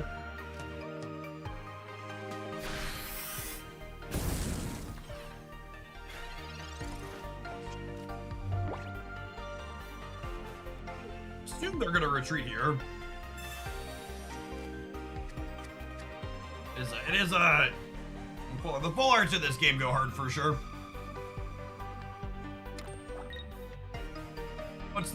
How many is the max amount of packs per day that can be opened, and how much money is that? It's a little over $100 is the max you can open per day.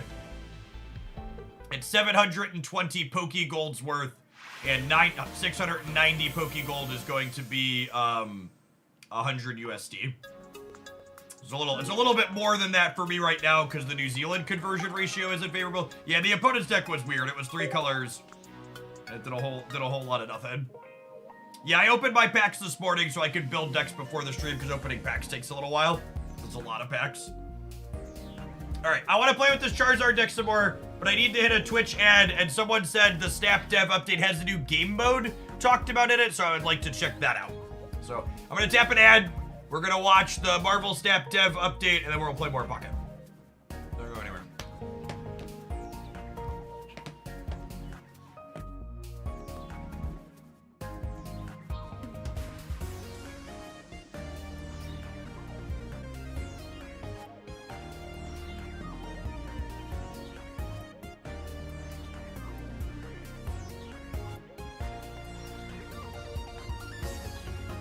How many colors can you play with deck? I mean, in theory, you can play as many as you want. It's just not recommended that you would do so. Even 2 colors has felt clunky so far.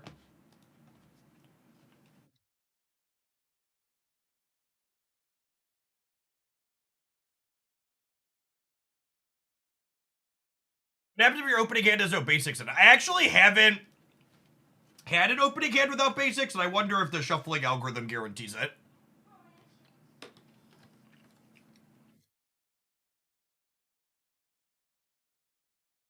Yeah, my plan is to play Pokemon for the rest of the stream today. Watch the dev update real quick. Well, we're gonna play Pokemon for the rest of the stream. A basic is guaranteed. Yeah, that is some interesting deck building implications. Feels like you could maybe manipulate that in a way.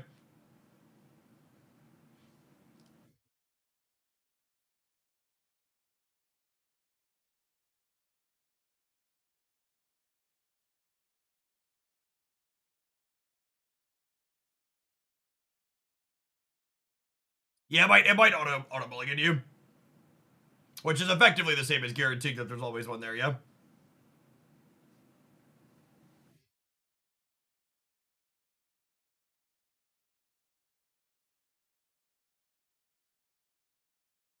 In a Deadpool emote for my screw-ups while I learn. Accurate.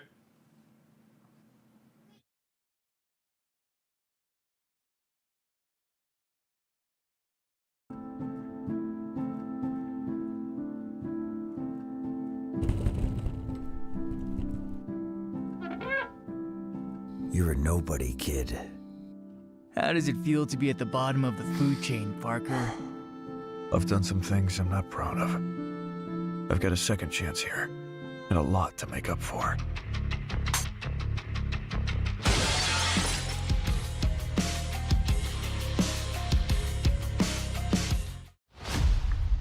Word on the street is something alien is afoot.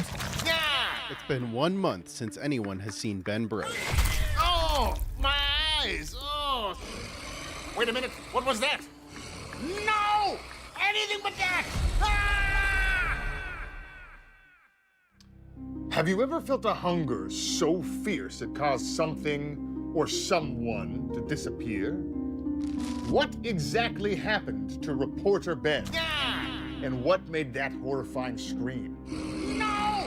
Anything but that! I've tracked the card or cards responsible to this location, and we've completely sealed the entrances and exits until we uncover the truth about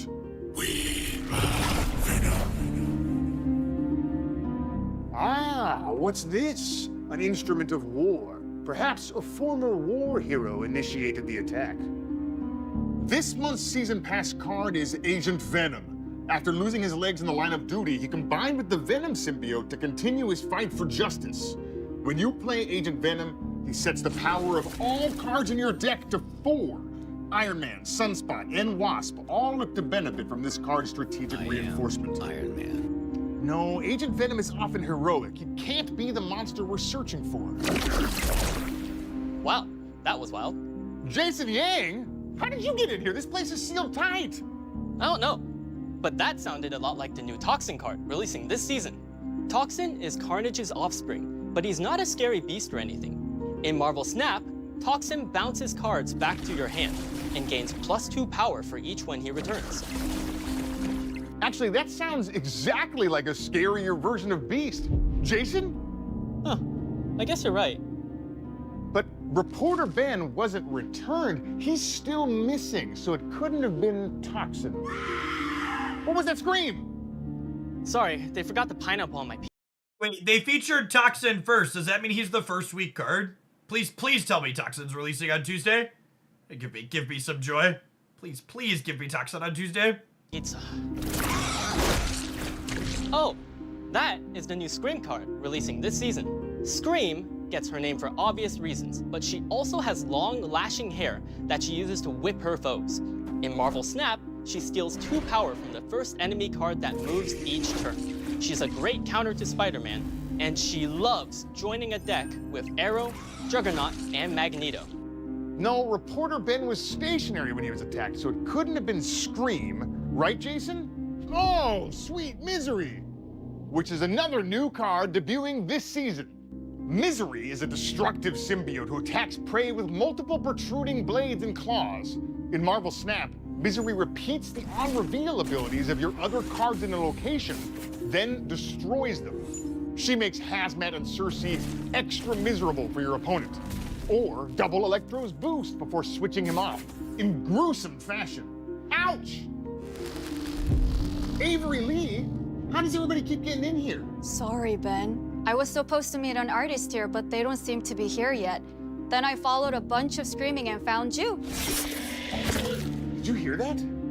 Oh, that's just Anti-Venom. You know, the symbiote that crossed with Mr. Negative's power. In Marvel Snap, Anti-Venom sets the cost and power of your deck's top card to 0. That's a good flavor win. I didn't realize that character was related to Mr. Negative. So it has an effect very Mr. Negative adjacent here. That's not terrifying, but a 0-cost Iron Man, Arnim Zola, or Null sure is. And you want to hear something really scary? Go on. Just before I walked in here.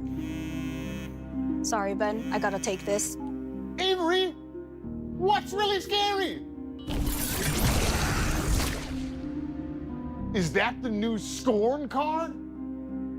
Scorn is a unique symbiote as she has technological abilities. In Marvel Snap, Scorn returns to your hand with +2 power after being discarded.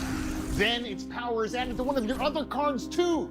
You'll definitely want Scorn in your discard deck, but Sebastian Shaw and Dokken will love to share in her buffs.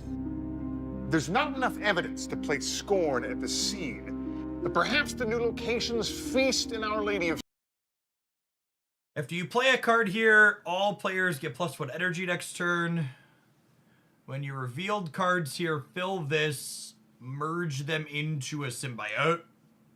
I'm all for locations that don't add new cards to my hand. These sound great. Please and thank you. This has got to be releasing Toxins Week, right? Saints can shed some light on this mystery. Now just to locate them. Hey, Ben! Ah! Sorry, it was just a telemarketer. Find anything? Not yet. I'm beginning to suspect these awesome new symbiote cards were just a distraction from the true culprit. Maybe the new variants for this season hold a clue. This awesome new art for Venom, Carnage, and Agent Venom have frightening takes on new and classic cards you will not want to miss. Avery, you're a genius! These symbiotes are hiding behind epic new looks to throw off the scent of the crime. Agent Venom wasn't released yet. Was it Carnage? Or perhaps... You are mine. Ah! It was Venom all along! Ah! Ah! Ah! Ah!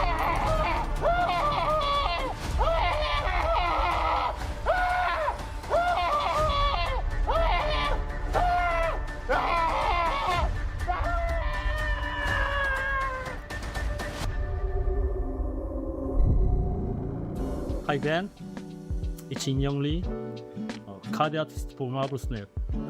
제가 현재까지 작업. I'm gonna let you watch the artist thing on your own time. So they talked about a new game mode.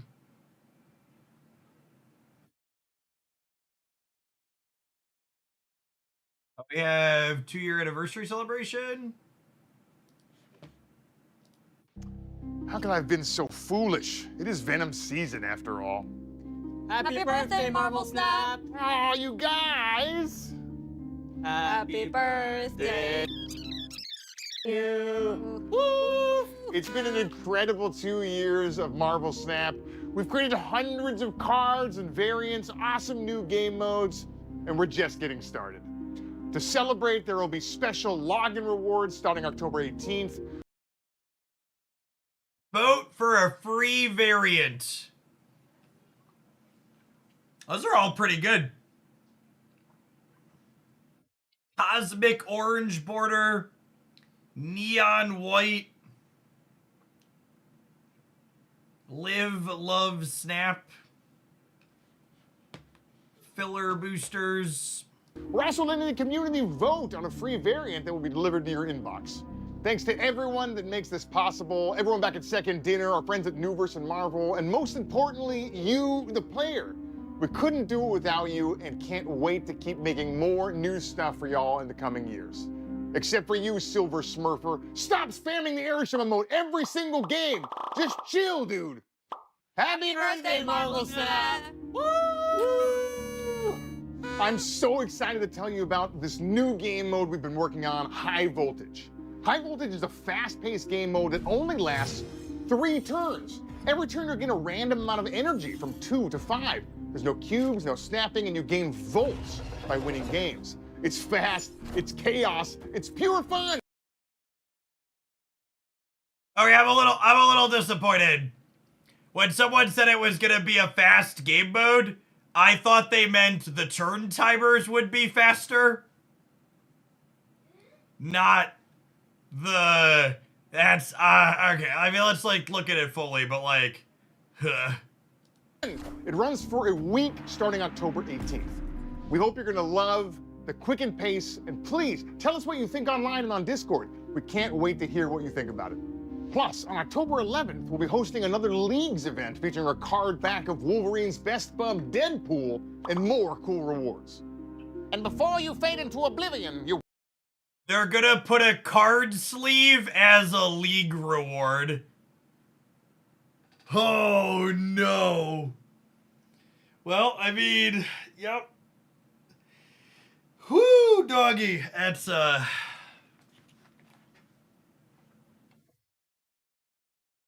won't want to miss out on these Spotlight Caches, albums, and rewards. These are fun. I like these things. Variants look good. This week is great. I think Misery is good, and War Machine's good now, obviously, and Demora has been good. Alright, let's go back and play some Pokemon. What's our card sleeve? Yeah, fancy card back. Card sleeve. I forget there's people that didn't play paper card games here. Yeah, card sleeve is like a card back. It's what we call card backs in paper games.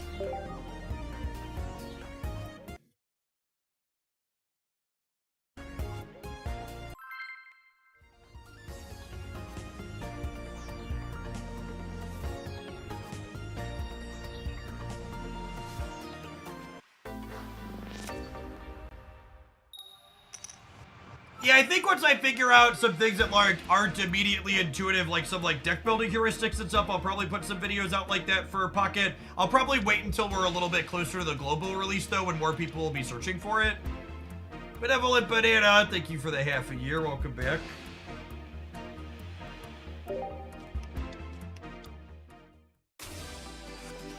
We've queued into water decks 3 games in a row with this deck so far. And to our credit, we have won every game that we've played, but still a little unfortunate. Bruxish is a basic. That's interesting. I think I'm actually gonna Sabrina them here on 1 so they can't crack me with the duck.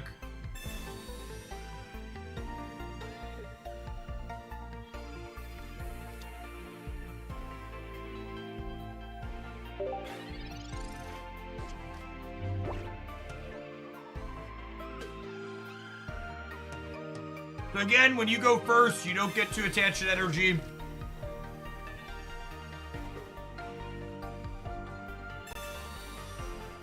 So we have Dash coming. Oh, they are a dual type, you're right. Oh, wow. And there's no water in their first 2 energies. They're actually not going to be able to attack with Bruxish next turn. That's good for us. No second basic is pretty bad for us. No Pokeball or Professor's research either. So. We're in a good spot in what's on board, but it would be nice if we could have more develop.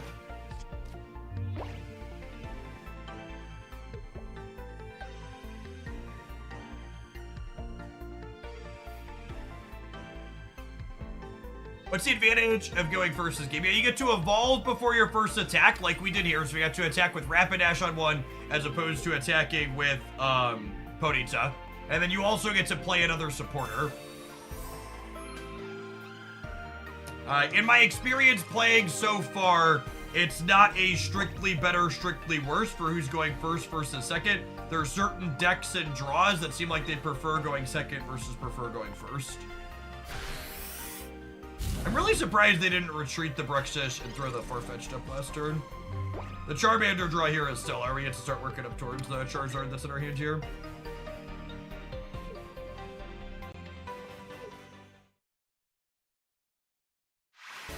Whatever, retreated there. The 2-color decks so far do not seem particularly good. I'm gonna have to experiment with more of them myself, but the one we've played so far and the ones I've played into have all seemed really clunky and inconsistent. All the best things we've played have been solo color.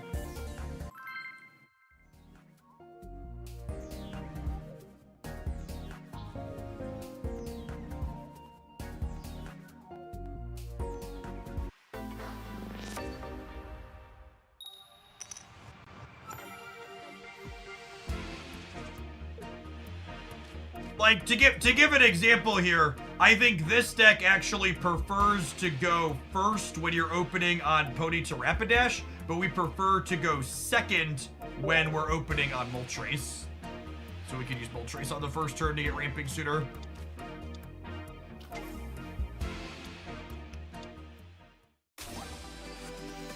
Copies one of your opponent's attacks, sure.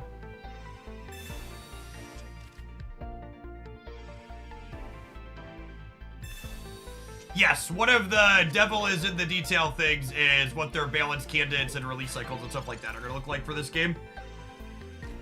Hard to know exactly. And again, this is my first turn, so I can't evolve here yet.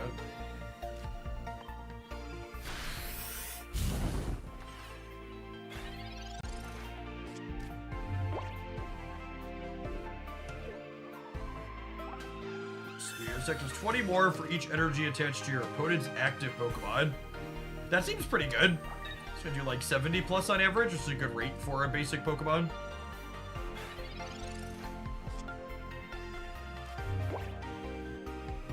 X gives us something to start doing on our bench, which is nice. Evolution here means this Ditto's only got 2 turns.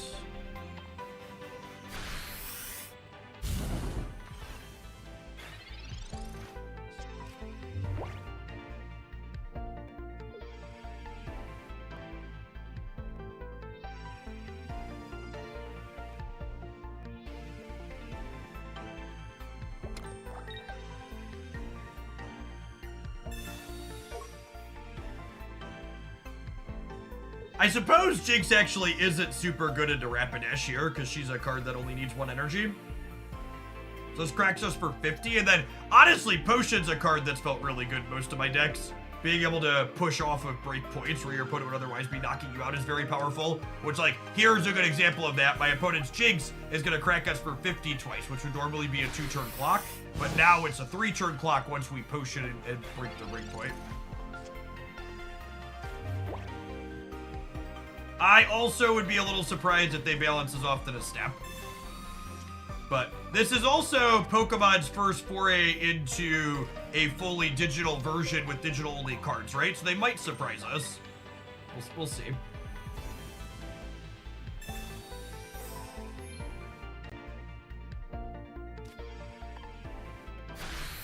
Now we'll get to knock the Jinx out before they get to knock us out. You unlock potions from pack. No, you gotta buy it from the item shop. They're not in the regular set boosters.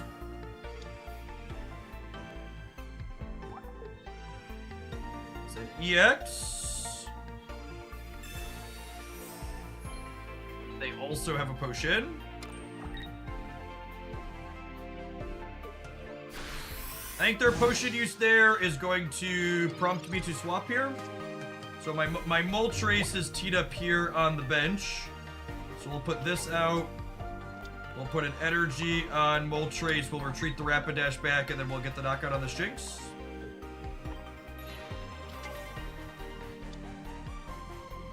Get a potion for the battle tutorial. Oh, that's good to know. I really need to go through and finish all those. No reason to evolve it. They could red card me. People keep playing that card. So it doesn't get shuffled back in.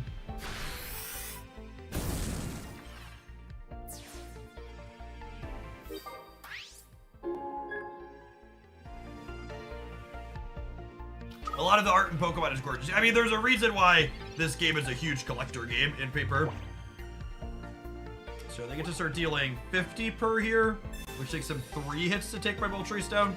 I'm also on a 3-turn clock on them with 70 into 150.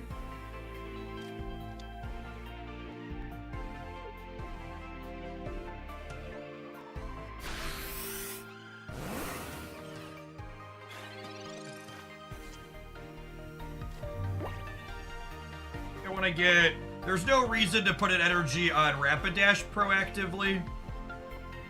Because she only needs 1. If we need her, we could slide one on her in the turn. I want to start getting Charizard charged up here. And again, Pokemon Pocket is first to 3 match points. These are both EX Pokemon in play right now, so if either of these get knocked out, they award 2 match points. So a single knockout of the Mewtwo EX gets us there, and it gets the opponent close.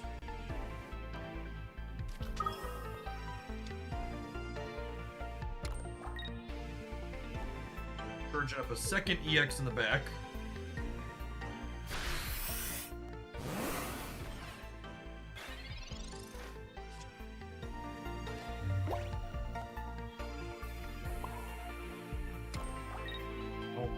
Do I Inferno Dance now? I only need one heads on the Inferno Dance to win this. With the Charizard draw. Again, just gonna play around getting red carded. So this kills me flip 3 coins, and then I get 1 extra fire energy per coin. Yeah, perfect. Woo! That'll do, pig. That'll do.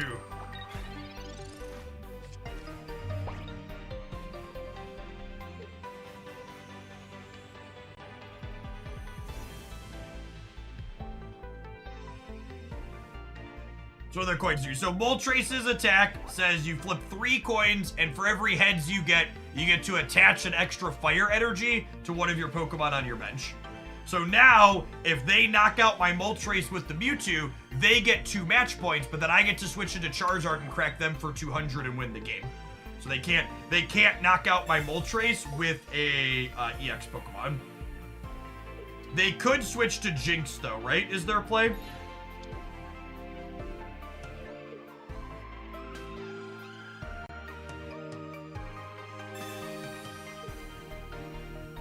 Wait, what?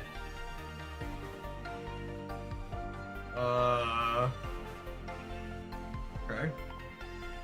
It's an interesting choice. Because the Jinx only does 30 to this now. Oh, did they already play their energy for the turn? I missed it.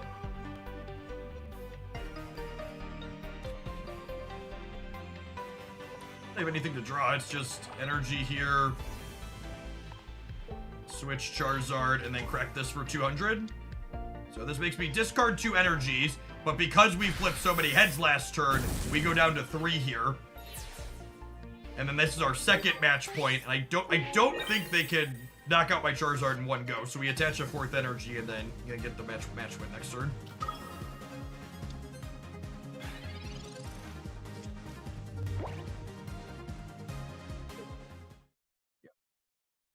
That was a pretty solid game.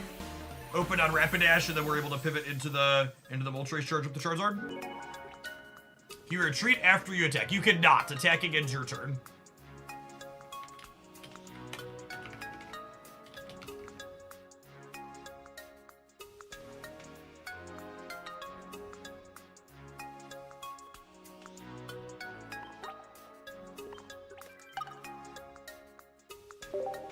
I haven't had any negative complaints about the overlay, so I assume the way I've got things cut up and larger is an improvement over yesterday. A condensed version of Pokemon TCG is a good way to put it, into the cluster. Yeah, it's faster.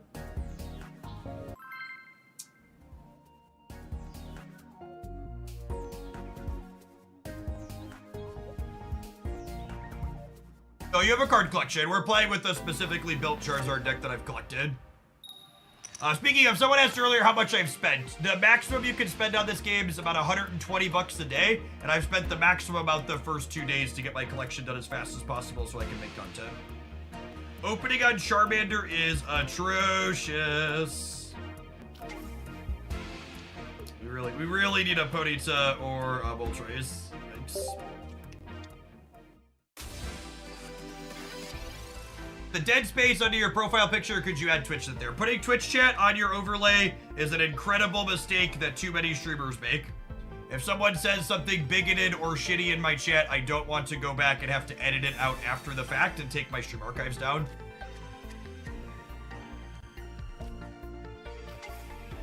All right, well, this came together nicely. We're gonna have to retreat to Charmander, but good start here.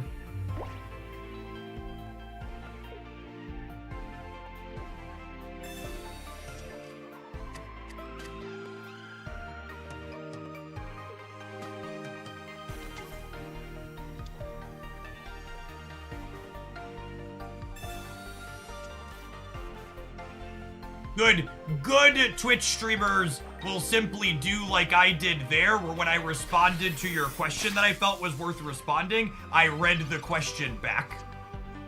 So having the chat on the overlay doesn't even really add value, because if I'm responding to something, I'll read back when I'm responding.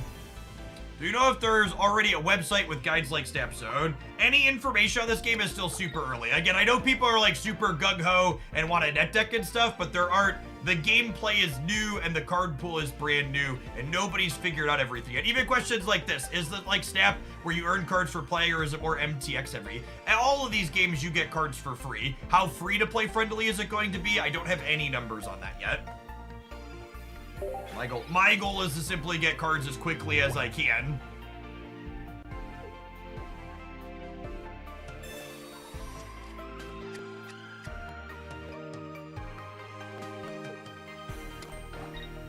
When does it launch? It launches globally at the end of October.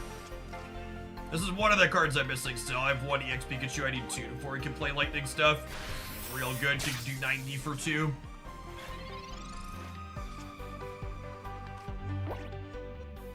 Okay, and I think I want to start charging my lasers here a la Moltres. So we're gonna retreat this out and put Moltres up. And then we're gonna start Inferno dancing to put, oh, it's weak to lightning. That's awkward, but fine, I think.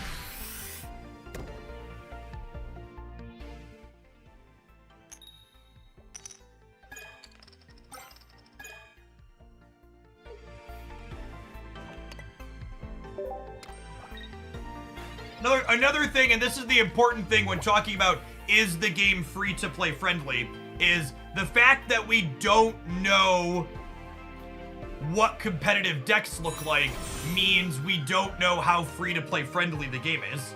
Meaning, I can't tell you if this game is free to play friendly if the best decks needs, you know, 8 EX Pokemon, or are non-EX Pokemon decks competitive, etc. Whoa, the Zebra Strike let them KO the thing on my bench. Cute. Alright, I need to draw a Charmeleon really fast, because otherwise this Charmander on my bench is in trouble. What an easy game, chat. What an easy game. Someone asked, what is the energy zone? The energy zone gives you a generated energy every single turn guaranteed. There are no energy in your deck, unlike in the regular Pokemon TCG. It's one of the ways it's streamlined.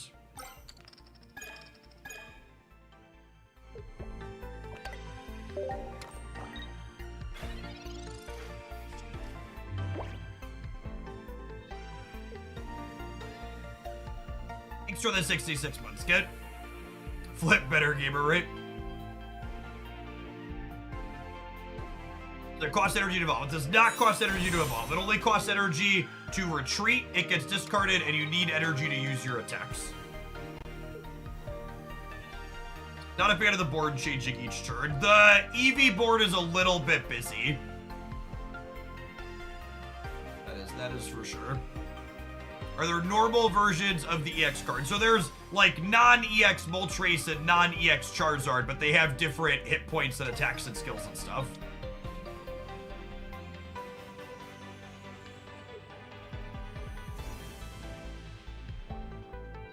Switching to Pikachu up here is a little aggro. I'm probably not going to be attacking with Moltres then. Although I guess if I Moltres for 70... Or are they about to OTK me? No, my weakness is only plus 20. And this only does 90 at most if they have a third bench Pokemon. So it's only doing 90 total. So now I gotta decide, do I want to attach energies to the Charmeleon? I think, because I have the Charizard queued up here, I think I put the energy on Moltres and crack them for 70, because with the Charizard at 2 already, if they KO my Moltres, the Charizard comes up in 60s to finish the Pikachu. Although, I suppose this goes bad if they have a potion. Oh, I'm losing if Moltres dies. Oh, shoot, I forgot. I forgot they KO'd the thing on the bench. You're right. You're right. I forgot they KO'd the thing on the bench. None of my actives got KO'd, so my brain didn't register.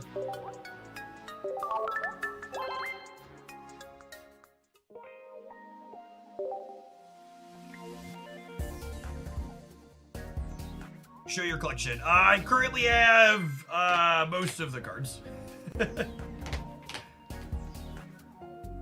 Our focus here is mostly on playing games for people that are new. We're not going to spend a lot of time mucking around in pack openings and the cosmetics. I think there'll be plenty of people doing that. There is a Greninja card in the game, yeah. I only have one copy of him. Hopefully we'll rip a second tomorrow and we'll be able to play with him some. I want to get one more good game recorded with this deck, and then we will try a Weezing deck that I have with Kolga. Let's put Ponyta out there. We got Rapidash on the opener.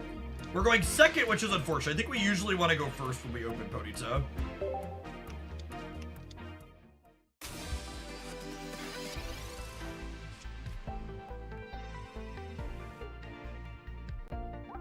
This thing has 2 evolutions. MTG Bot gonna learn Pocket? I have no idea. It also seems hard for MTG Bot to learn Pocket because there's multiple cards with the exact same name. I'll have to ask the person that manages it though. But like one Charmander, please. Could be worse. Could be worse. Could be worse. So again, can't evolve on my first turn. So we'll put this on and we'll tap them.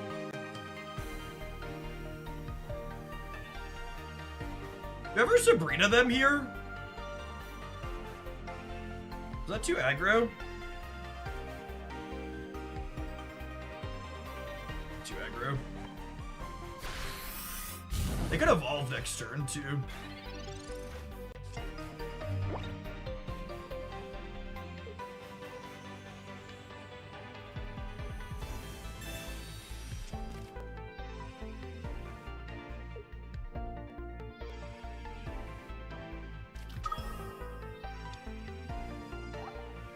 It's a birds. Just 50 times the number of heads, so on average 100. Did evolve. Head bolt for 40 is a big crack. We have Rapidash, so we're okay. Hey, congrats on your infinite win with Wicked Bounce. Next, a ton of fun.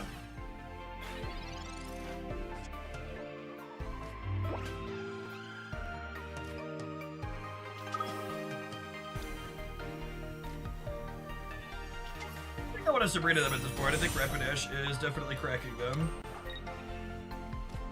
No Charmander here might be our undoing.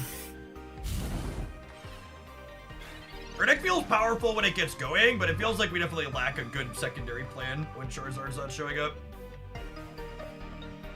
There's something better than Rapidash we could do.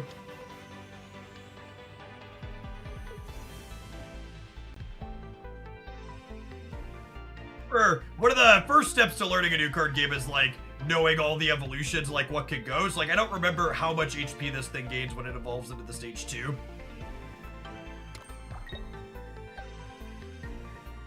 Put an energy on the back line. I wonder if they're they can't be retreating unless they have XP because there's a 2 retreat cost. So they give it this one up.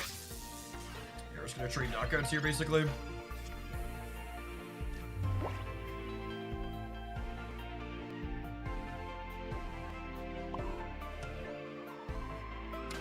Not sure that trading knockouts is actually good for us here. I guess it means I get the first attack with Moltres.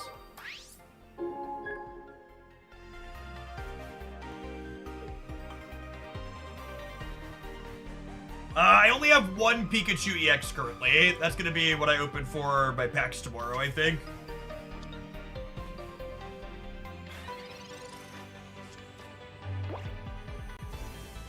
So the Pikachu is gonna take down my Rapidash, but then Moltres pops up here and does 70.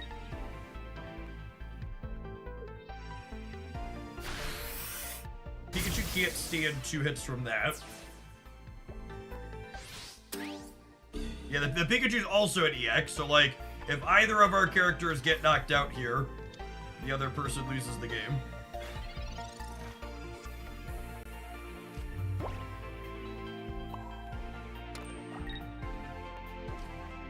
they're gonna have to retreat or have something here. They can have double potion, I presume. But this Pikachu circle circuit does 90, and then another 20 off my weakness. So they're looking at 110, but I'm at 140. I think Blaine, the fire trainer, is only worthwhile if you have 2 good targets for him. I haven't been playing him in decks that are only been playing Rapidash, but I like him in a deck that has like Ninetales and Rapidash together.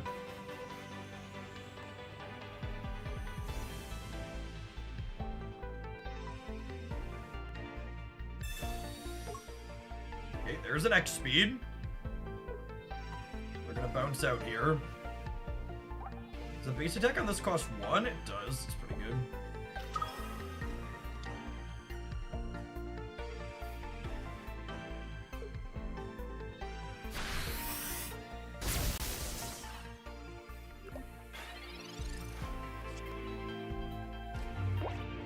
And then my potions will win the game here, yeah. I think they were hoping to get us with the Pikachu on the backswing.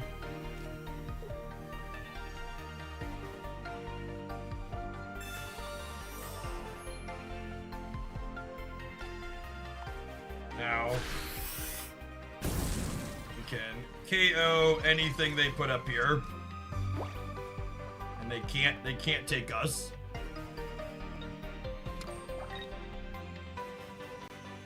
But they can have a potion back. Yep. I think that does it. The fact that we never got a Charizard going was unfortunate. That would normally be our ideal finisher here.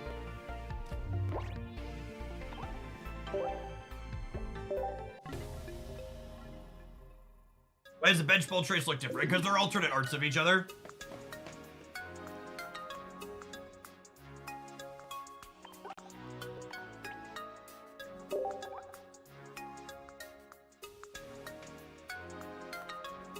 Sabrina. What does Sabrina do for us there?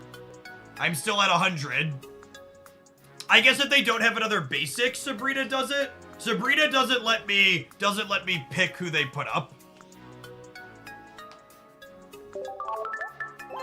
Sabrina doesn't let you pick who you put up. So we were dead to them switching to Pikachu and cracking us. Yeah, everyone was at 70.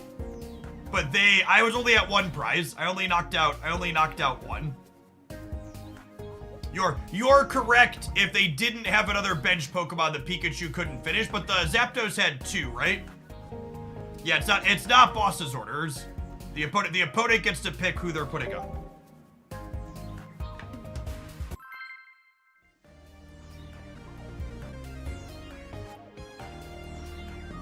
I think it's so funny that people put "can I ask" or "just asking" in Twitch chat questions. Like, how does that impact the question itself?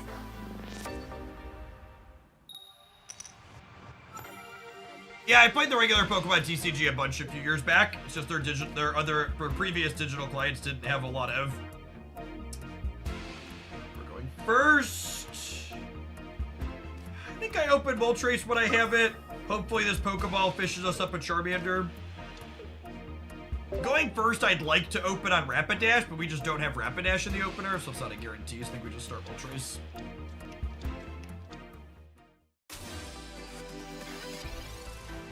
Some Psychic stuff.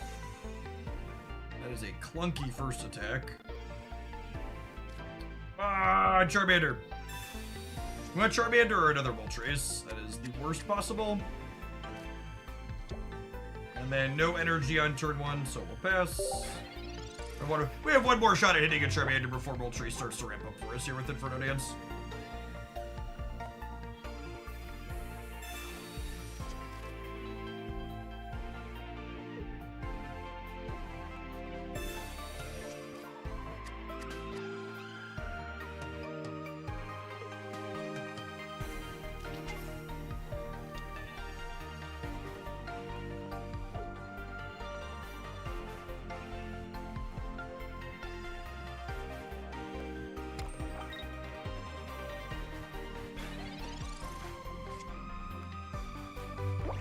Charmander's been so shiny to him.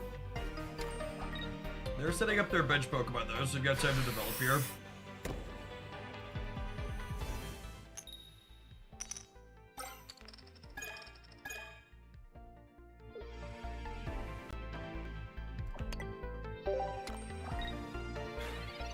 Are both my Charmanders full arts? They are.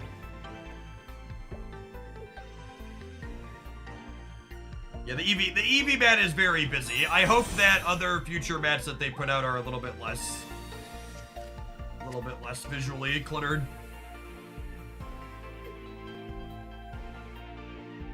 You ever flip more than one heads up Moltres? We got a 3 for one time. No, I haven't played Star Rail in a little while. It's too little time, too many games. Prefer Genshin's active gameplay to Star Rail's auto battles. Alright, assuredly this is a Charmander, yes? 50%? Oh, it's 66%, yeah? God bless America. Oh, actually, you know what?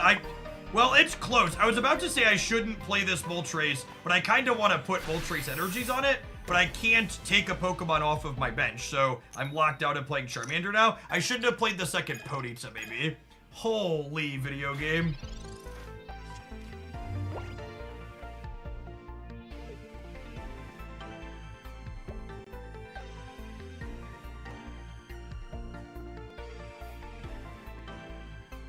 I actually think Snap's lack of monetized cosmetics in the background is a really big miss. I think they 100% should have monetized background things by now. I'm shocked that they haven't. I like that they have that here by default.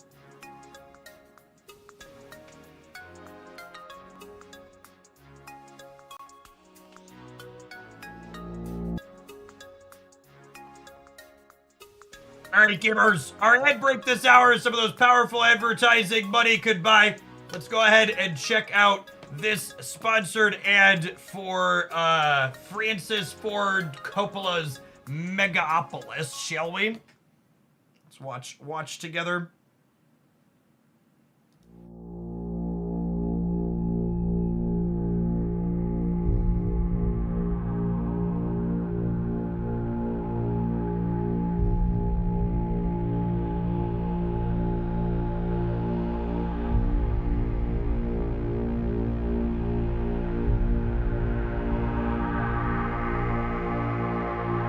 When does an empire die?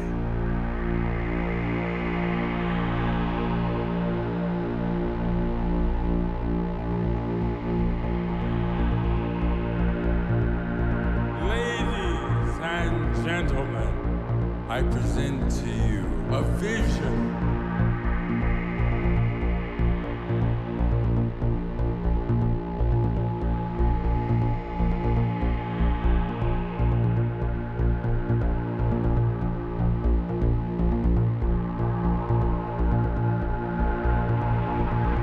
We're in need of a great debate about the future.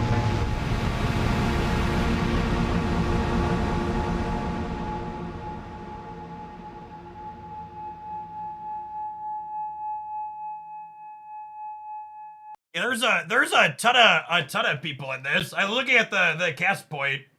It says this is Francis Ford Coppola's magnum opus. The ensemble stars Adam Driver, Aubrey Plaza, Nathalie Emmanuel, Jason I'm gonna butcher some of these names. Schwarmartzman, Dustin Hoffman, Tally Shire, John Voight, Grace Vanderwall, Shia LaBeouf. What was the last thing Shia LaBeouf was in? Chloe Feynman and more. I can't remember the last thing I saw him in. I was just talking about him the other day with some friends because we went and saw Transformers and he's like the Transformers guy from my childhood.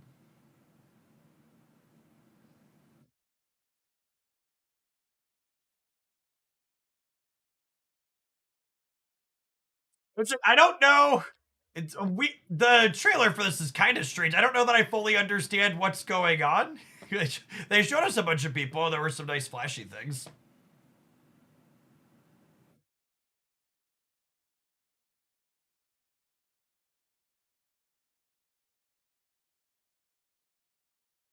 Or there's nothing like usually a trailer tells me a little bit more. Yeah, Twitch bounty hashtag sponsored. We're gonna play some Kolga here in Pocket when we return in a second. It was very much a look at our cast trailer for sure.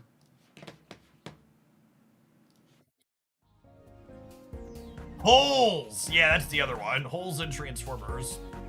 Alright, I built a Kolga deck. It has some poison in it.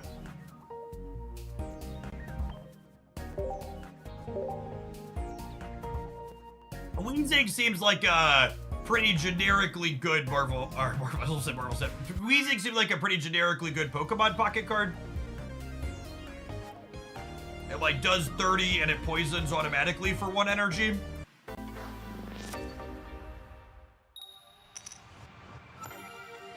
Going first seems good if we want to open on Weezing. And we have Coughing here. Yeah, so Weezing is 110 HP, which is a ton of HP, and Gas Leak poisons them, and then Tackle does 30. So honestly seems really good. And Kolga is a supporter that lets us scoop up a Weezing or Muck from our active Pokemon slot once it gets low.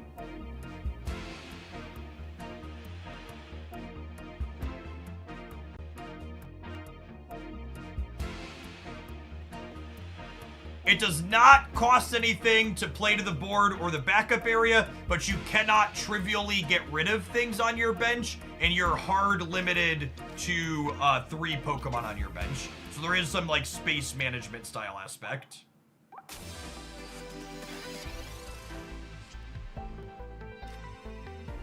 New game, still playing Bounce, yeah, basically.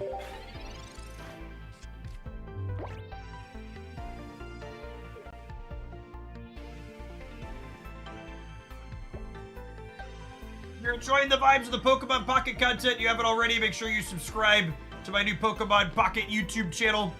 I'm gonna be covering lots of stuff up there. Deck highlights and thoughts on the game and stuff. EX Pikachu here deals 30 per bench Pokemon, so it deals 30, 60, or 90. Or I guess it could deal 0 too. It does 0, 30, 60, 90.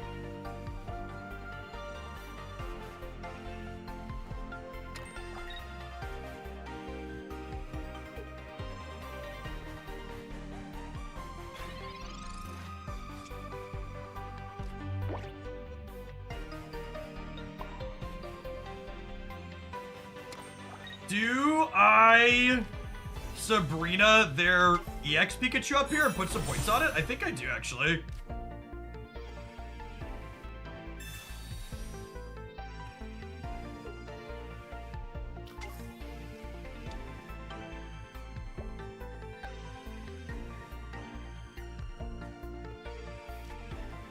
So we'll Gas Link to poison this, which means it takes 10 damage in between each turn now. Yeah, the numbers for this pre-release are very promising for post-release gap. I assume our numbers on Pocket on live will go down a little bit in between now and when we have the global release, but I think global release could be really big for this game.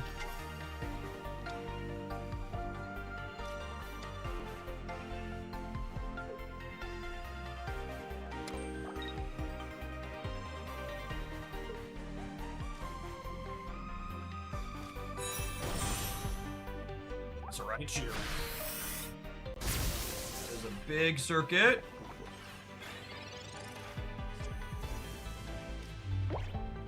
This hopefully finds me a Doduo for the Dodrio. Another Greymargross. Muck needs a lot to get going here. They're already poisoned, so we'll tackle. And then they're going to 40, and then 30, and then 20. So Grimer can actually finish Pikachu EX next turn here. If they attack with this Pikachu EX and knock out my Weezing, I get to finish it with 10 from Poison Gas plus the poison over the turns here.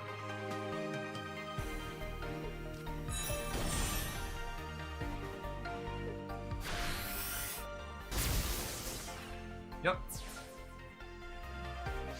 So they get 1 point for that, because it's a regular Pokemon, not an EX. And then I'm gonna get 2 points for taking down this Pikachu EX.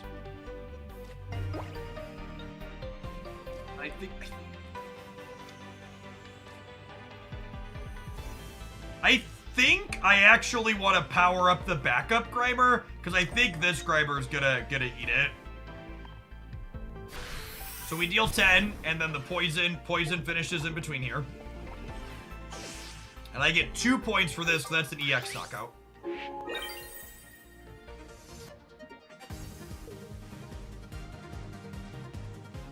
If they have another electric Pokemon for their bench, this EX Pikachu gets to OTK my Grimer, which probably means we're dead. I need to fade. Yeah, I needed to fade that. Yeah, first to 3 points wins. If I draw a... I need to draw a Weezing next turn to have a shot here. Them having both the EX Pikachu in the opener is rough. It's not gonna do it. Opponent. Can you show the right shoe? Yep.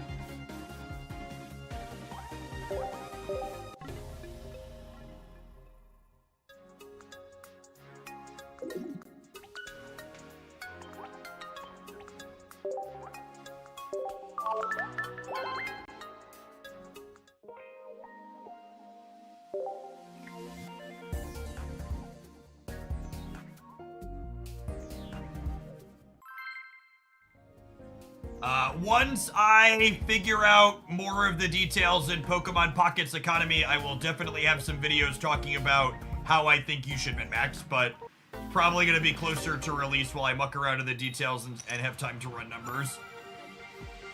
Pikachu EX is very strong, yes. The fact that they had 2 of them there was their ultimate saving grace, though.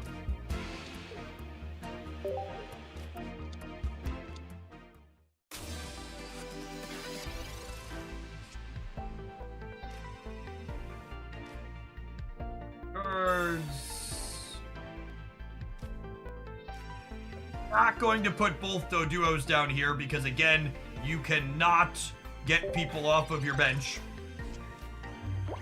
So if I put this other Doduo down and then I draw Coughing, I won't be able to play the Coughing. And with Weezing in hand, I really want to make sure we can do that.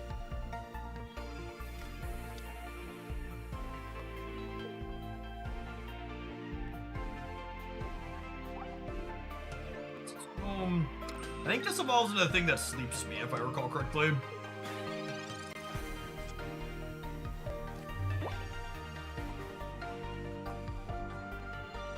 Do I Sabrina them here to get more setup time? I think so.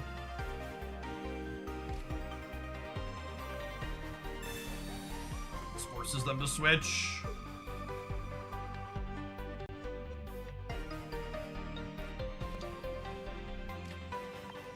Still in the just chatting category. I don't believe so. Sometimes your stream won't update. Oh, that's not what I wanted to do.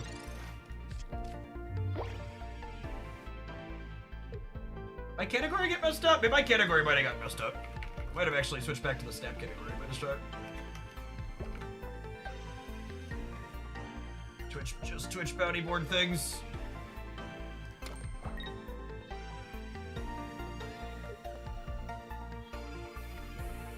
Alright, we should be successfully in the pocket category now. I think I actually put us into the snap category afterwards, after the just chatting thing. Wow, and they switched back to the Bruxish. That's interesting. Like a good use of our Sabrina, I basically traded it for energy on them.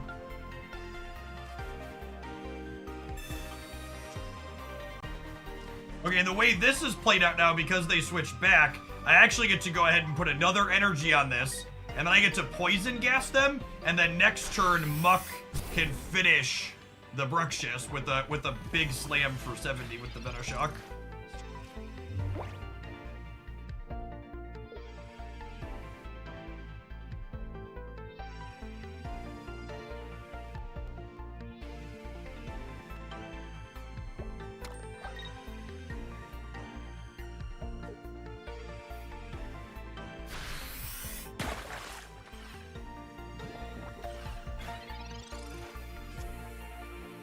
It's actually just looking at Golbat, thinking that it seems like a pretty generically good card since it's colorless. Like, it's technically dark, but it only uses colorless energy.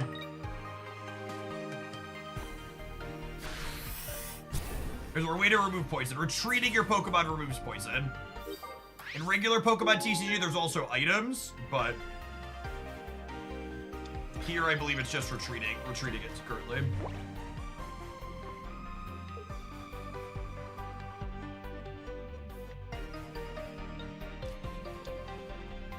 It's a Psyduck, so they're not torched if we knock out the Snow.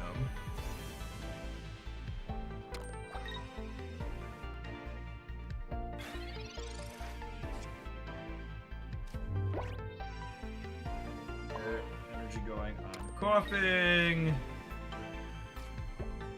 Using. Probably done here, yeah.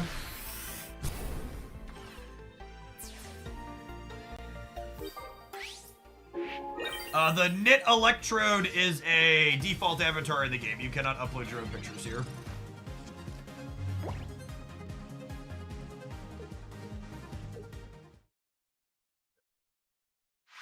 Sabrina was really good there. If we hadn't drawn the Sabrina, they would have been able to KO our Grimer with the Bruxish before we got going there. She's a really powerful card. I've been throwing one of her in more of the decks, and she's felt really good.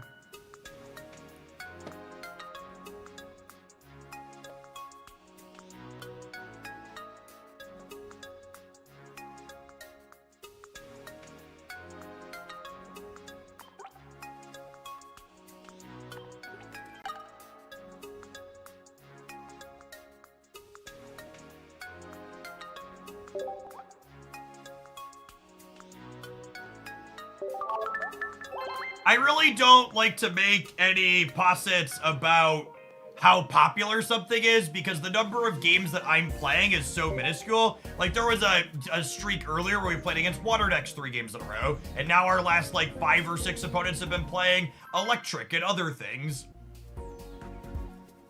Zero idea, or definitely wouldn't say that a certain thing is popular or not. There's just lots of people playing everything.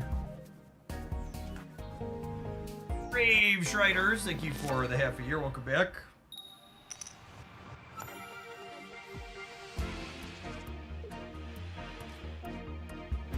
So Duo has a free retreat cost and deals 40. So I've been opening. I think I open on Duo here. We're going second. Going second makes that slightly worse, actually. That means I'm not going to be able to attack on Evolve to start.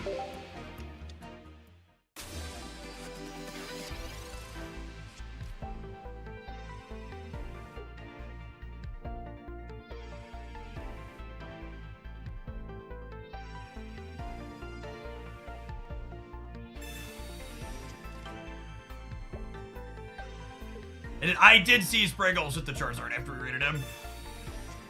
I got some Charizards this morning at least. We spent earlier playing the Charizard deck.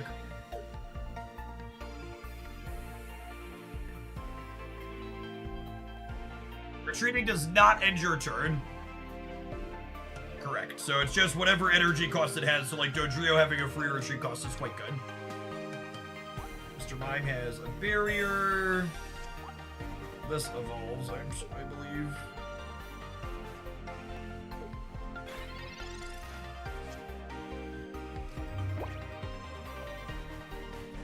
Sick out of her deck just to thin it out. I have my whole range of Pokemon here, so I'm gonna slide the coughing out just in case they red card us.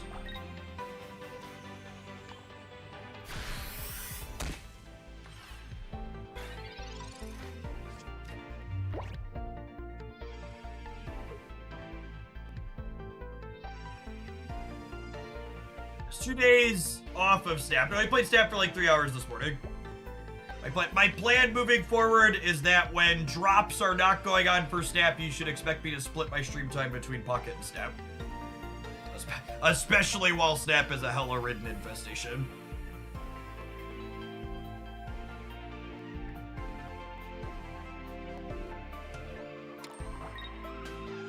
Are colorless Pokemon more gap fillers then? Putting to Rabbitash have better stats, for example, but are only playable with player decks. Yeah, it's a good way to think about it. You're correct. Ponyta and Rapidash are stronger than Dodrio Doduo are here. Yeah, Grimer powering up. Muck eventually needs 3.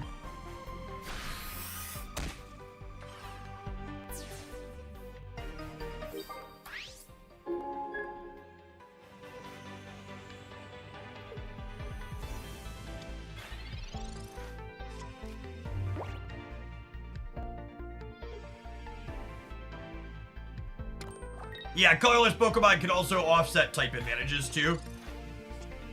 So that is very accurate.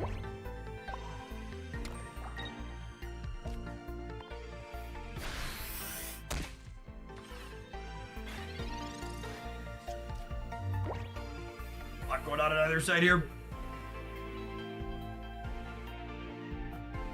Koga returns a Muck or Weezing in the active spot to your hand.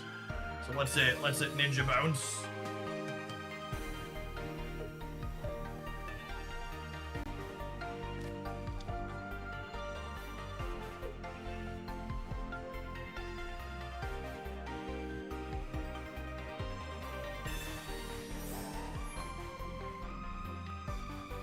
Great, they found another basic for the bench, and they've got some barriers set up here. This is weak to dark. We can find a copy of Muck. Muck will crack them for 90, which will finish it through the barrier.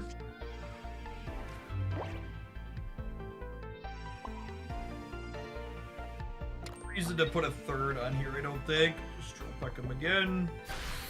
Only does 20 though with the barrier. Your turn of Pokemon in your hand doesn't heal them. Yeah, I'd assume so. It resets them to default. I'd assume the basic and evolution split apart.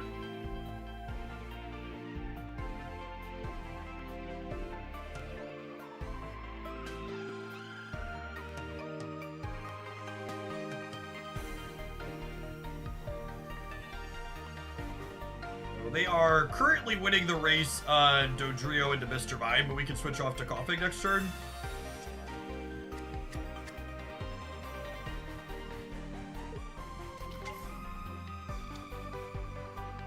EX, yep. Hey, Fryla, thanks for the 2 months. Really hoping to hit one of our evolutions here this turn. We've got 10 cards in our deck, so 2 of them are Professor's Research, and then 4 of them are evolutions. So we've got 4 good draws and then 2 redraws and 10 cards. We're 60% to find something useful. Weezing!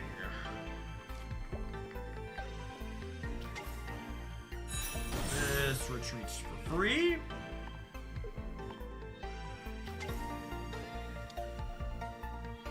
And then with the poison, I believe they're done, right? Because they're taking 20 less, but they also take 20 more because of weakness. So tackle hits them for 30 and then poison is them for 10.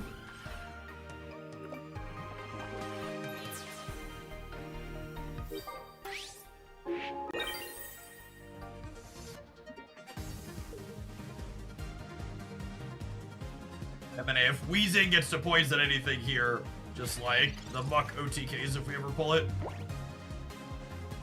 Decks are 20 cards, and you can have 2 of each card in your deck. Most of my decks have been 9 or 10 2-ofs, and some of them have been like 9 2-ofs and 2 singles. No energy inside of the deck, so you have this energy zone that you get a guaranteed energy from every turn. So you're telling me I have a dark energy queued up for next turn?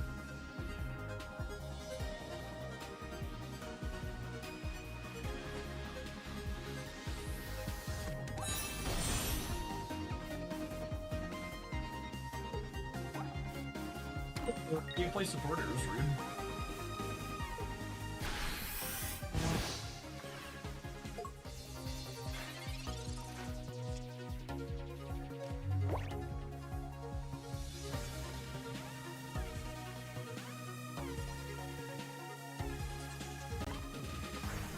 Sleek.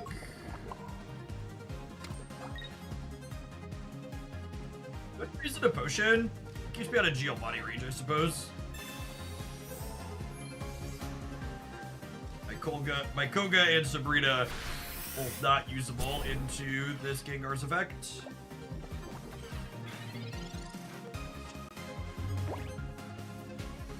Sabrina forces my opponent to switch one of their benches with their active.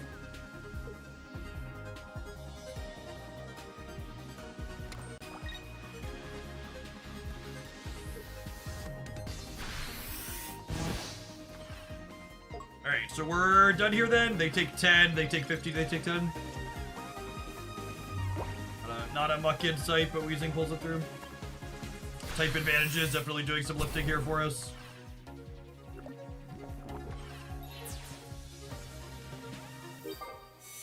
Yeah, I think we nailed the new layout. Over half the screen is the game now. It feels good. I might need to like put some borders or edges around it with some image editing, but I think the core of what we got here is good.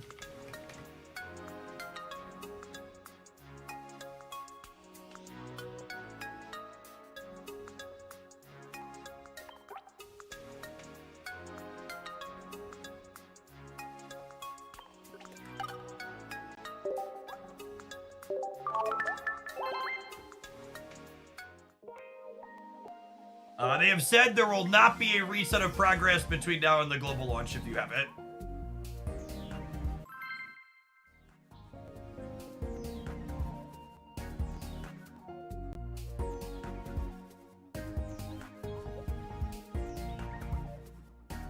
So long as you live physically or digitally inside of New Zealand, you can install Pokemon Pocket right now. We're going second, so I'd love a Weezing in my opener. No Weezing yet, but we can top deck one. Oh no, sorry. When we're going second, I want to go first when I have Weezing, right? Yeah. Ooh. Nidoking deck. I think the Nidoking deck's my favorite thing I played so far. That was last night's highlight. It felt real reasonable.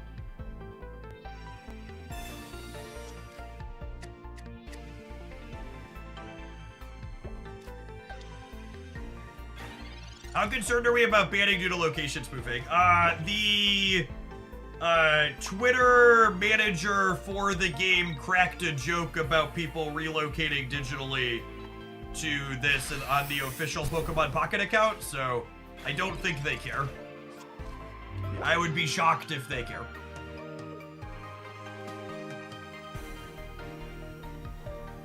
You can't buy things unless you use New Zealand dollars. I have spent over 600 Kiwi dollars on this game so far, which could be like $4 American, or it could be like $4,000 American. I'll find out when I get my credit card bill next month.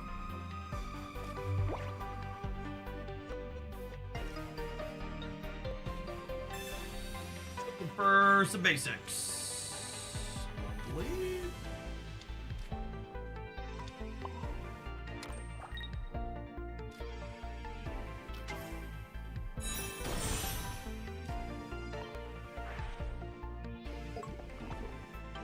No, I do not intend to get rid of my account that I've spent hundreds of dollars on at global release. Continue playing on it.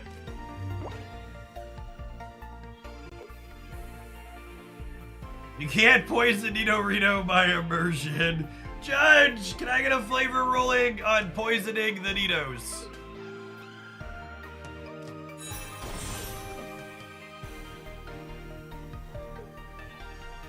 That seems good for us. They basically... Oh, evolving clear status conditions.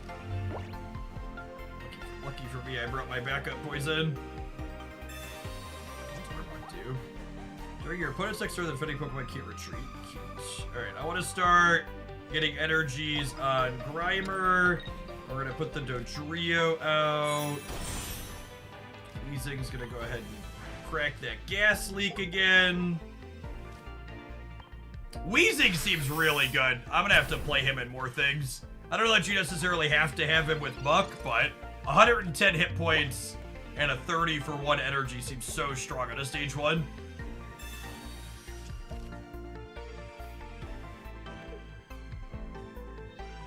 I think if you are a general digital card game enjoyer, you will probably like Pokemon Pocket a good bit. Do not think you need to explicitly be a Pokemon fan or have experience with the Pokemon TCG before this. Feels like a good, well-designed game. The onboarding is perfect. The base rule, similar to Marvel Snap, the basic rules to play this are very straightforward. It does not take a lot of know-how to figure it all out. 3 for retreating on Weezing seems like a lot. It is, but we have Koga in case we need to bail on him. All right, we'll tackle, and the poison will finish here.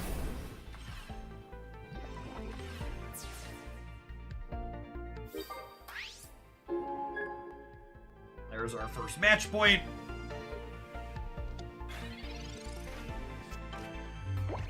Pokemon is super straightforward to understand, chat. The cards have hit points, your attacks do damage, and they have an energy requirement to use them. And when you get their hit points to 0, their Pokemon is knocked out and you get a match point. So they did 60, I'm now at 50. That little icon means he can't retreat this turn because that's Arbok's effect. I'm going to go ahead and use this potion card, which heals my Dork for 20.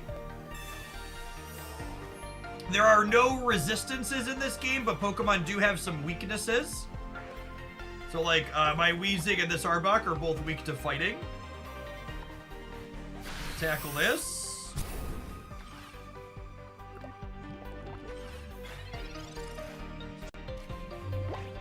This Koga is actually about to be super clean. They're gonna crack us down to 10 here, and then Koga's gonna pick up Weezing. Dodrio's gonna finish the Arbok for exactly with the poison. I guess they could switch to Lickitung, but that seems unlikely.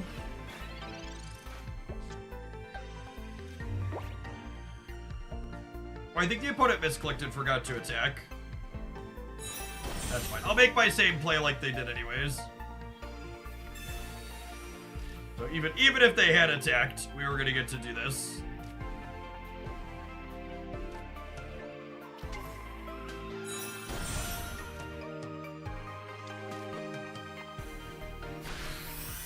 Did I forget to attach my energy? I think I forgot to attach my energy. Slops.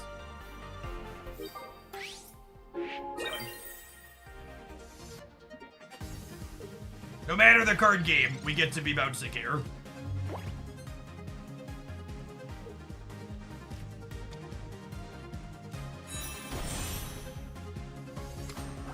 This does 60 per the number of heads.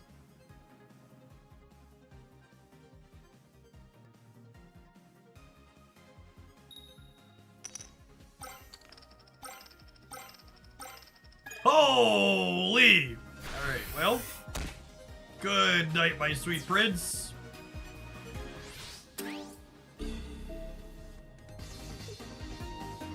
Alright, we'll put coughing up.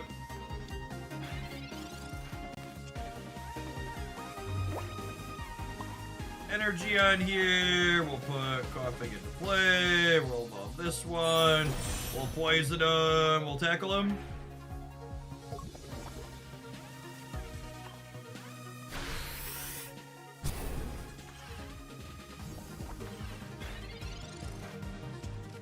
Back from subbing to the new channel. Thanks for checking out the Pokemon Pocket stuff.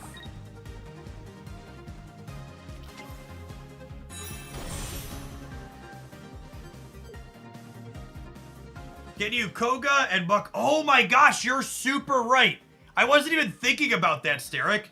You're totally right. We could have won the game last turn. You could activate the Weezing, Koga it back, and then the Muck is up, and Muck does extra if they're poisoned.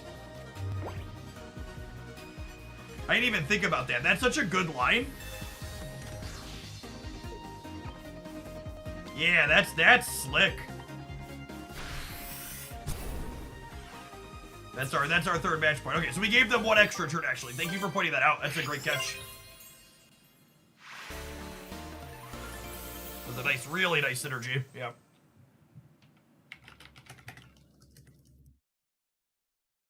All right, we need to run some adverts, but don't go anywhere. We got more Pokemon Pocket coming up. I think we're going to play a couple more with the Koga deck and then some more Charizard when we get back. Thanks for hanging out. Don't go anywhere, gamers.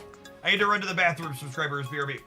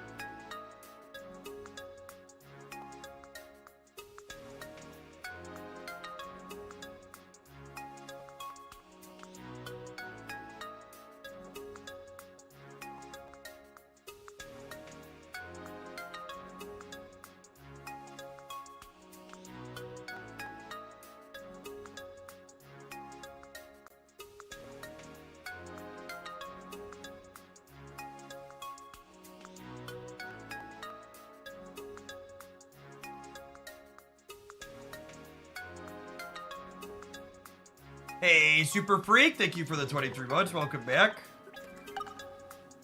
Fracture, thank you for the 15 months.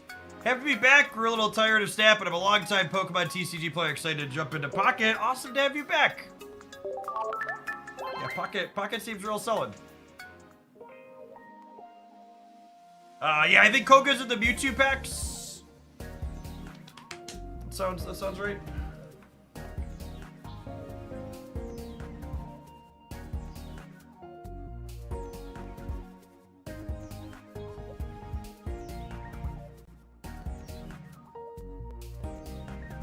When did this game come out? It went into soft launch in New Zealand yesterday morning, US time.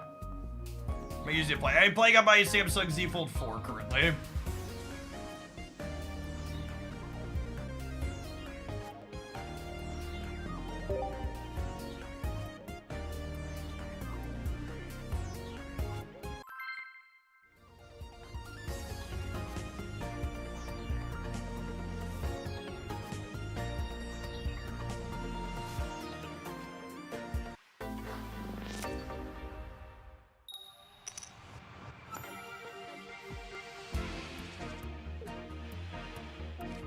Alright, we got Grimer, Coughing, Koga.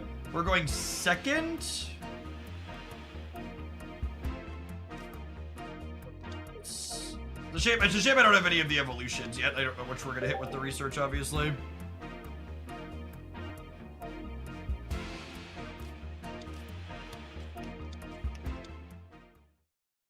Good component. Bodes well for the home team.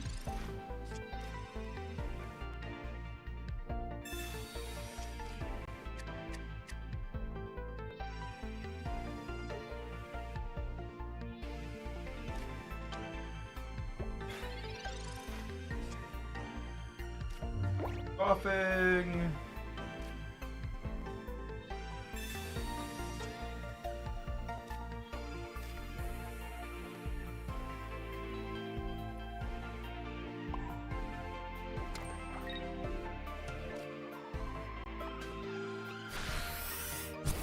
Maybe I'm supposed to play the other Coughing out? I have one of each, so I'm probably supposed to. This is only for Wheezing or Muck, yeah? Favorite deck so far. I've been enjoying the Nidoking, Nidoqueen deck the most. I was trying to explore a bunch of stuff.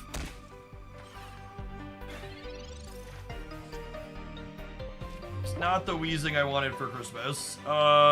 Everything on their bench...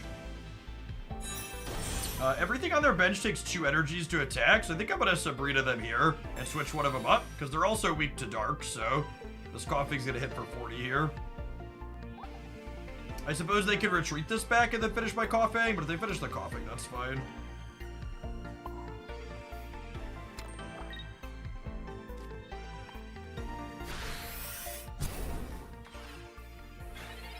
It'll cost them an energy if they want to take my Coughing, so it's kind of a 1-for-1. They're like trading one of their energy for taking an energy off my active Pokemon.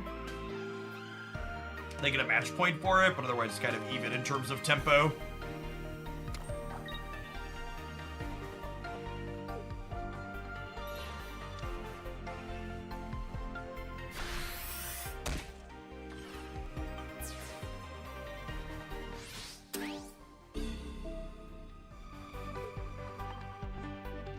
I can't decide if I like Dodrio or Farfetch'd better.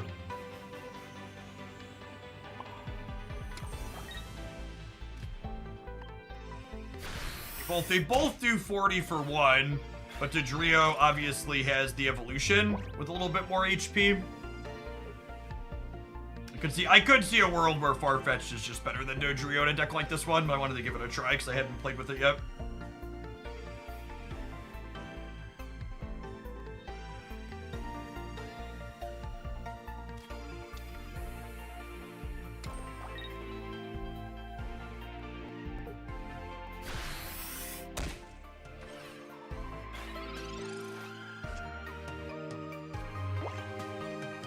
Bootman, I just saw your DM. You can turn the VPN off after the game's connected.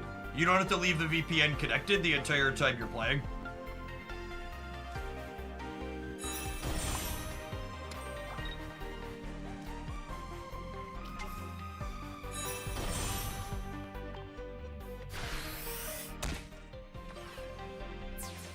Oh yeah, someone in chat was just method too. No, yeah, you don't need the VPN connected to play.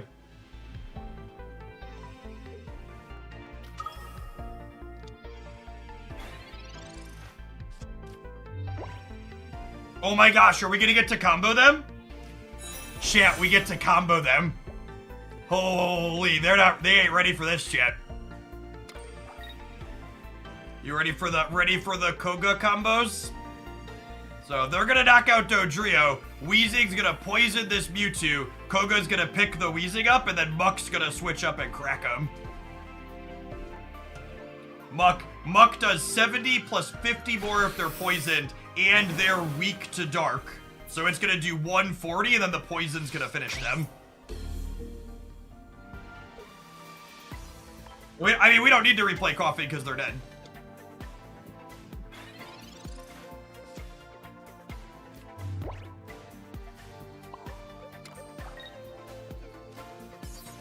So sick. There's a gas leak.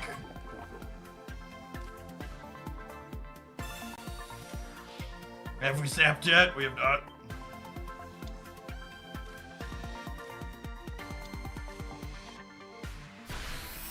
Shocking!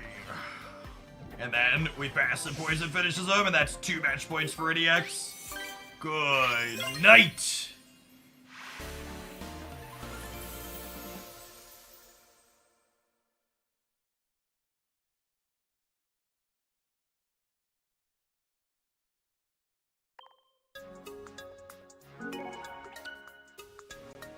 Alright, I do this one. This one is working its way up over the Nidoking deck. So far I like all the dark Pokemon shit.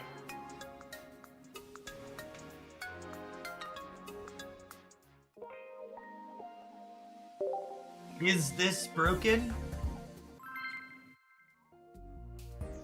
Doesn't have a little Poke Bounce.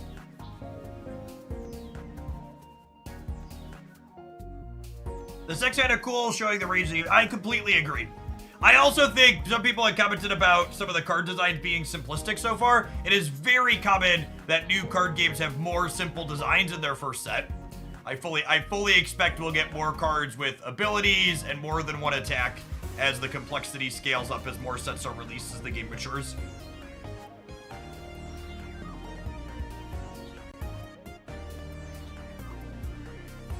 I did not have a good set with the Dragon's deck yet, so I think we're going to get a Koga highlight and a Charizard highlight out of today. I think I want one more good Charizard game.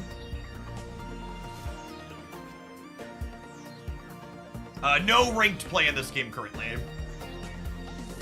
You get account experience, which helps you get packs and in-game stuff, but no leaderboards or anything like that currently.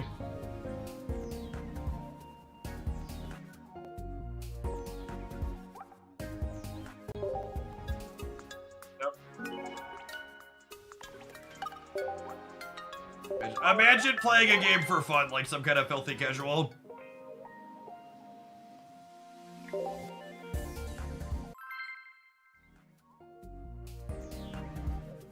I actually already have a new Pokemon-only YouTube channel up, Hooglandia Pocket. Give it a subscription. Check out the Nidoking Nidoqueen deck from yesterday.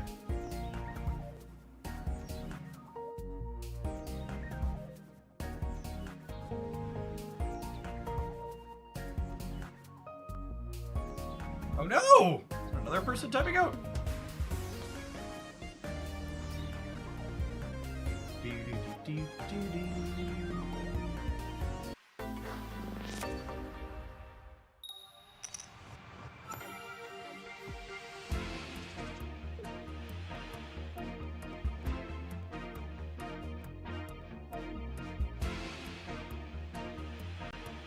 One. Illusion of choice to a duo, up you go. How much time does the match take? Somewhere between like 4 and 7 minutes. 5 to 6. In fact, honestly, I think one of the things that should probably change between now and when they have their full release is giving each player a 20-minute clock timer is completely unnecessary. Although I guess you all don't see that. They're trimmed down to my overlay now. 20 minutes is way too much. I don't think I've had anybody take more than 4 minutes on their individual timer, and usually it's 2 to 3. Those are not the basic dorks I'm looking for.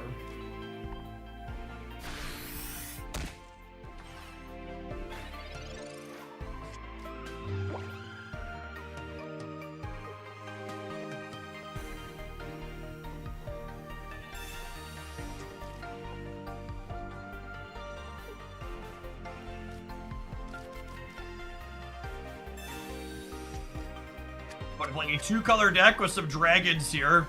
I feel like the Dragonite's gotta be good, and I gotta figure out what exactly I want to do with it.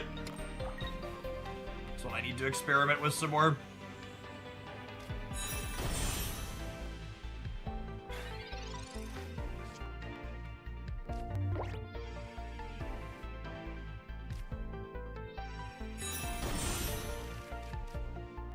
None of these things need energy, I am sad.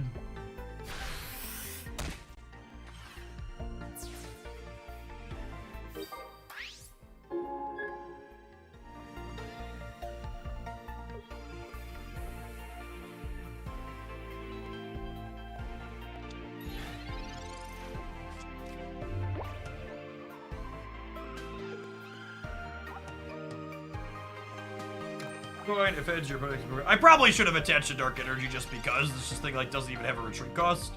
Heyo. You. Buffet.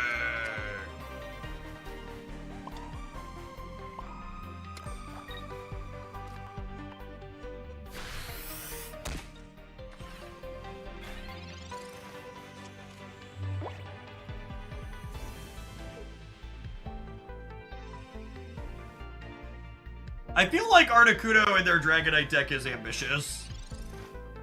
Feels like that's probably too many things that, take up a ton of resources.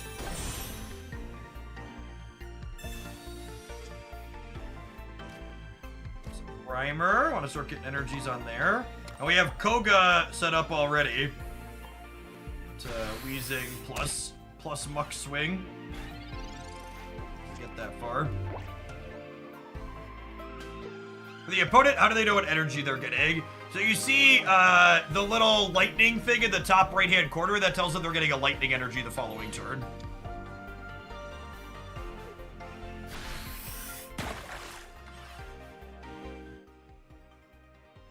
The in-game tutorial is really good, but it's also pretty easy for it to be good, I think, because you don't, it's relatively straightforward.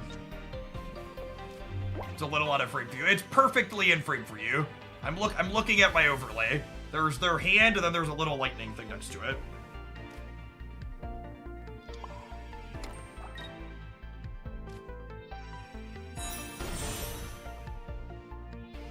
Oh, top right. I said top left.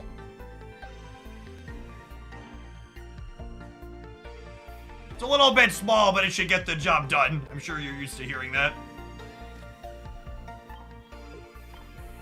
It's our free retreat here. Pop-up Weezing. Switch DM. Thank you for the 24 months. I appreciate that. Welcome back. Tap him with the gas leak. Hit him with the tackle.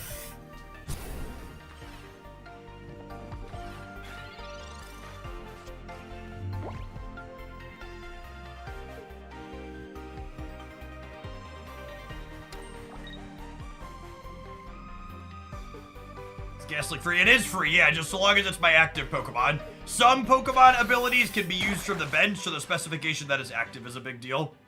And this Perilous Flip doesn't matter, because I'm going to Koga this back and finish this Articuno with Buck.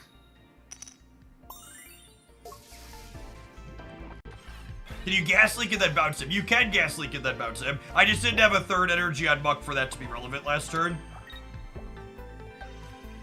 So we'll Koga our Paralyzed Dork back. You know, actually, I can finish them with Dodrio, right? Because they're still poisoned. Oh, shoot. I already played my energy for the turn. Shoot, shoot, shoot, shoot, shoot. Ah! I'm so dumb. No, this is fine. This is fine. It has a free retreat cost. It'll be okay. I have to give them a point, but we'll survive.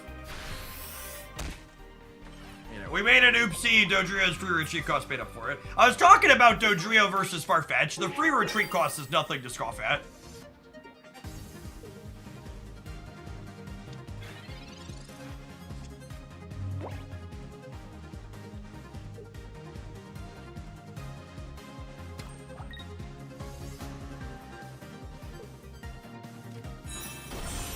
All right, and we're gonna get to combo to finish them here.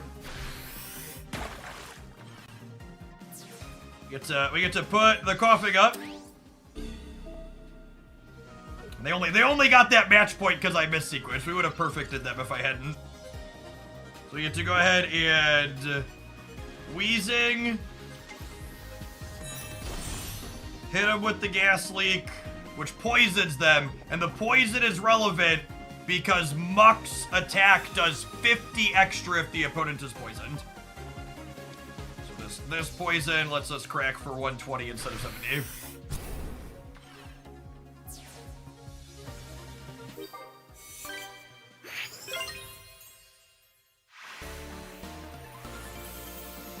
Alright, I'm sold. This will shock the regulars, but I kind of love the bounce deck.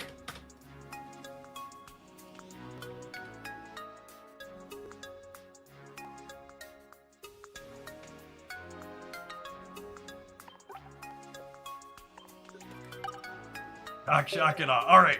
For the sake of variety, I want to play a couple more Charizard games. Maybe we'll try out another deck here too. I'm like one Charizard game away from having a highlight with it. So let's give this a go.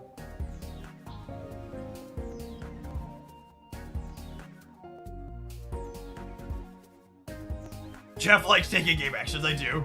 Game actions are my favorite. Do you lose coughing when you bounce wheezing? You do not. In fact, so if you're not winning the game on the spot, you get to replay coughing right away. I am really impressed with this game so far, Drekken. I think this game is gonna be. This game's gonna pop off.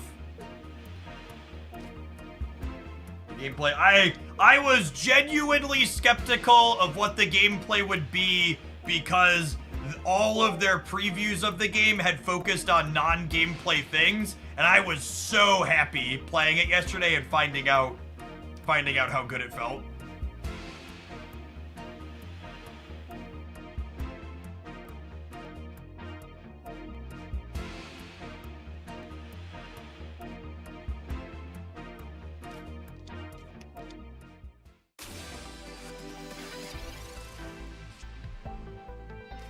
Oh, Rapidash is a perfect draw. I am not, and this is a little thing, but it's something to be aware of. There is a card called Red Card in this game that shuffles your opponent's hand back into their deck and makes them draw 3 new cards. So I am not going to play Professor's Research here because I'm not going to do anything useful with the 2 cards it draws. So if I'm not going to do anything useful with them anyways, there's no reason to burn my draw 2 and then potentially get red carded.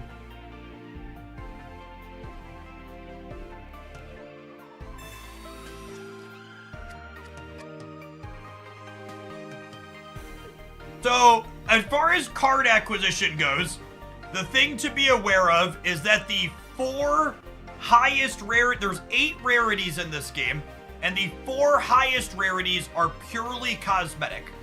All of the mechanically unique cards are the first 4 rarities, and the most rare of the mechanically unique cards are the EX, and there's 15 of those out of like 200-ish unique cards.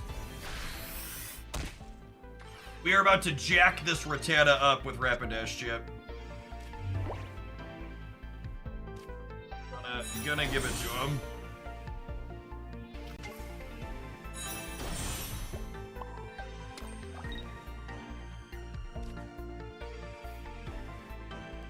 Take a draw 2 here. I wouldn't mind getting a Moltres Stone. Nice. The full arts look real good, yeah. Crunch. One toasty rat.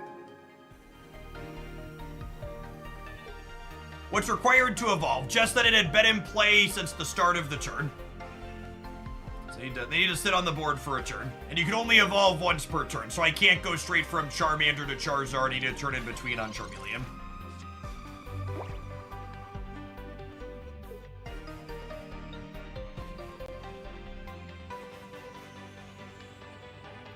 Evolve has summoning sickness. I think that's kind of confusing to say because you get to attack the same turn you evolve.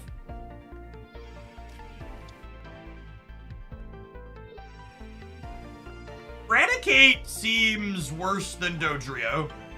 It has a retreat cost. I guess it has a different weakness, but like Rattata is weaker than Doduo.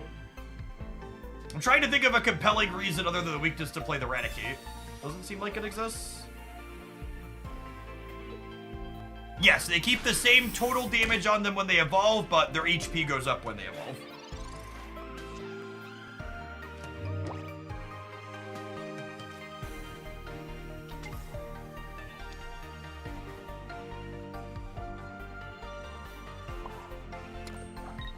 I'm gonna switch to Moltres here and get energies on Charizard. The question in my mind is, am I X speeding? I think so. This lets me retreat for free. Takes my retreat cost down to 0. So we get to swap out to Moltres. Moltres' base attack here is Inferno Dance. It lets us flip 3 coins, and for every heads we get an extra fire energy to attach.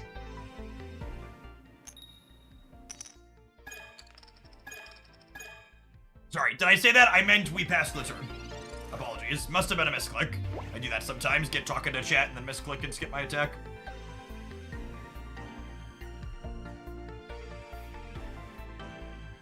Just pretend I fat fingered it. Someone in chat asked earlier if Moltres ever gets anything other than 1 head. And I would like to submit this as evidence that yes, sometimes you flip not exactly 1 head.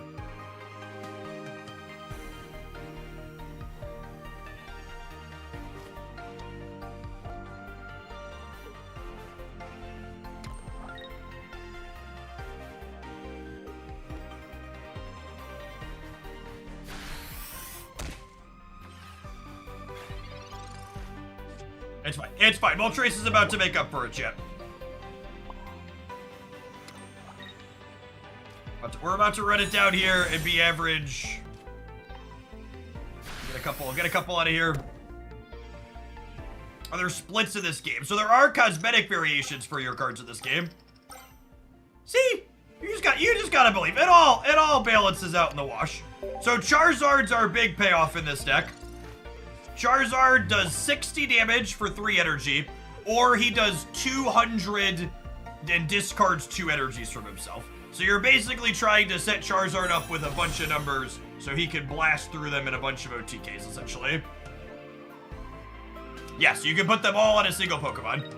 Moltres EX and Charizard EX are very explicit. You're supposed to play these together.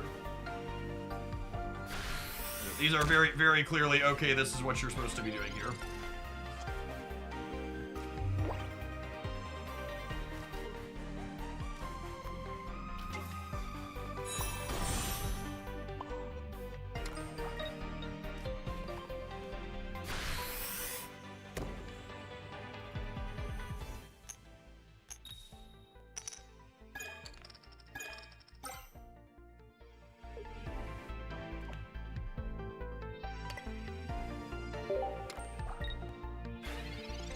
That Moltres ability active only. That is an attack. Moltres has 2 attacks on it. 1 for 1 energy and 1 for 3.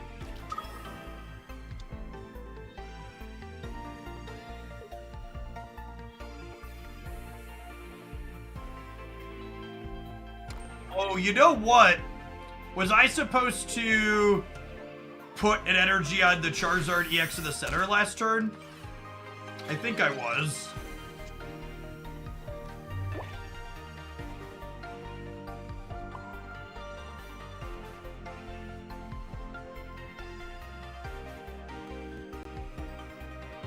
What's their out to win this game?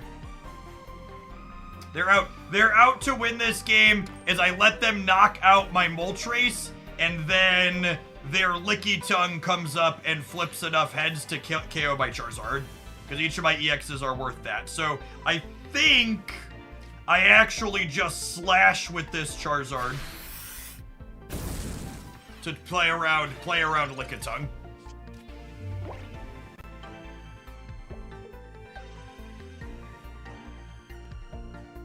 Again, EXs are worth 2 match points when you knock them out as opposed to 1. Yeah, we need to get to 5. Ideally, we want to get to 5 energy on the Zard so you can 200 back to back. That's what I messed up. I started building up the second one too soon.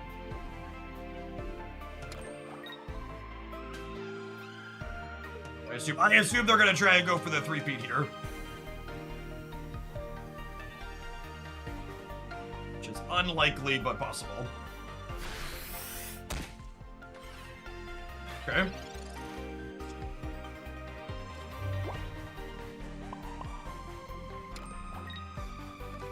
And then this gets us our second match point.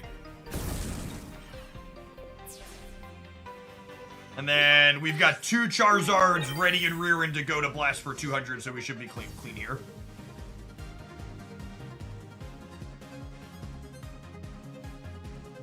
EX's double prize penalty when there's only 3 points to it as opposed to 6 makes them so much riskier. Yeah, and that's the thing, right? Like, people keep asking me how accessible or easy to buy decks are, and a big part of being able to answer that question is, like, how many EXs do you need for a competitive deck? Like, this deck, for example, is not budget-friendly. It needs 4 EX Pokemon. But a lot of the decks I've liked, other than this one, play 0 EX Pokemon and feel very reasonable. So the how budget-friendly, how easy is it free to play to get cards for the decks you want is going to depend on, okay, how many EXs are necessary, because the EXs are the most mechanically unique rare cards to try and acquire. Yeah, I don't think they have any outs here. They're on 0 points, so even if this Lickitung flips 3 heads in a row, I get to put up second Charizard EX and then blast them and win the game. So even lowest roll possible here, they're gone. And that is the highest roll possible. You lose. Good day, sir.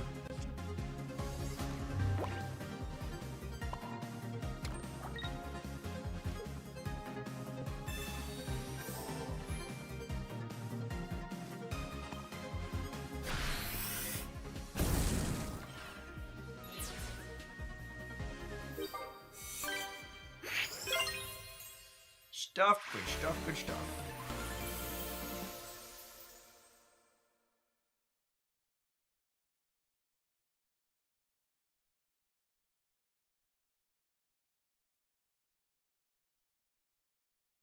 Alright, should we try another deck? I feel like I want to try another deck.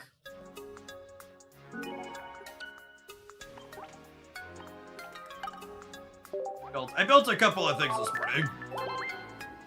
Played 2 of them. The Koga deck was sweet. I think that might have taken my favorite from the Nido Queen pile.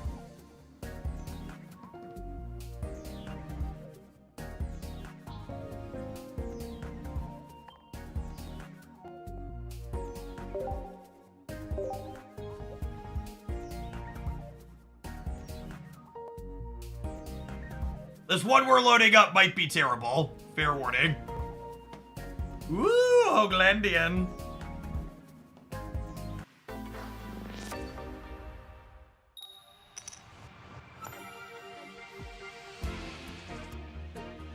I did get the War Turtles and the Evos, yeah. Oh, the Dome Fossils can't be your active to start. That's interesting.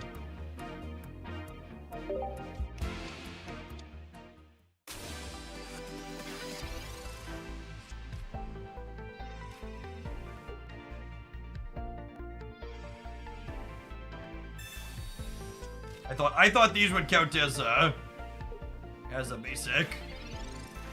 In your opener, it doesn't look like it. Venomoth is a lovely draw. Can I attach energies to these things? Okay, that's good.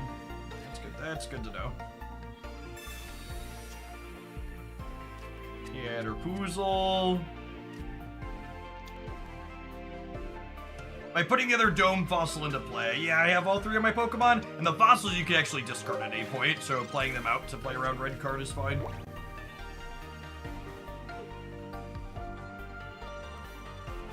Charizard worth the collector tokens, or should I save for Blastoise? I actually bought one of my Charizards with points, but I'm probably spending way more than most people, so take that for what you will.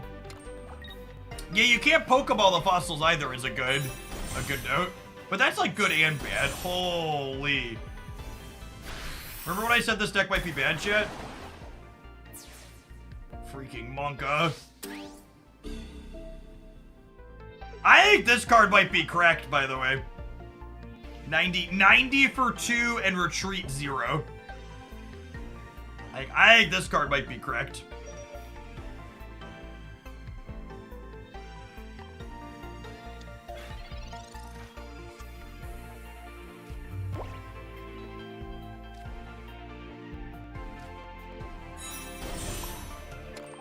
Actually, just torch here.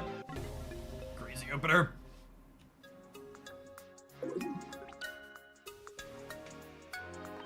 Only 130 HP and 2 prizes on it. Yeah, but the retreat 0 helps you mitigate some of that too.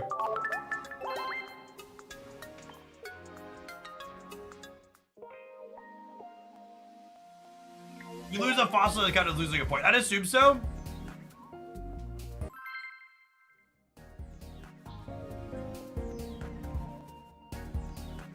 Not all of these cards are printed cards. Some of them are digital only. I don't think they've announced their balance plans exactly one way or another, but I really hope they plan to do balancing.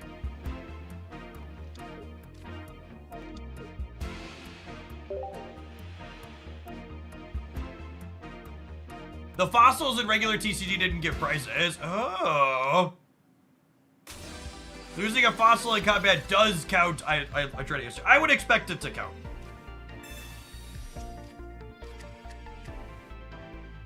Kabuto seems pretty solid. 40 for 1 on a stage 1 is good. This just being a weird basic is kind of a downside.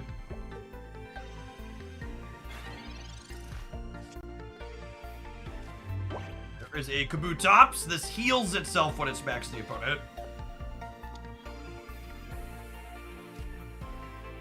Professor's research before we commit our energy.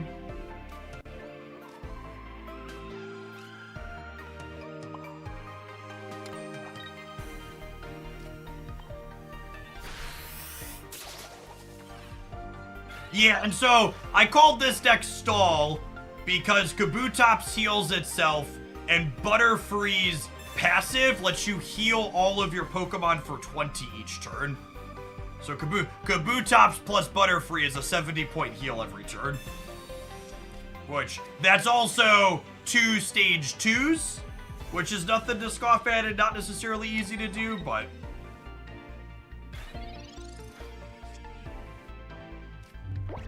Looks like we're gonna have it this game, though.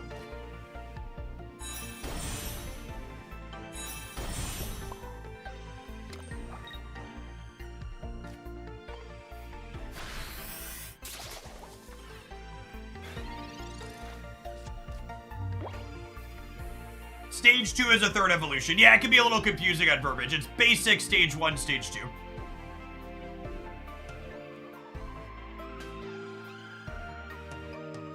It can be easy to also ever use. Oh wait, oh, they have the immersive one.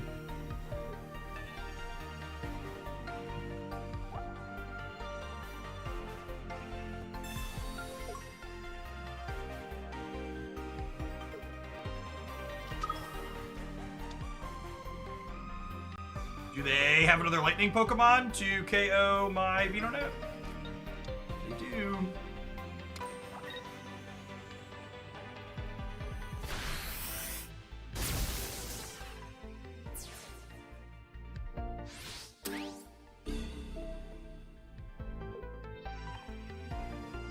Oh, and this is even weak to fighting, right? Sweet. Sweet. And Butterfree, this seemed like a thing that could work because Butterfree, so talking about deck building and how I'm approaching it, Butterfree is a card that needs lots of energy, and it's a card that could use colorless energy. So my thought process was Butterfree seems like it will pair with Kabutops well because Kabutops needs a single energy, and then I can stack everything else on the Butterfree afterwards. That was kind of my, okay, these seem like they could work together idea.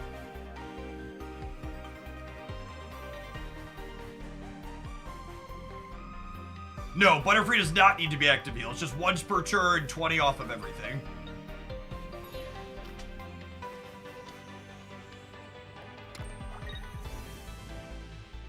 Putting the energy on the Farfetch'd here is a big mistake.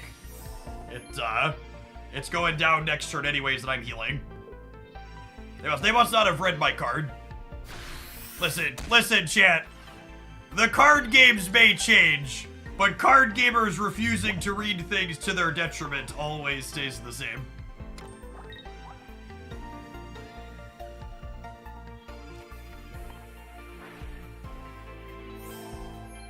Seems like Butterfree works well with cheap cards that retreat well. Yeah, it's probably a card that's good with Dodrio with the free retreat cost, like we were talking about earlier. And that's a colorless one. That could be another direction to try. Yeah, so you can retreat around and spread your damage out and get maximum heal, so you're healing more than just your active each turn. Opponent conceded. Oh, yeah. Good night. Well, that was quite literally how he drew it up there, huh?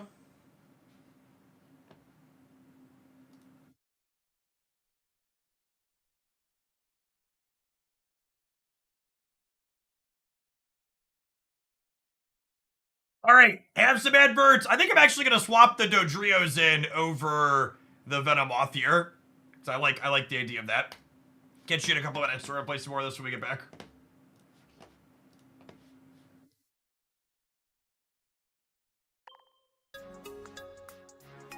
Am I addicted yet? The gameplay is really good, and the collecting aspect is solid.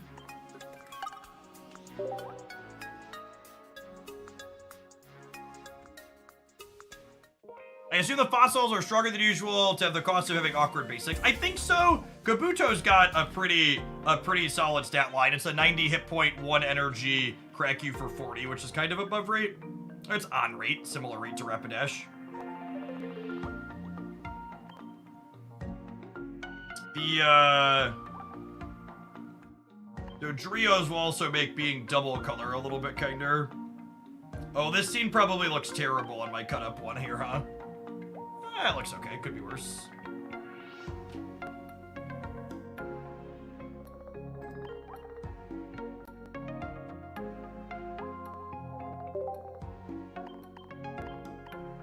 Are there any other free retreat costs?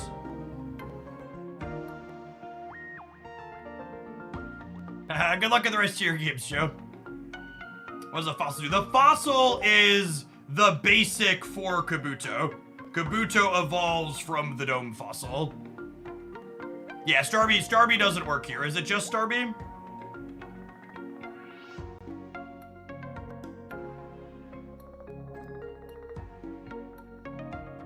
Yes, as of right now, Pokemon Pocket decks are effectively 18 cards, and you want Professor's research in all of them. Although I wonder, this deck not being able to get its basics with Pokeball, is this a deck that doesn't want to play Pokeball? Do I want to just, like, max on healing and, like, put extra potions in that slot?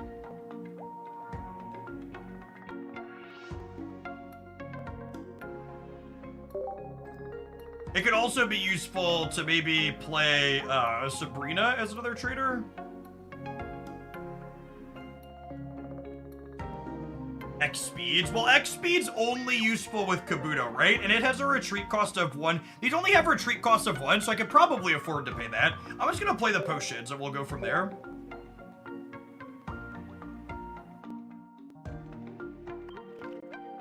You play Meowth to draw a card for 10 damage.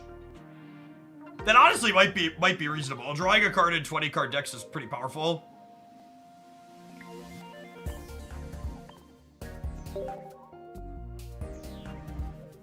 I appreciate everybody hanging out today. For the regulars, it was a little bit different than the Marvel Snap we've been doing for the last couple of years, but I love Pokemon, I love card games, and Pokemon Pocket seems great. If you're someone that's new, thanks for dropping by, welcome. My name's Jeff Hoagland. I stream full-time here on Twitch. I'm planning to integrate Pocket into my regular content schedule moving forward. I also just set up a brand new Pokemon Pocket only YouTube channel, already posting deck highlights and other thoughts on the game. So be sure to check that out if you enjoy the vibes of what's going on here and want to see more Pocket stuff from me. Yeah, Marvel Snap turns 2 next month, gamers. It's 2 weeks off of their 2-year anniversary. And I was playing it before the global release, so I've been playing Snap for, gosh, they had a 4-month closed beta, which took forever. Dex confirmed cracked, yep.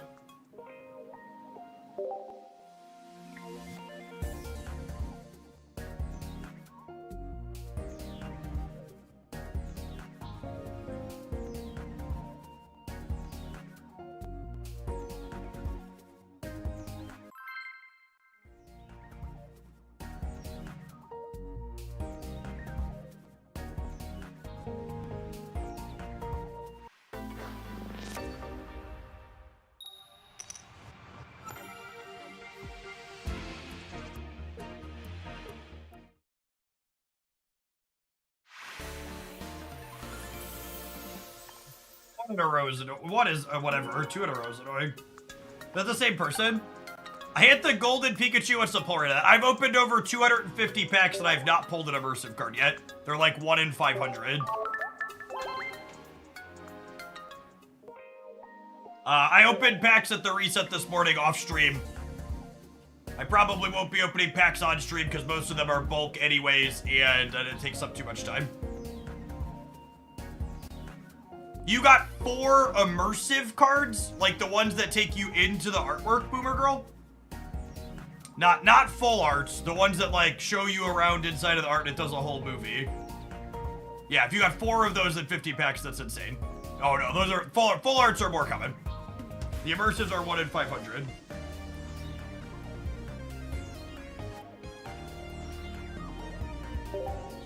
All the Kiwis are scared, shit. We loaded up with a stall deck and they're like, nope. I'm out. Peace.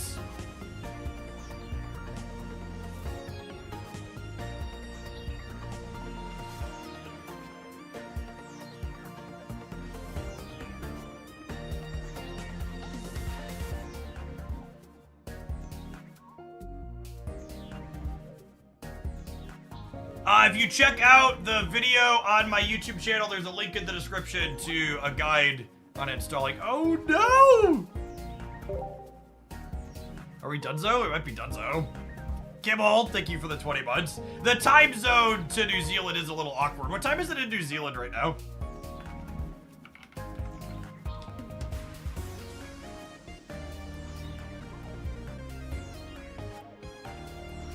It's currently 8 a.m. there.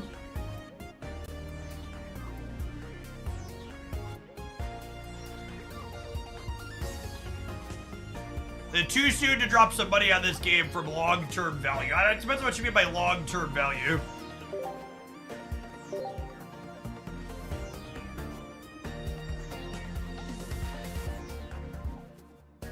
They're in the future. Maybe our matchmaking rating is too high? I'll be covering this game at lunch. 100%. Part of the reason I'm playing now is so... This is the person that retreated on turn 1 against us. That might be a bad beat. Are bots a thing? You can choose to play against AIs, but they don't give you bots to try and disguise them as humans. Like Snap and others do.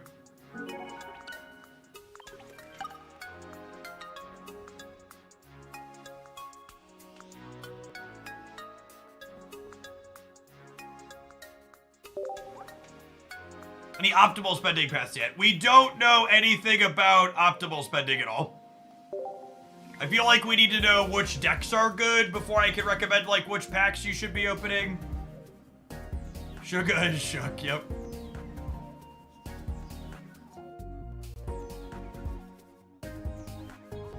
You get infinite XP or is there a daily cap? I don't know the answer to that. Yeah, I bought the season pass and then I bought 600 Kiwi dollars worth of Pokegold.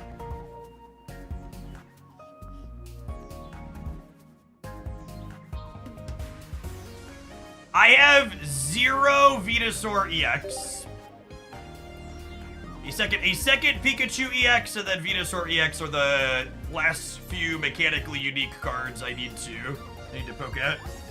If I change the battle stance, can I change it to beginner? Will that find me different opponents?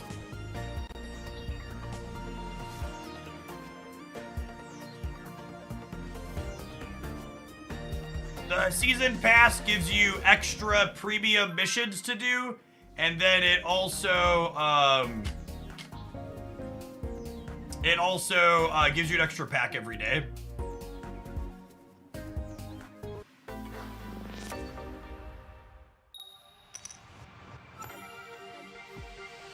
I can't believe I got 4 EX Venusaurs before you got one. I have 200 total cards. I believe my thing this morning when I looked said I had 1,500 total cards. So I've got a couple more than you.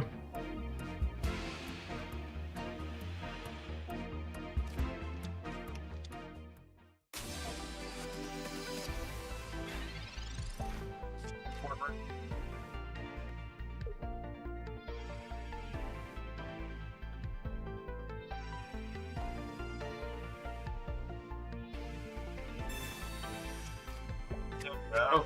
Fried chicken, anyone? Do you have any deck recommendations for Snap Weekend missions? I haven't looked yet. I'll have a formal best decks video posted sometime tomorrow morning or early afternoon.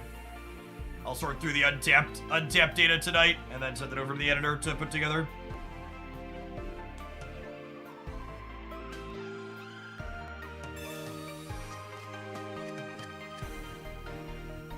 Your way to consume excess duplicates for crafting. So I believe the duplicates are consumed for like cosmetic dust, and for crafting you get crafting material every time you open a pack. I think it's like 5 per pack.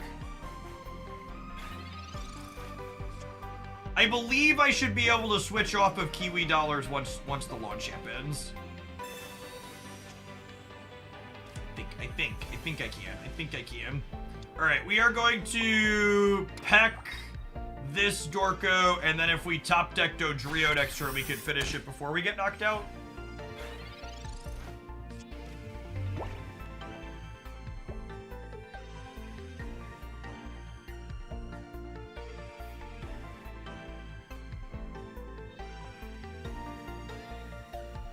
There are a bunch of Wheel of Fortune again. There are not. It's not a whole bunch of wheeling and tutoring and stuff like the other one.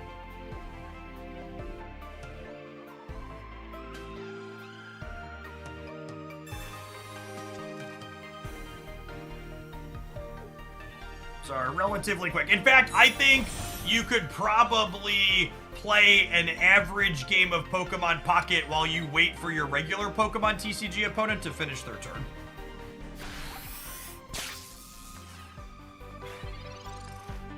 Alright, 3 draws at my evolution here. Swing and a miss. Professor's Research is a draw 2 in this game. It's the closest thing that we have. There's the Dodrio. And their thing on the back there, it's going to take 2 energies to get going. No reason to potion. I'm not saving myself a breakpoint. Let's put a grass energy on Caterpie. And then finish them here.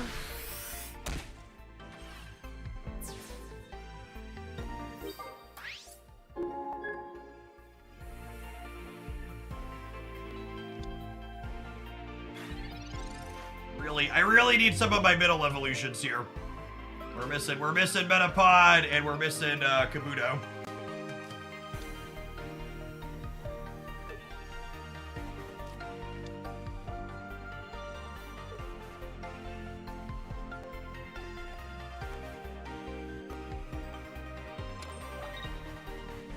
But I have the game already. Clearly, I am living in New Zealand, where the game has soft launched already. Oh, I think we're torch gamers. This draws grass Pokemon from my deck. Goodness, do I do that? Is that where I'm at in life?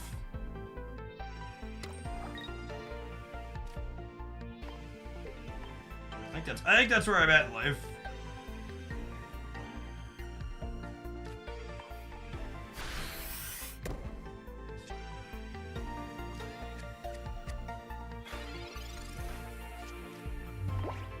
7 cards in my deck. 2 of them are Kabuto.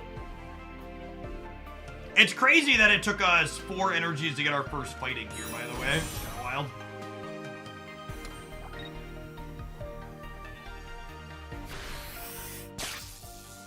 And then there's no reason not to put Dodrio up here because it has a free retreat cost, so starting on that gives us flexibility to have basically anything up.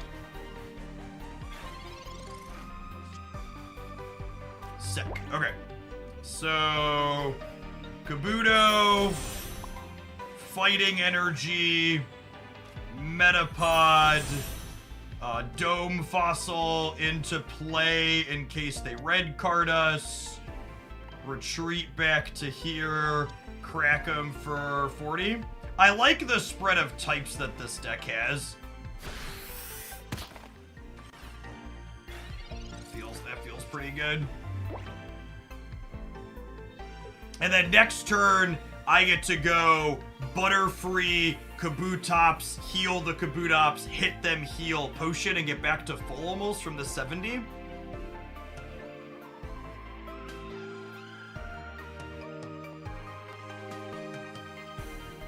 That seems kind of sweet.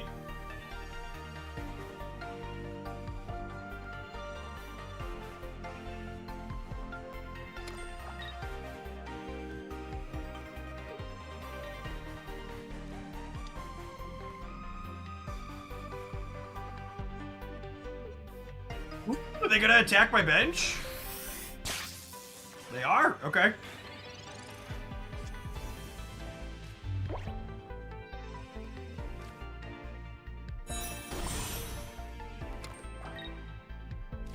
So, Butterfree heals everyone. So I get to potion this up to 30. And then I get to Butterfree it up to 50 to keep it out of range of the Zebra Shrike here, which deals 30 to any of my Pokemon. Let's get to get that right up out of where it was there. Can we correct this for 70 here with the weakness? Yes, weakness not applying on bench Pokemon matters here.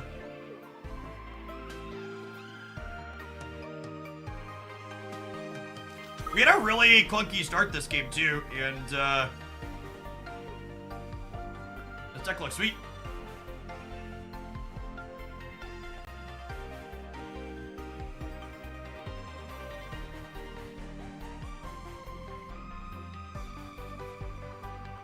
The thing that makes me so optimistic about the future of this game is it feels like there's a lot of depth and interesting choices to make with my deck building already, and these cards are very obviously fairly basic.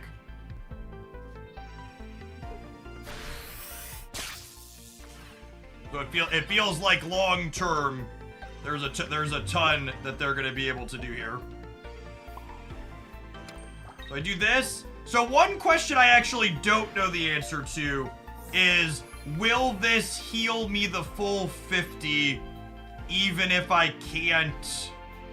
If I can only deal 20 here, does Leech Life heal? How much does a Leaf Life heal? Does it get me the full 70?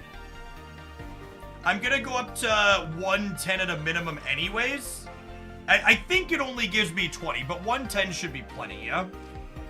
Let's find out. Oh, it gives me the full 50. Holy, that's so good.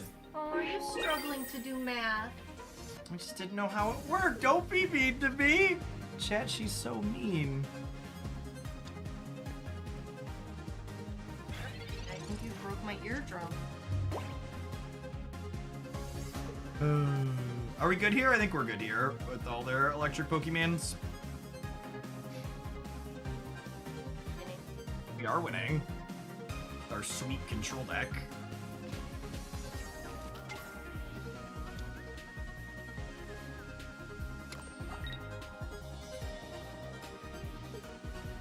Math is cool. What do you mean? Oh, we have famous commands here that are things real, living, breathing human beings typed into my chat. So they get immortalized.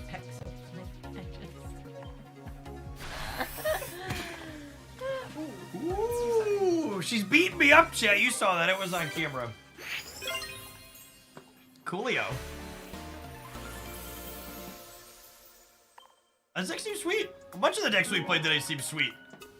Gamers, we have been live for over 6 hours. I appreciate everybody that stuck through to the end. My loose plan for content during non-drops week for Snap moving forward is I plan to do 2, 3, 4 hours of Snap, 2, 3, 4 hours of Pokemon Pocket to follow, with how much of each depending a little bit on viewer counts as well as how the formats are feeling. So if you enjoy my Pokemon Pocket stuff, make sure you're here when we're doing that in the afternoons, and we'll do more of it. They're gonna think also, I'm making you stop. no, I was planning to stop anyways. I'm gonna be raiding a buddy of mine who's trying to get Twitch partner chat. So if you want to hang out for some Snap stuff, please hang out and check out Obi. I've done some collab stuff with them before, and they're making a push for Twitch partner. They'd really appreciate you checking out what they're working on. I will be off this weekend from doing live stuff, spending some time with the family. I am planning to put up daily deck videos on both the Snap, YouTube, and we're going to have some stuff on the Pocket side as well, so be sure to check those out, including a best decks roundup for Snap tomorrow and a formal early review of Pocket as well. So check out Obi, and I'll be back on Monday with some more live stuff. Peace, folks. I'm cute. You're adorable.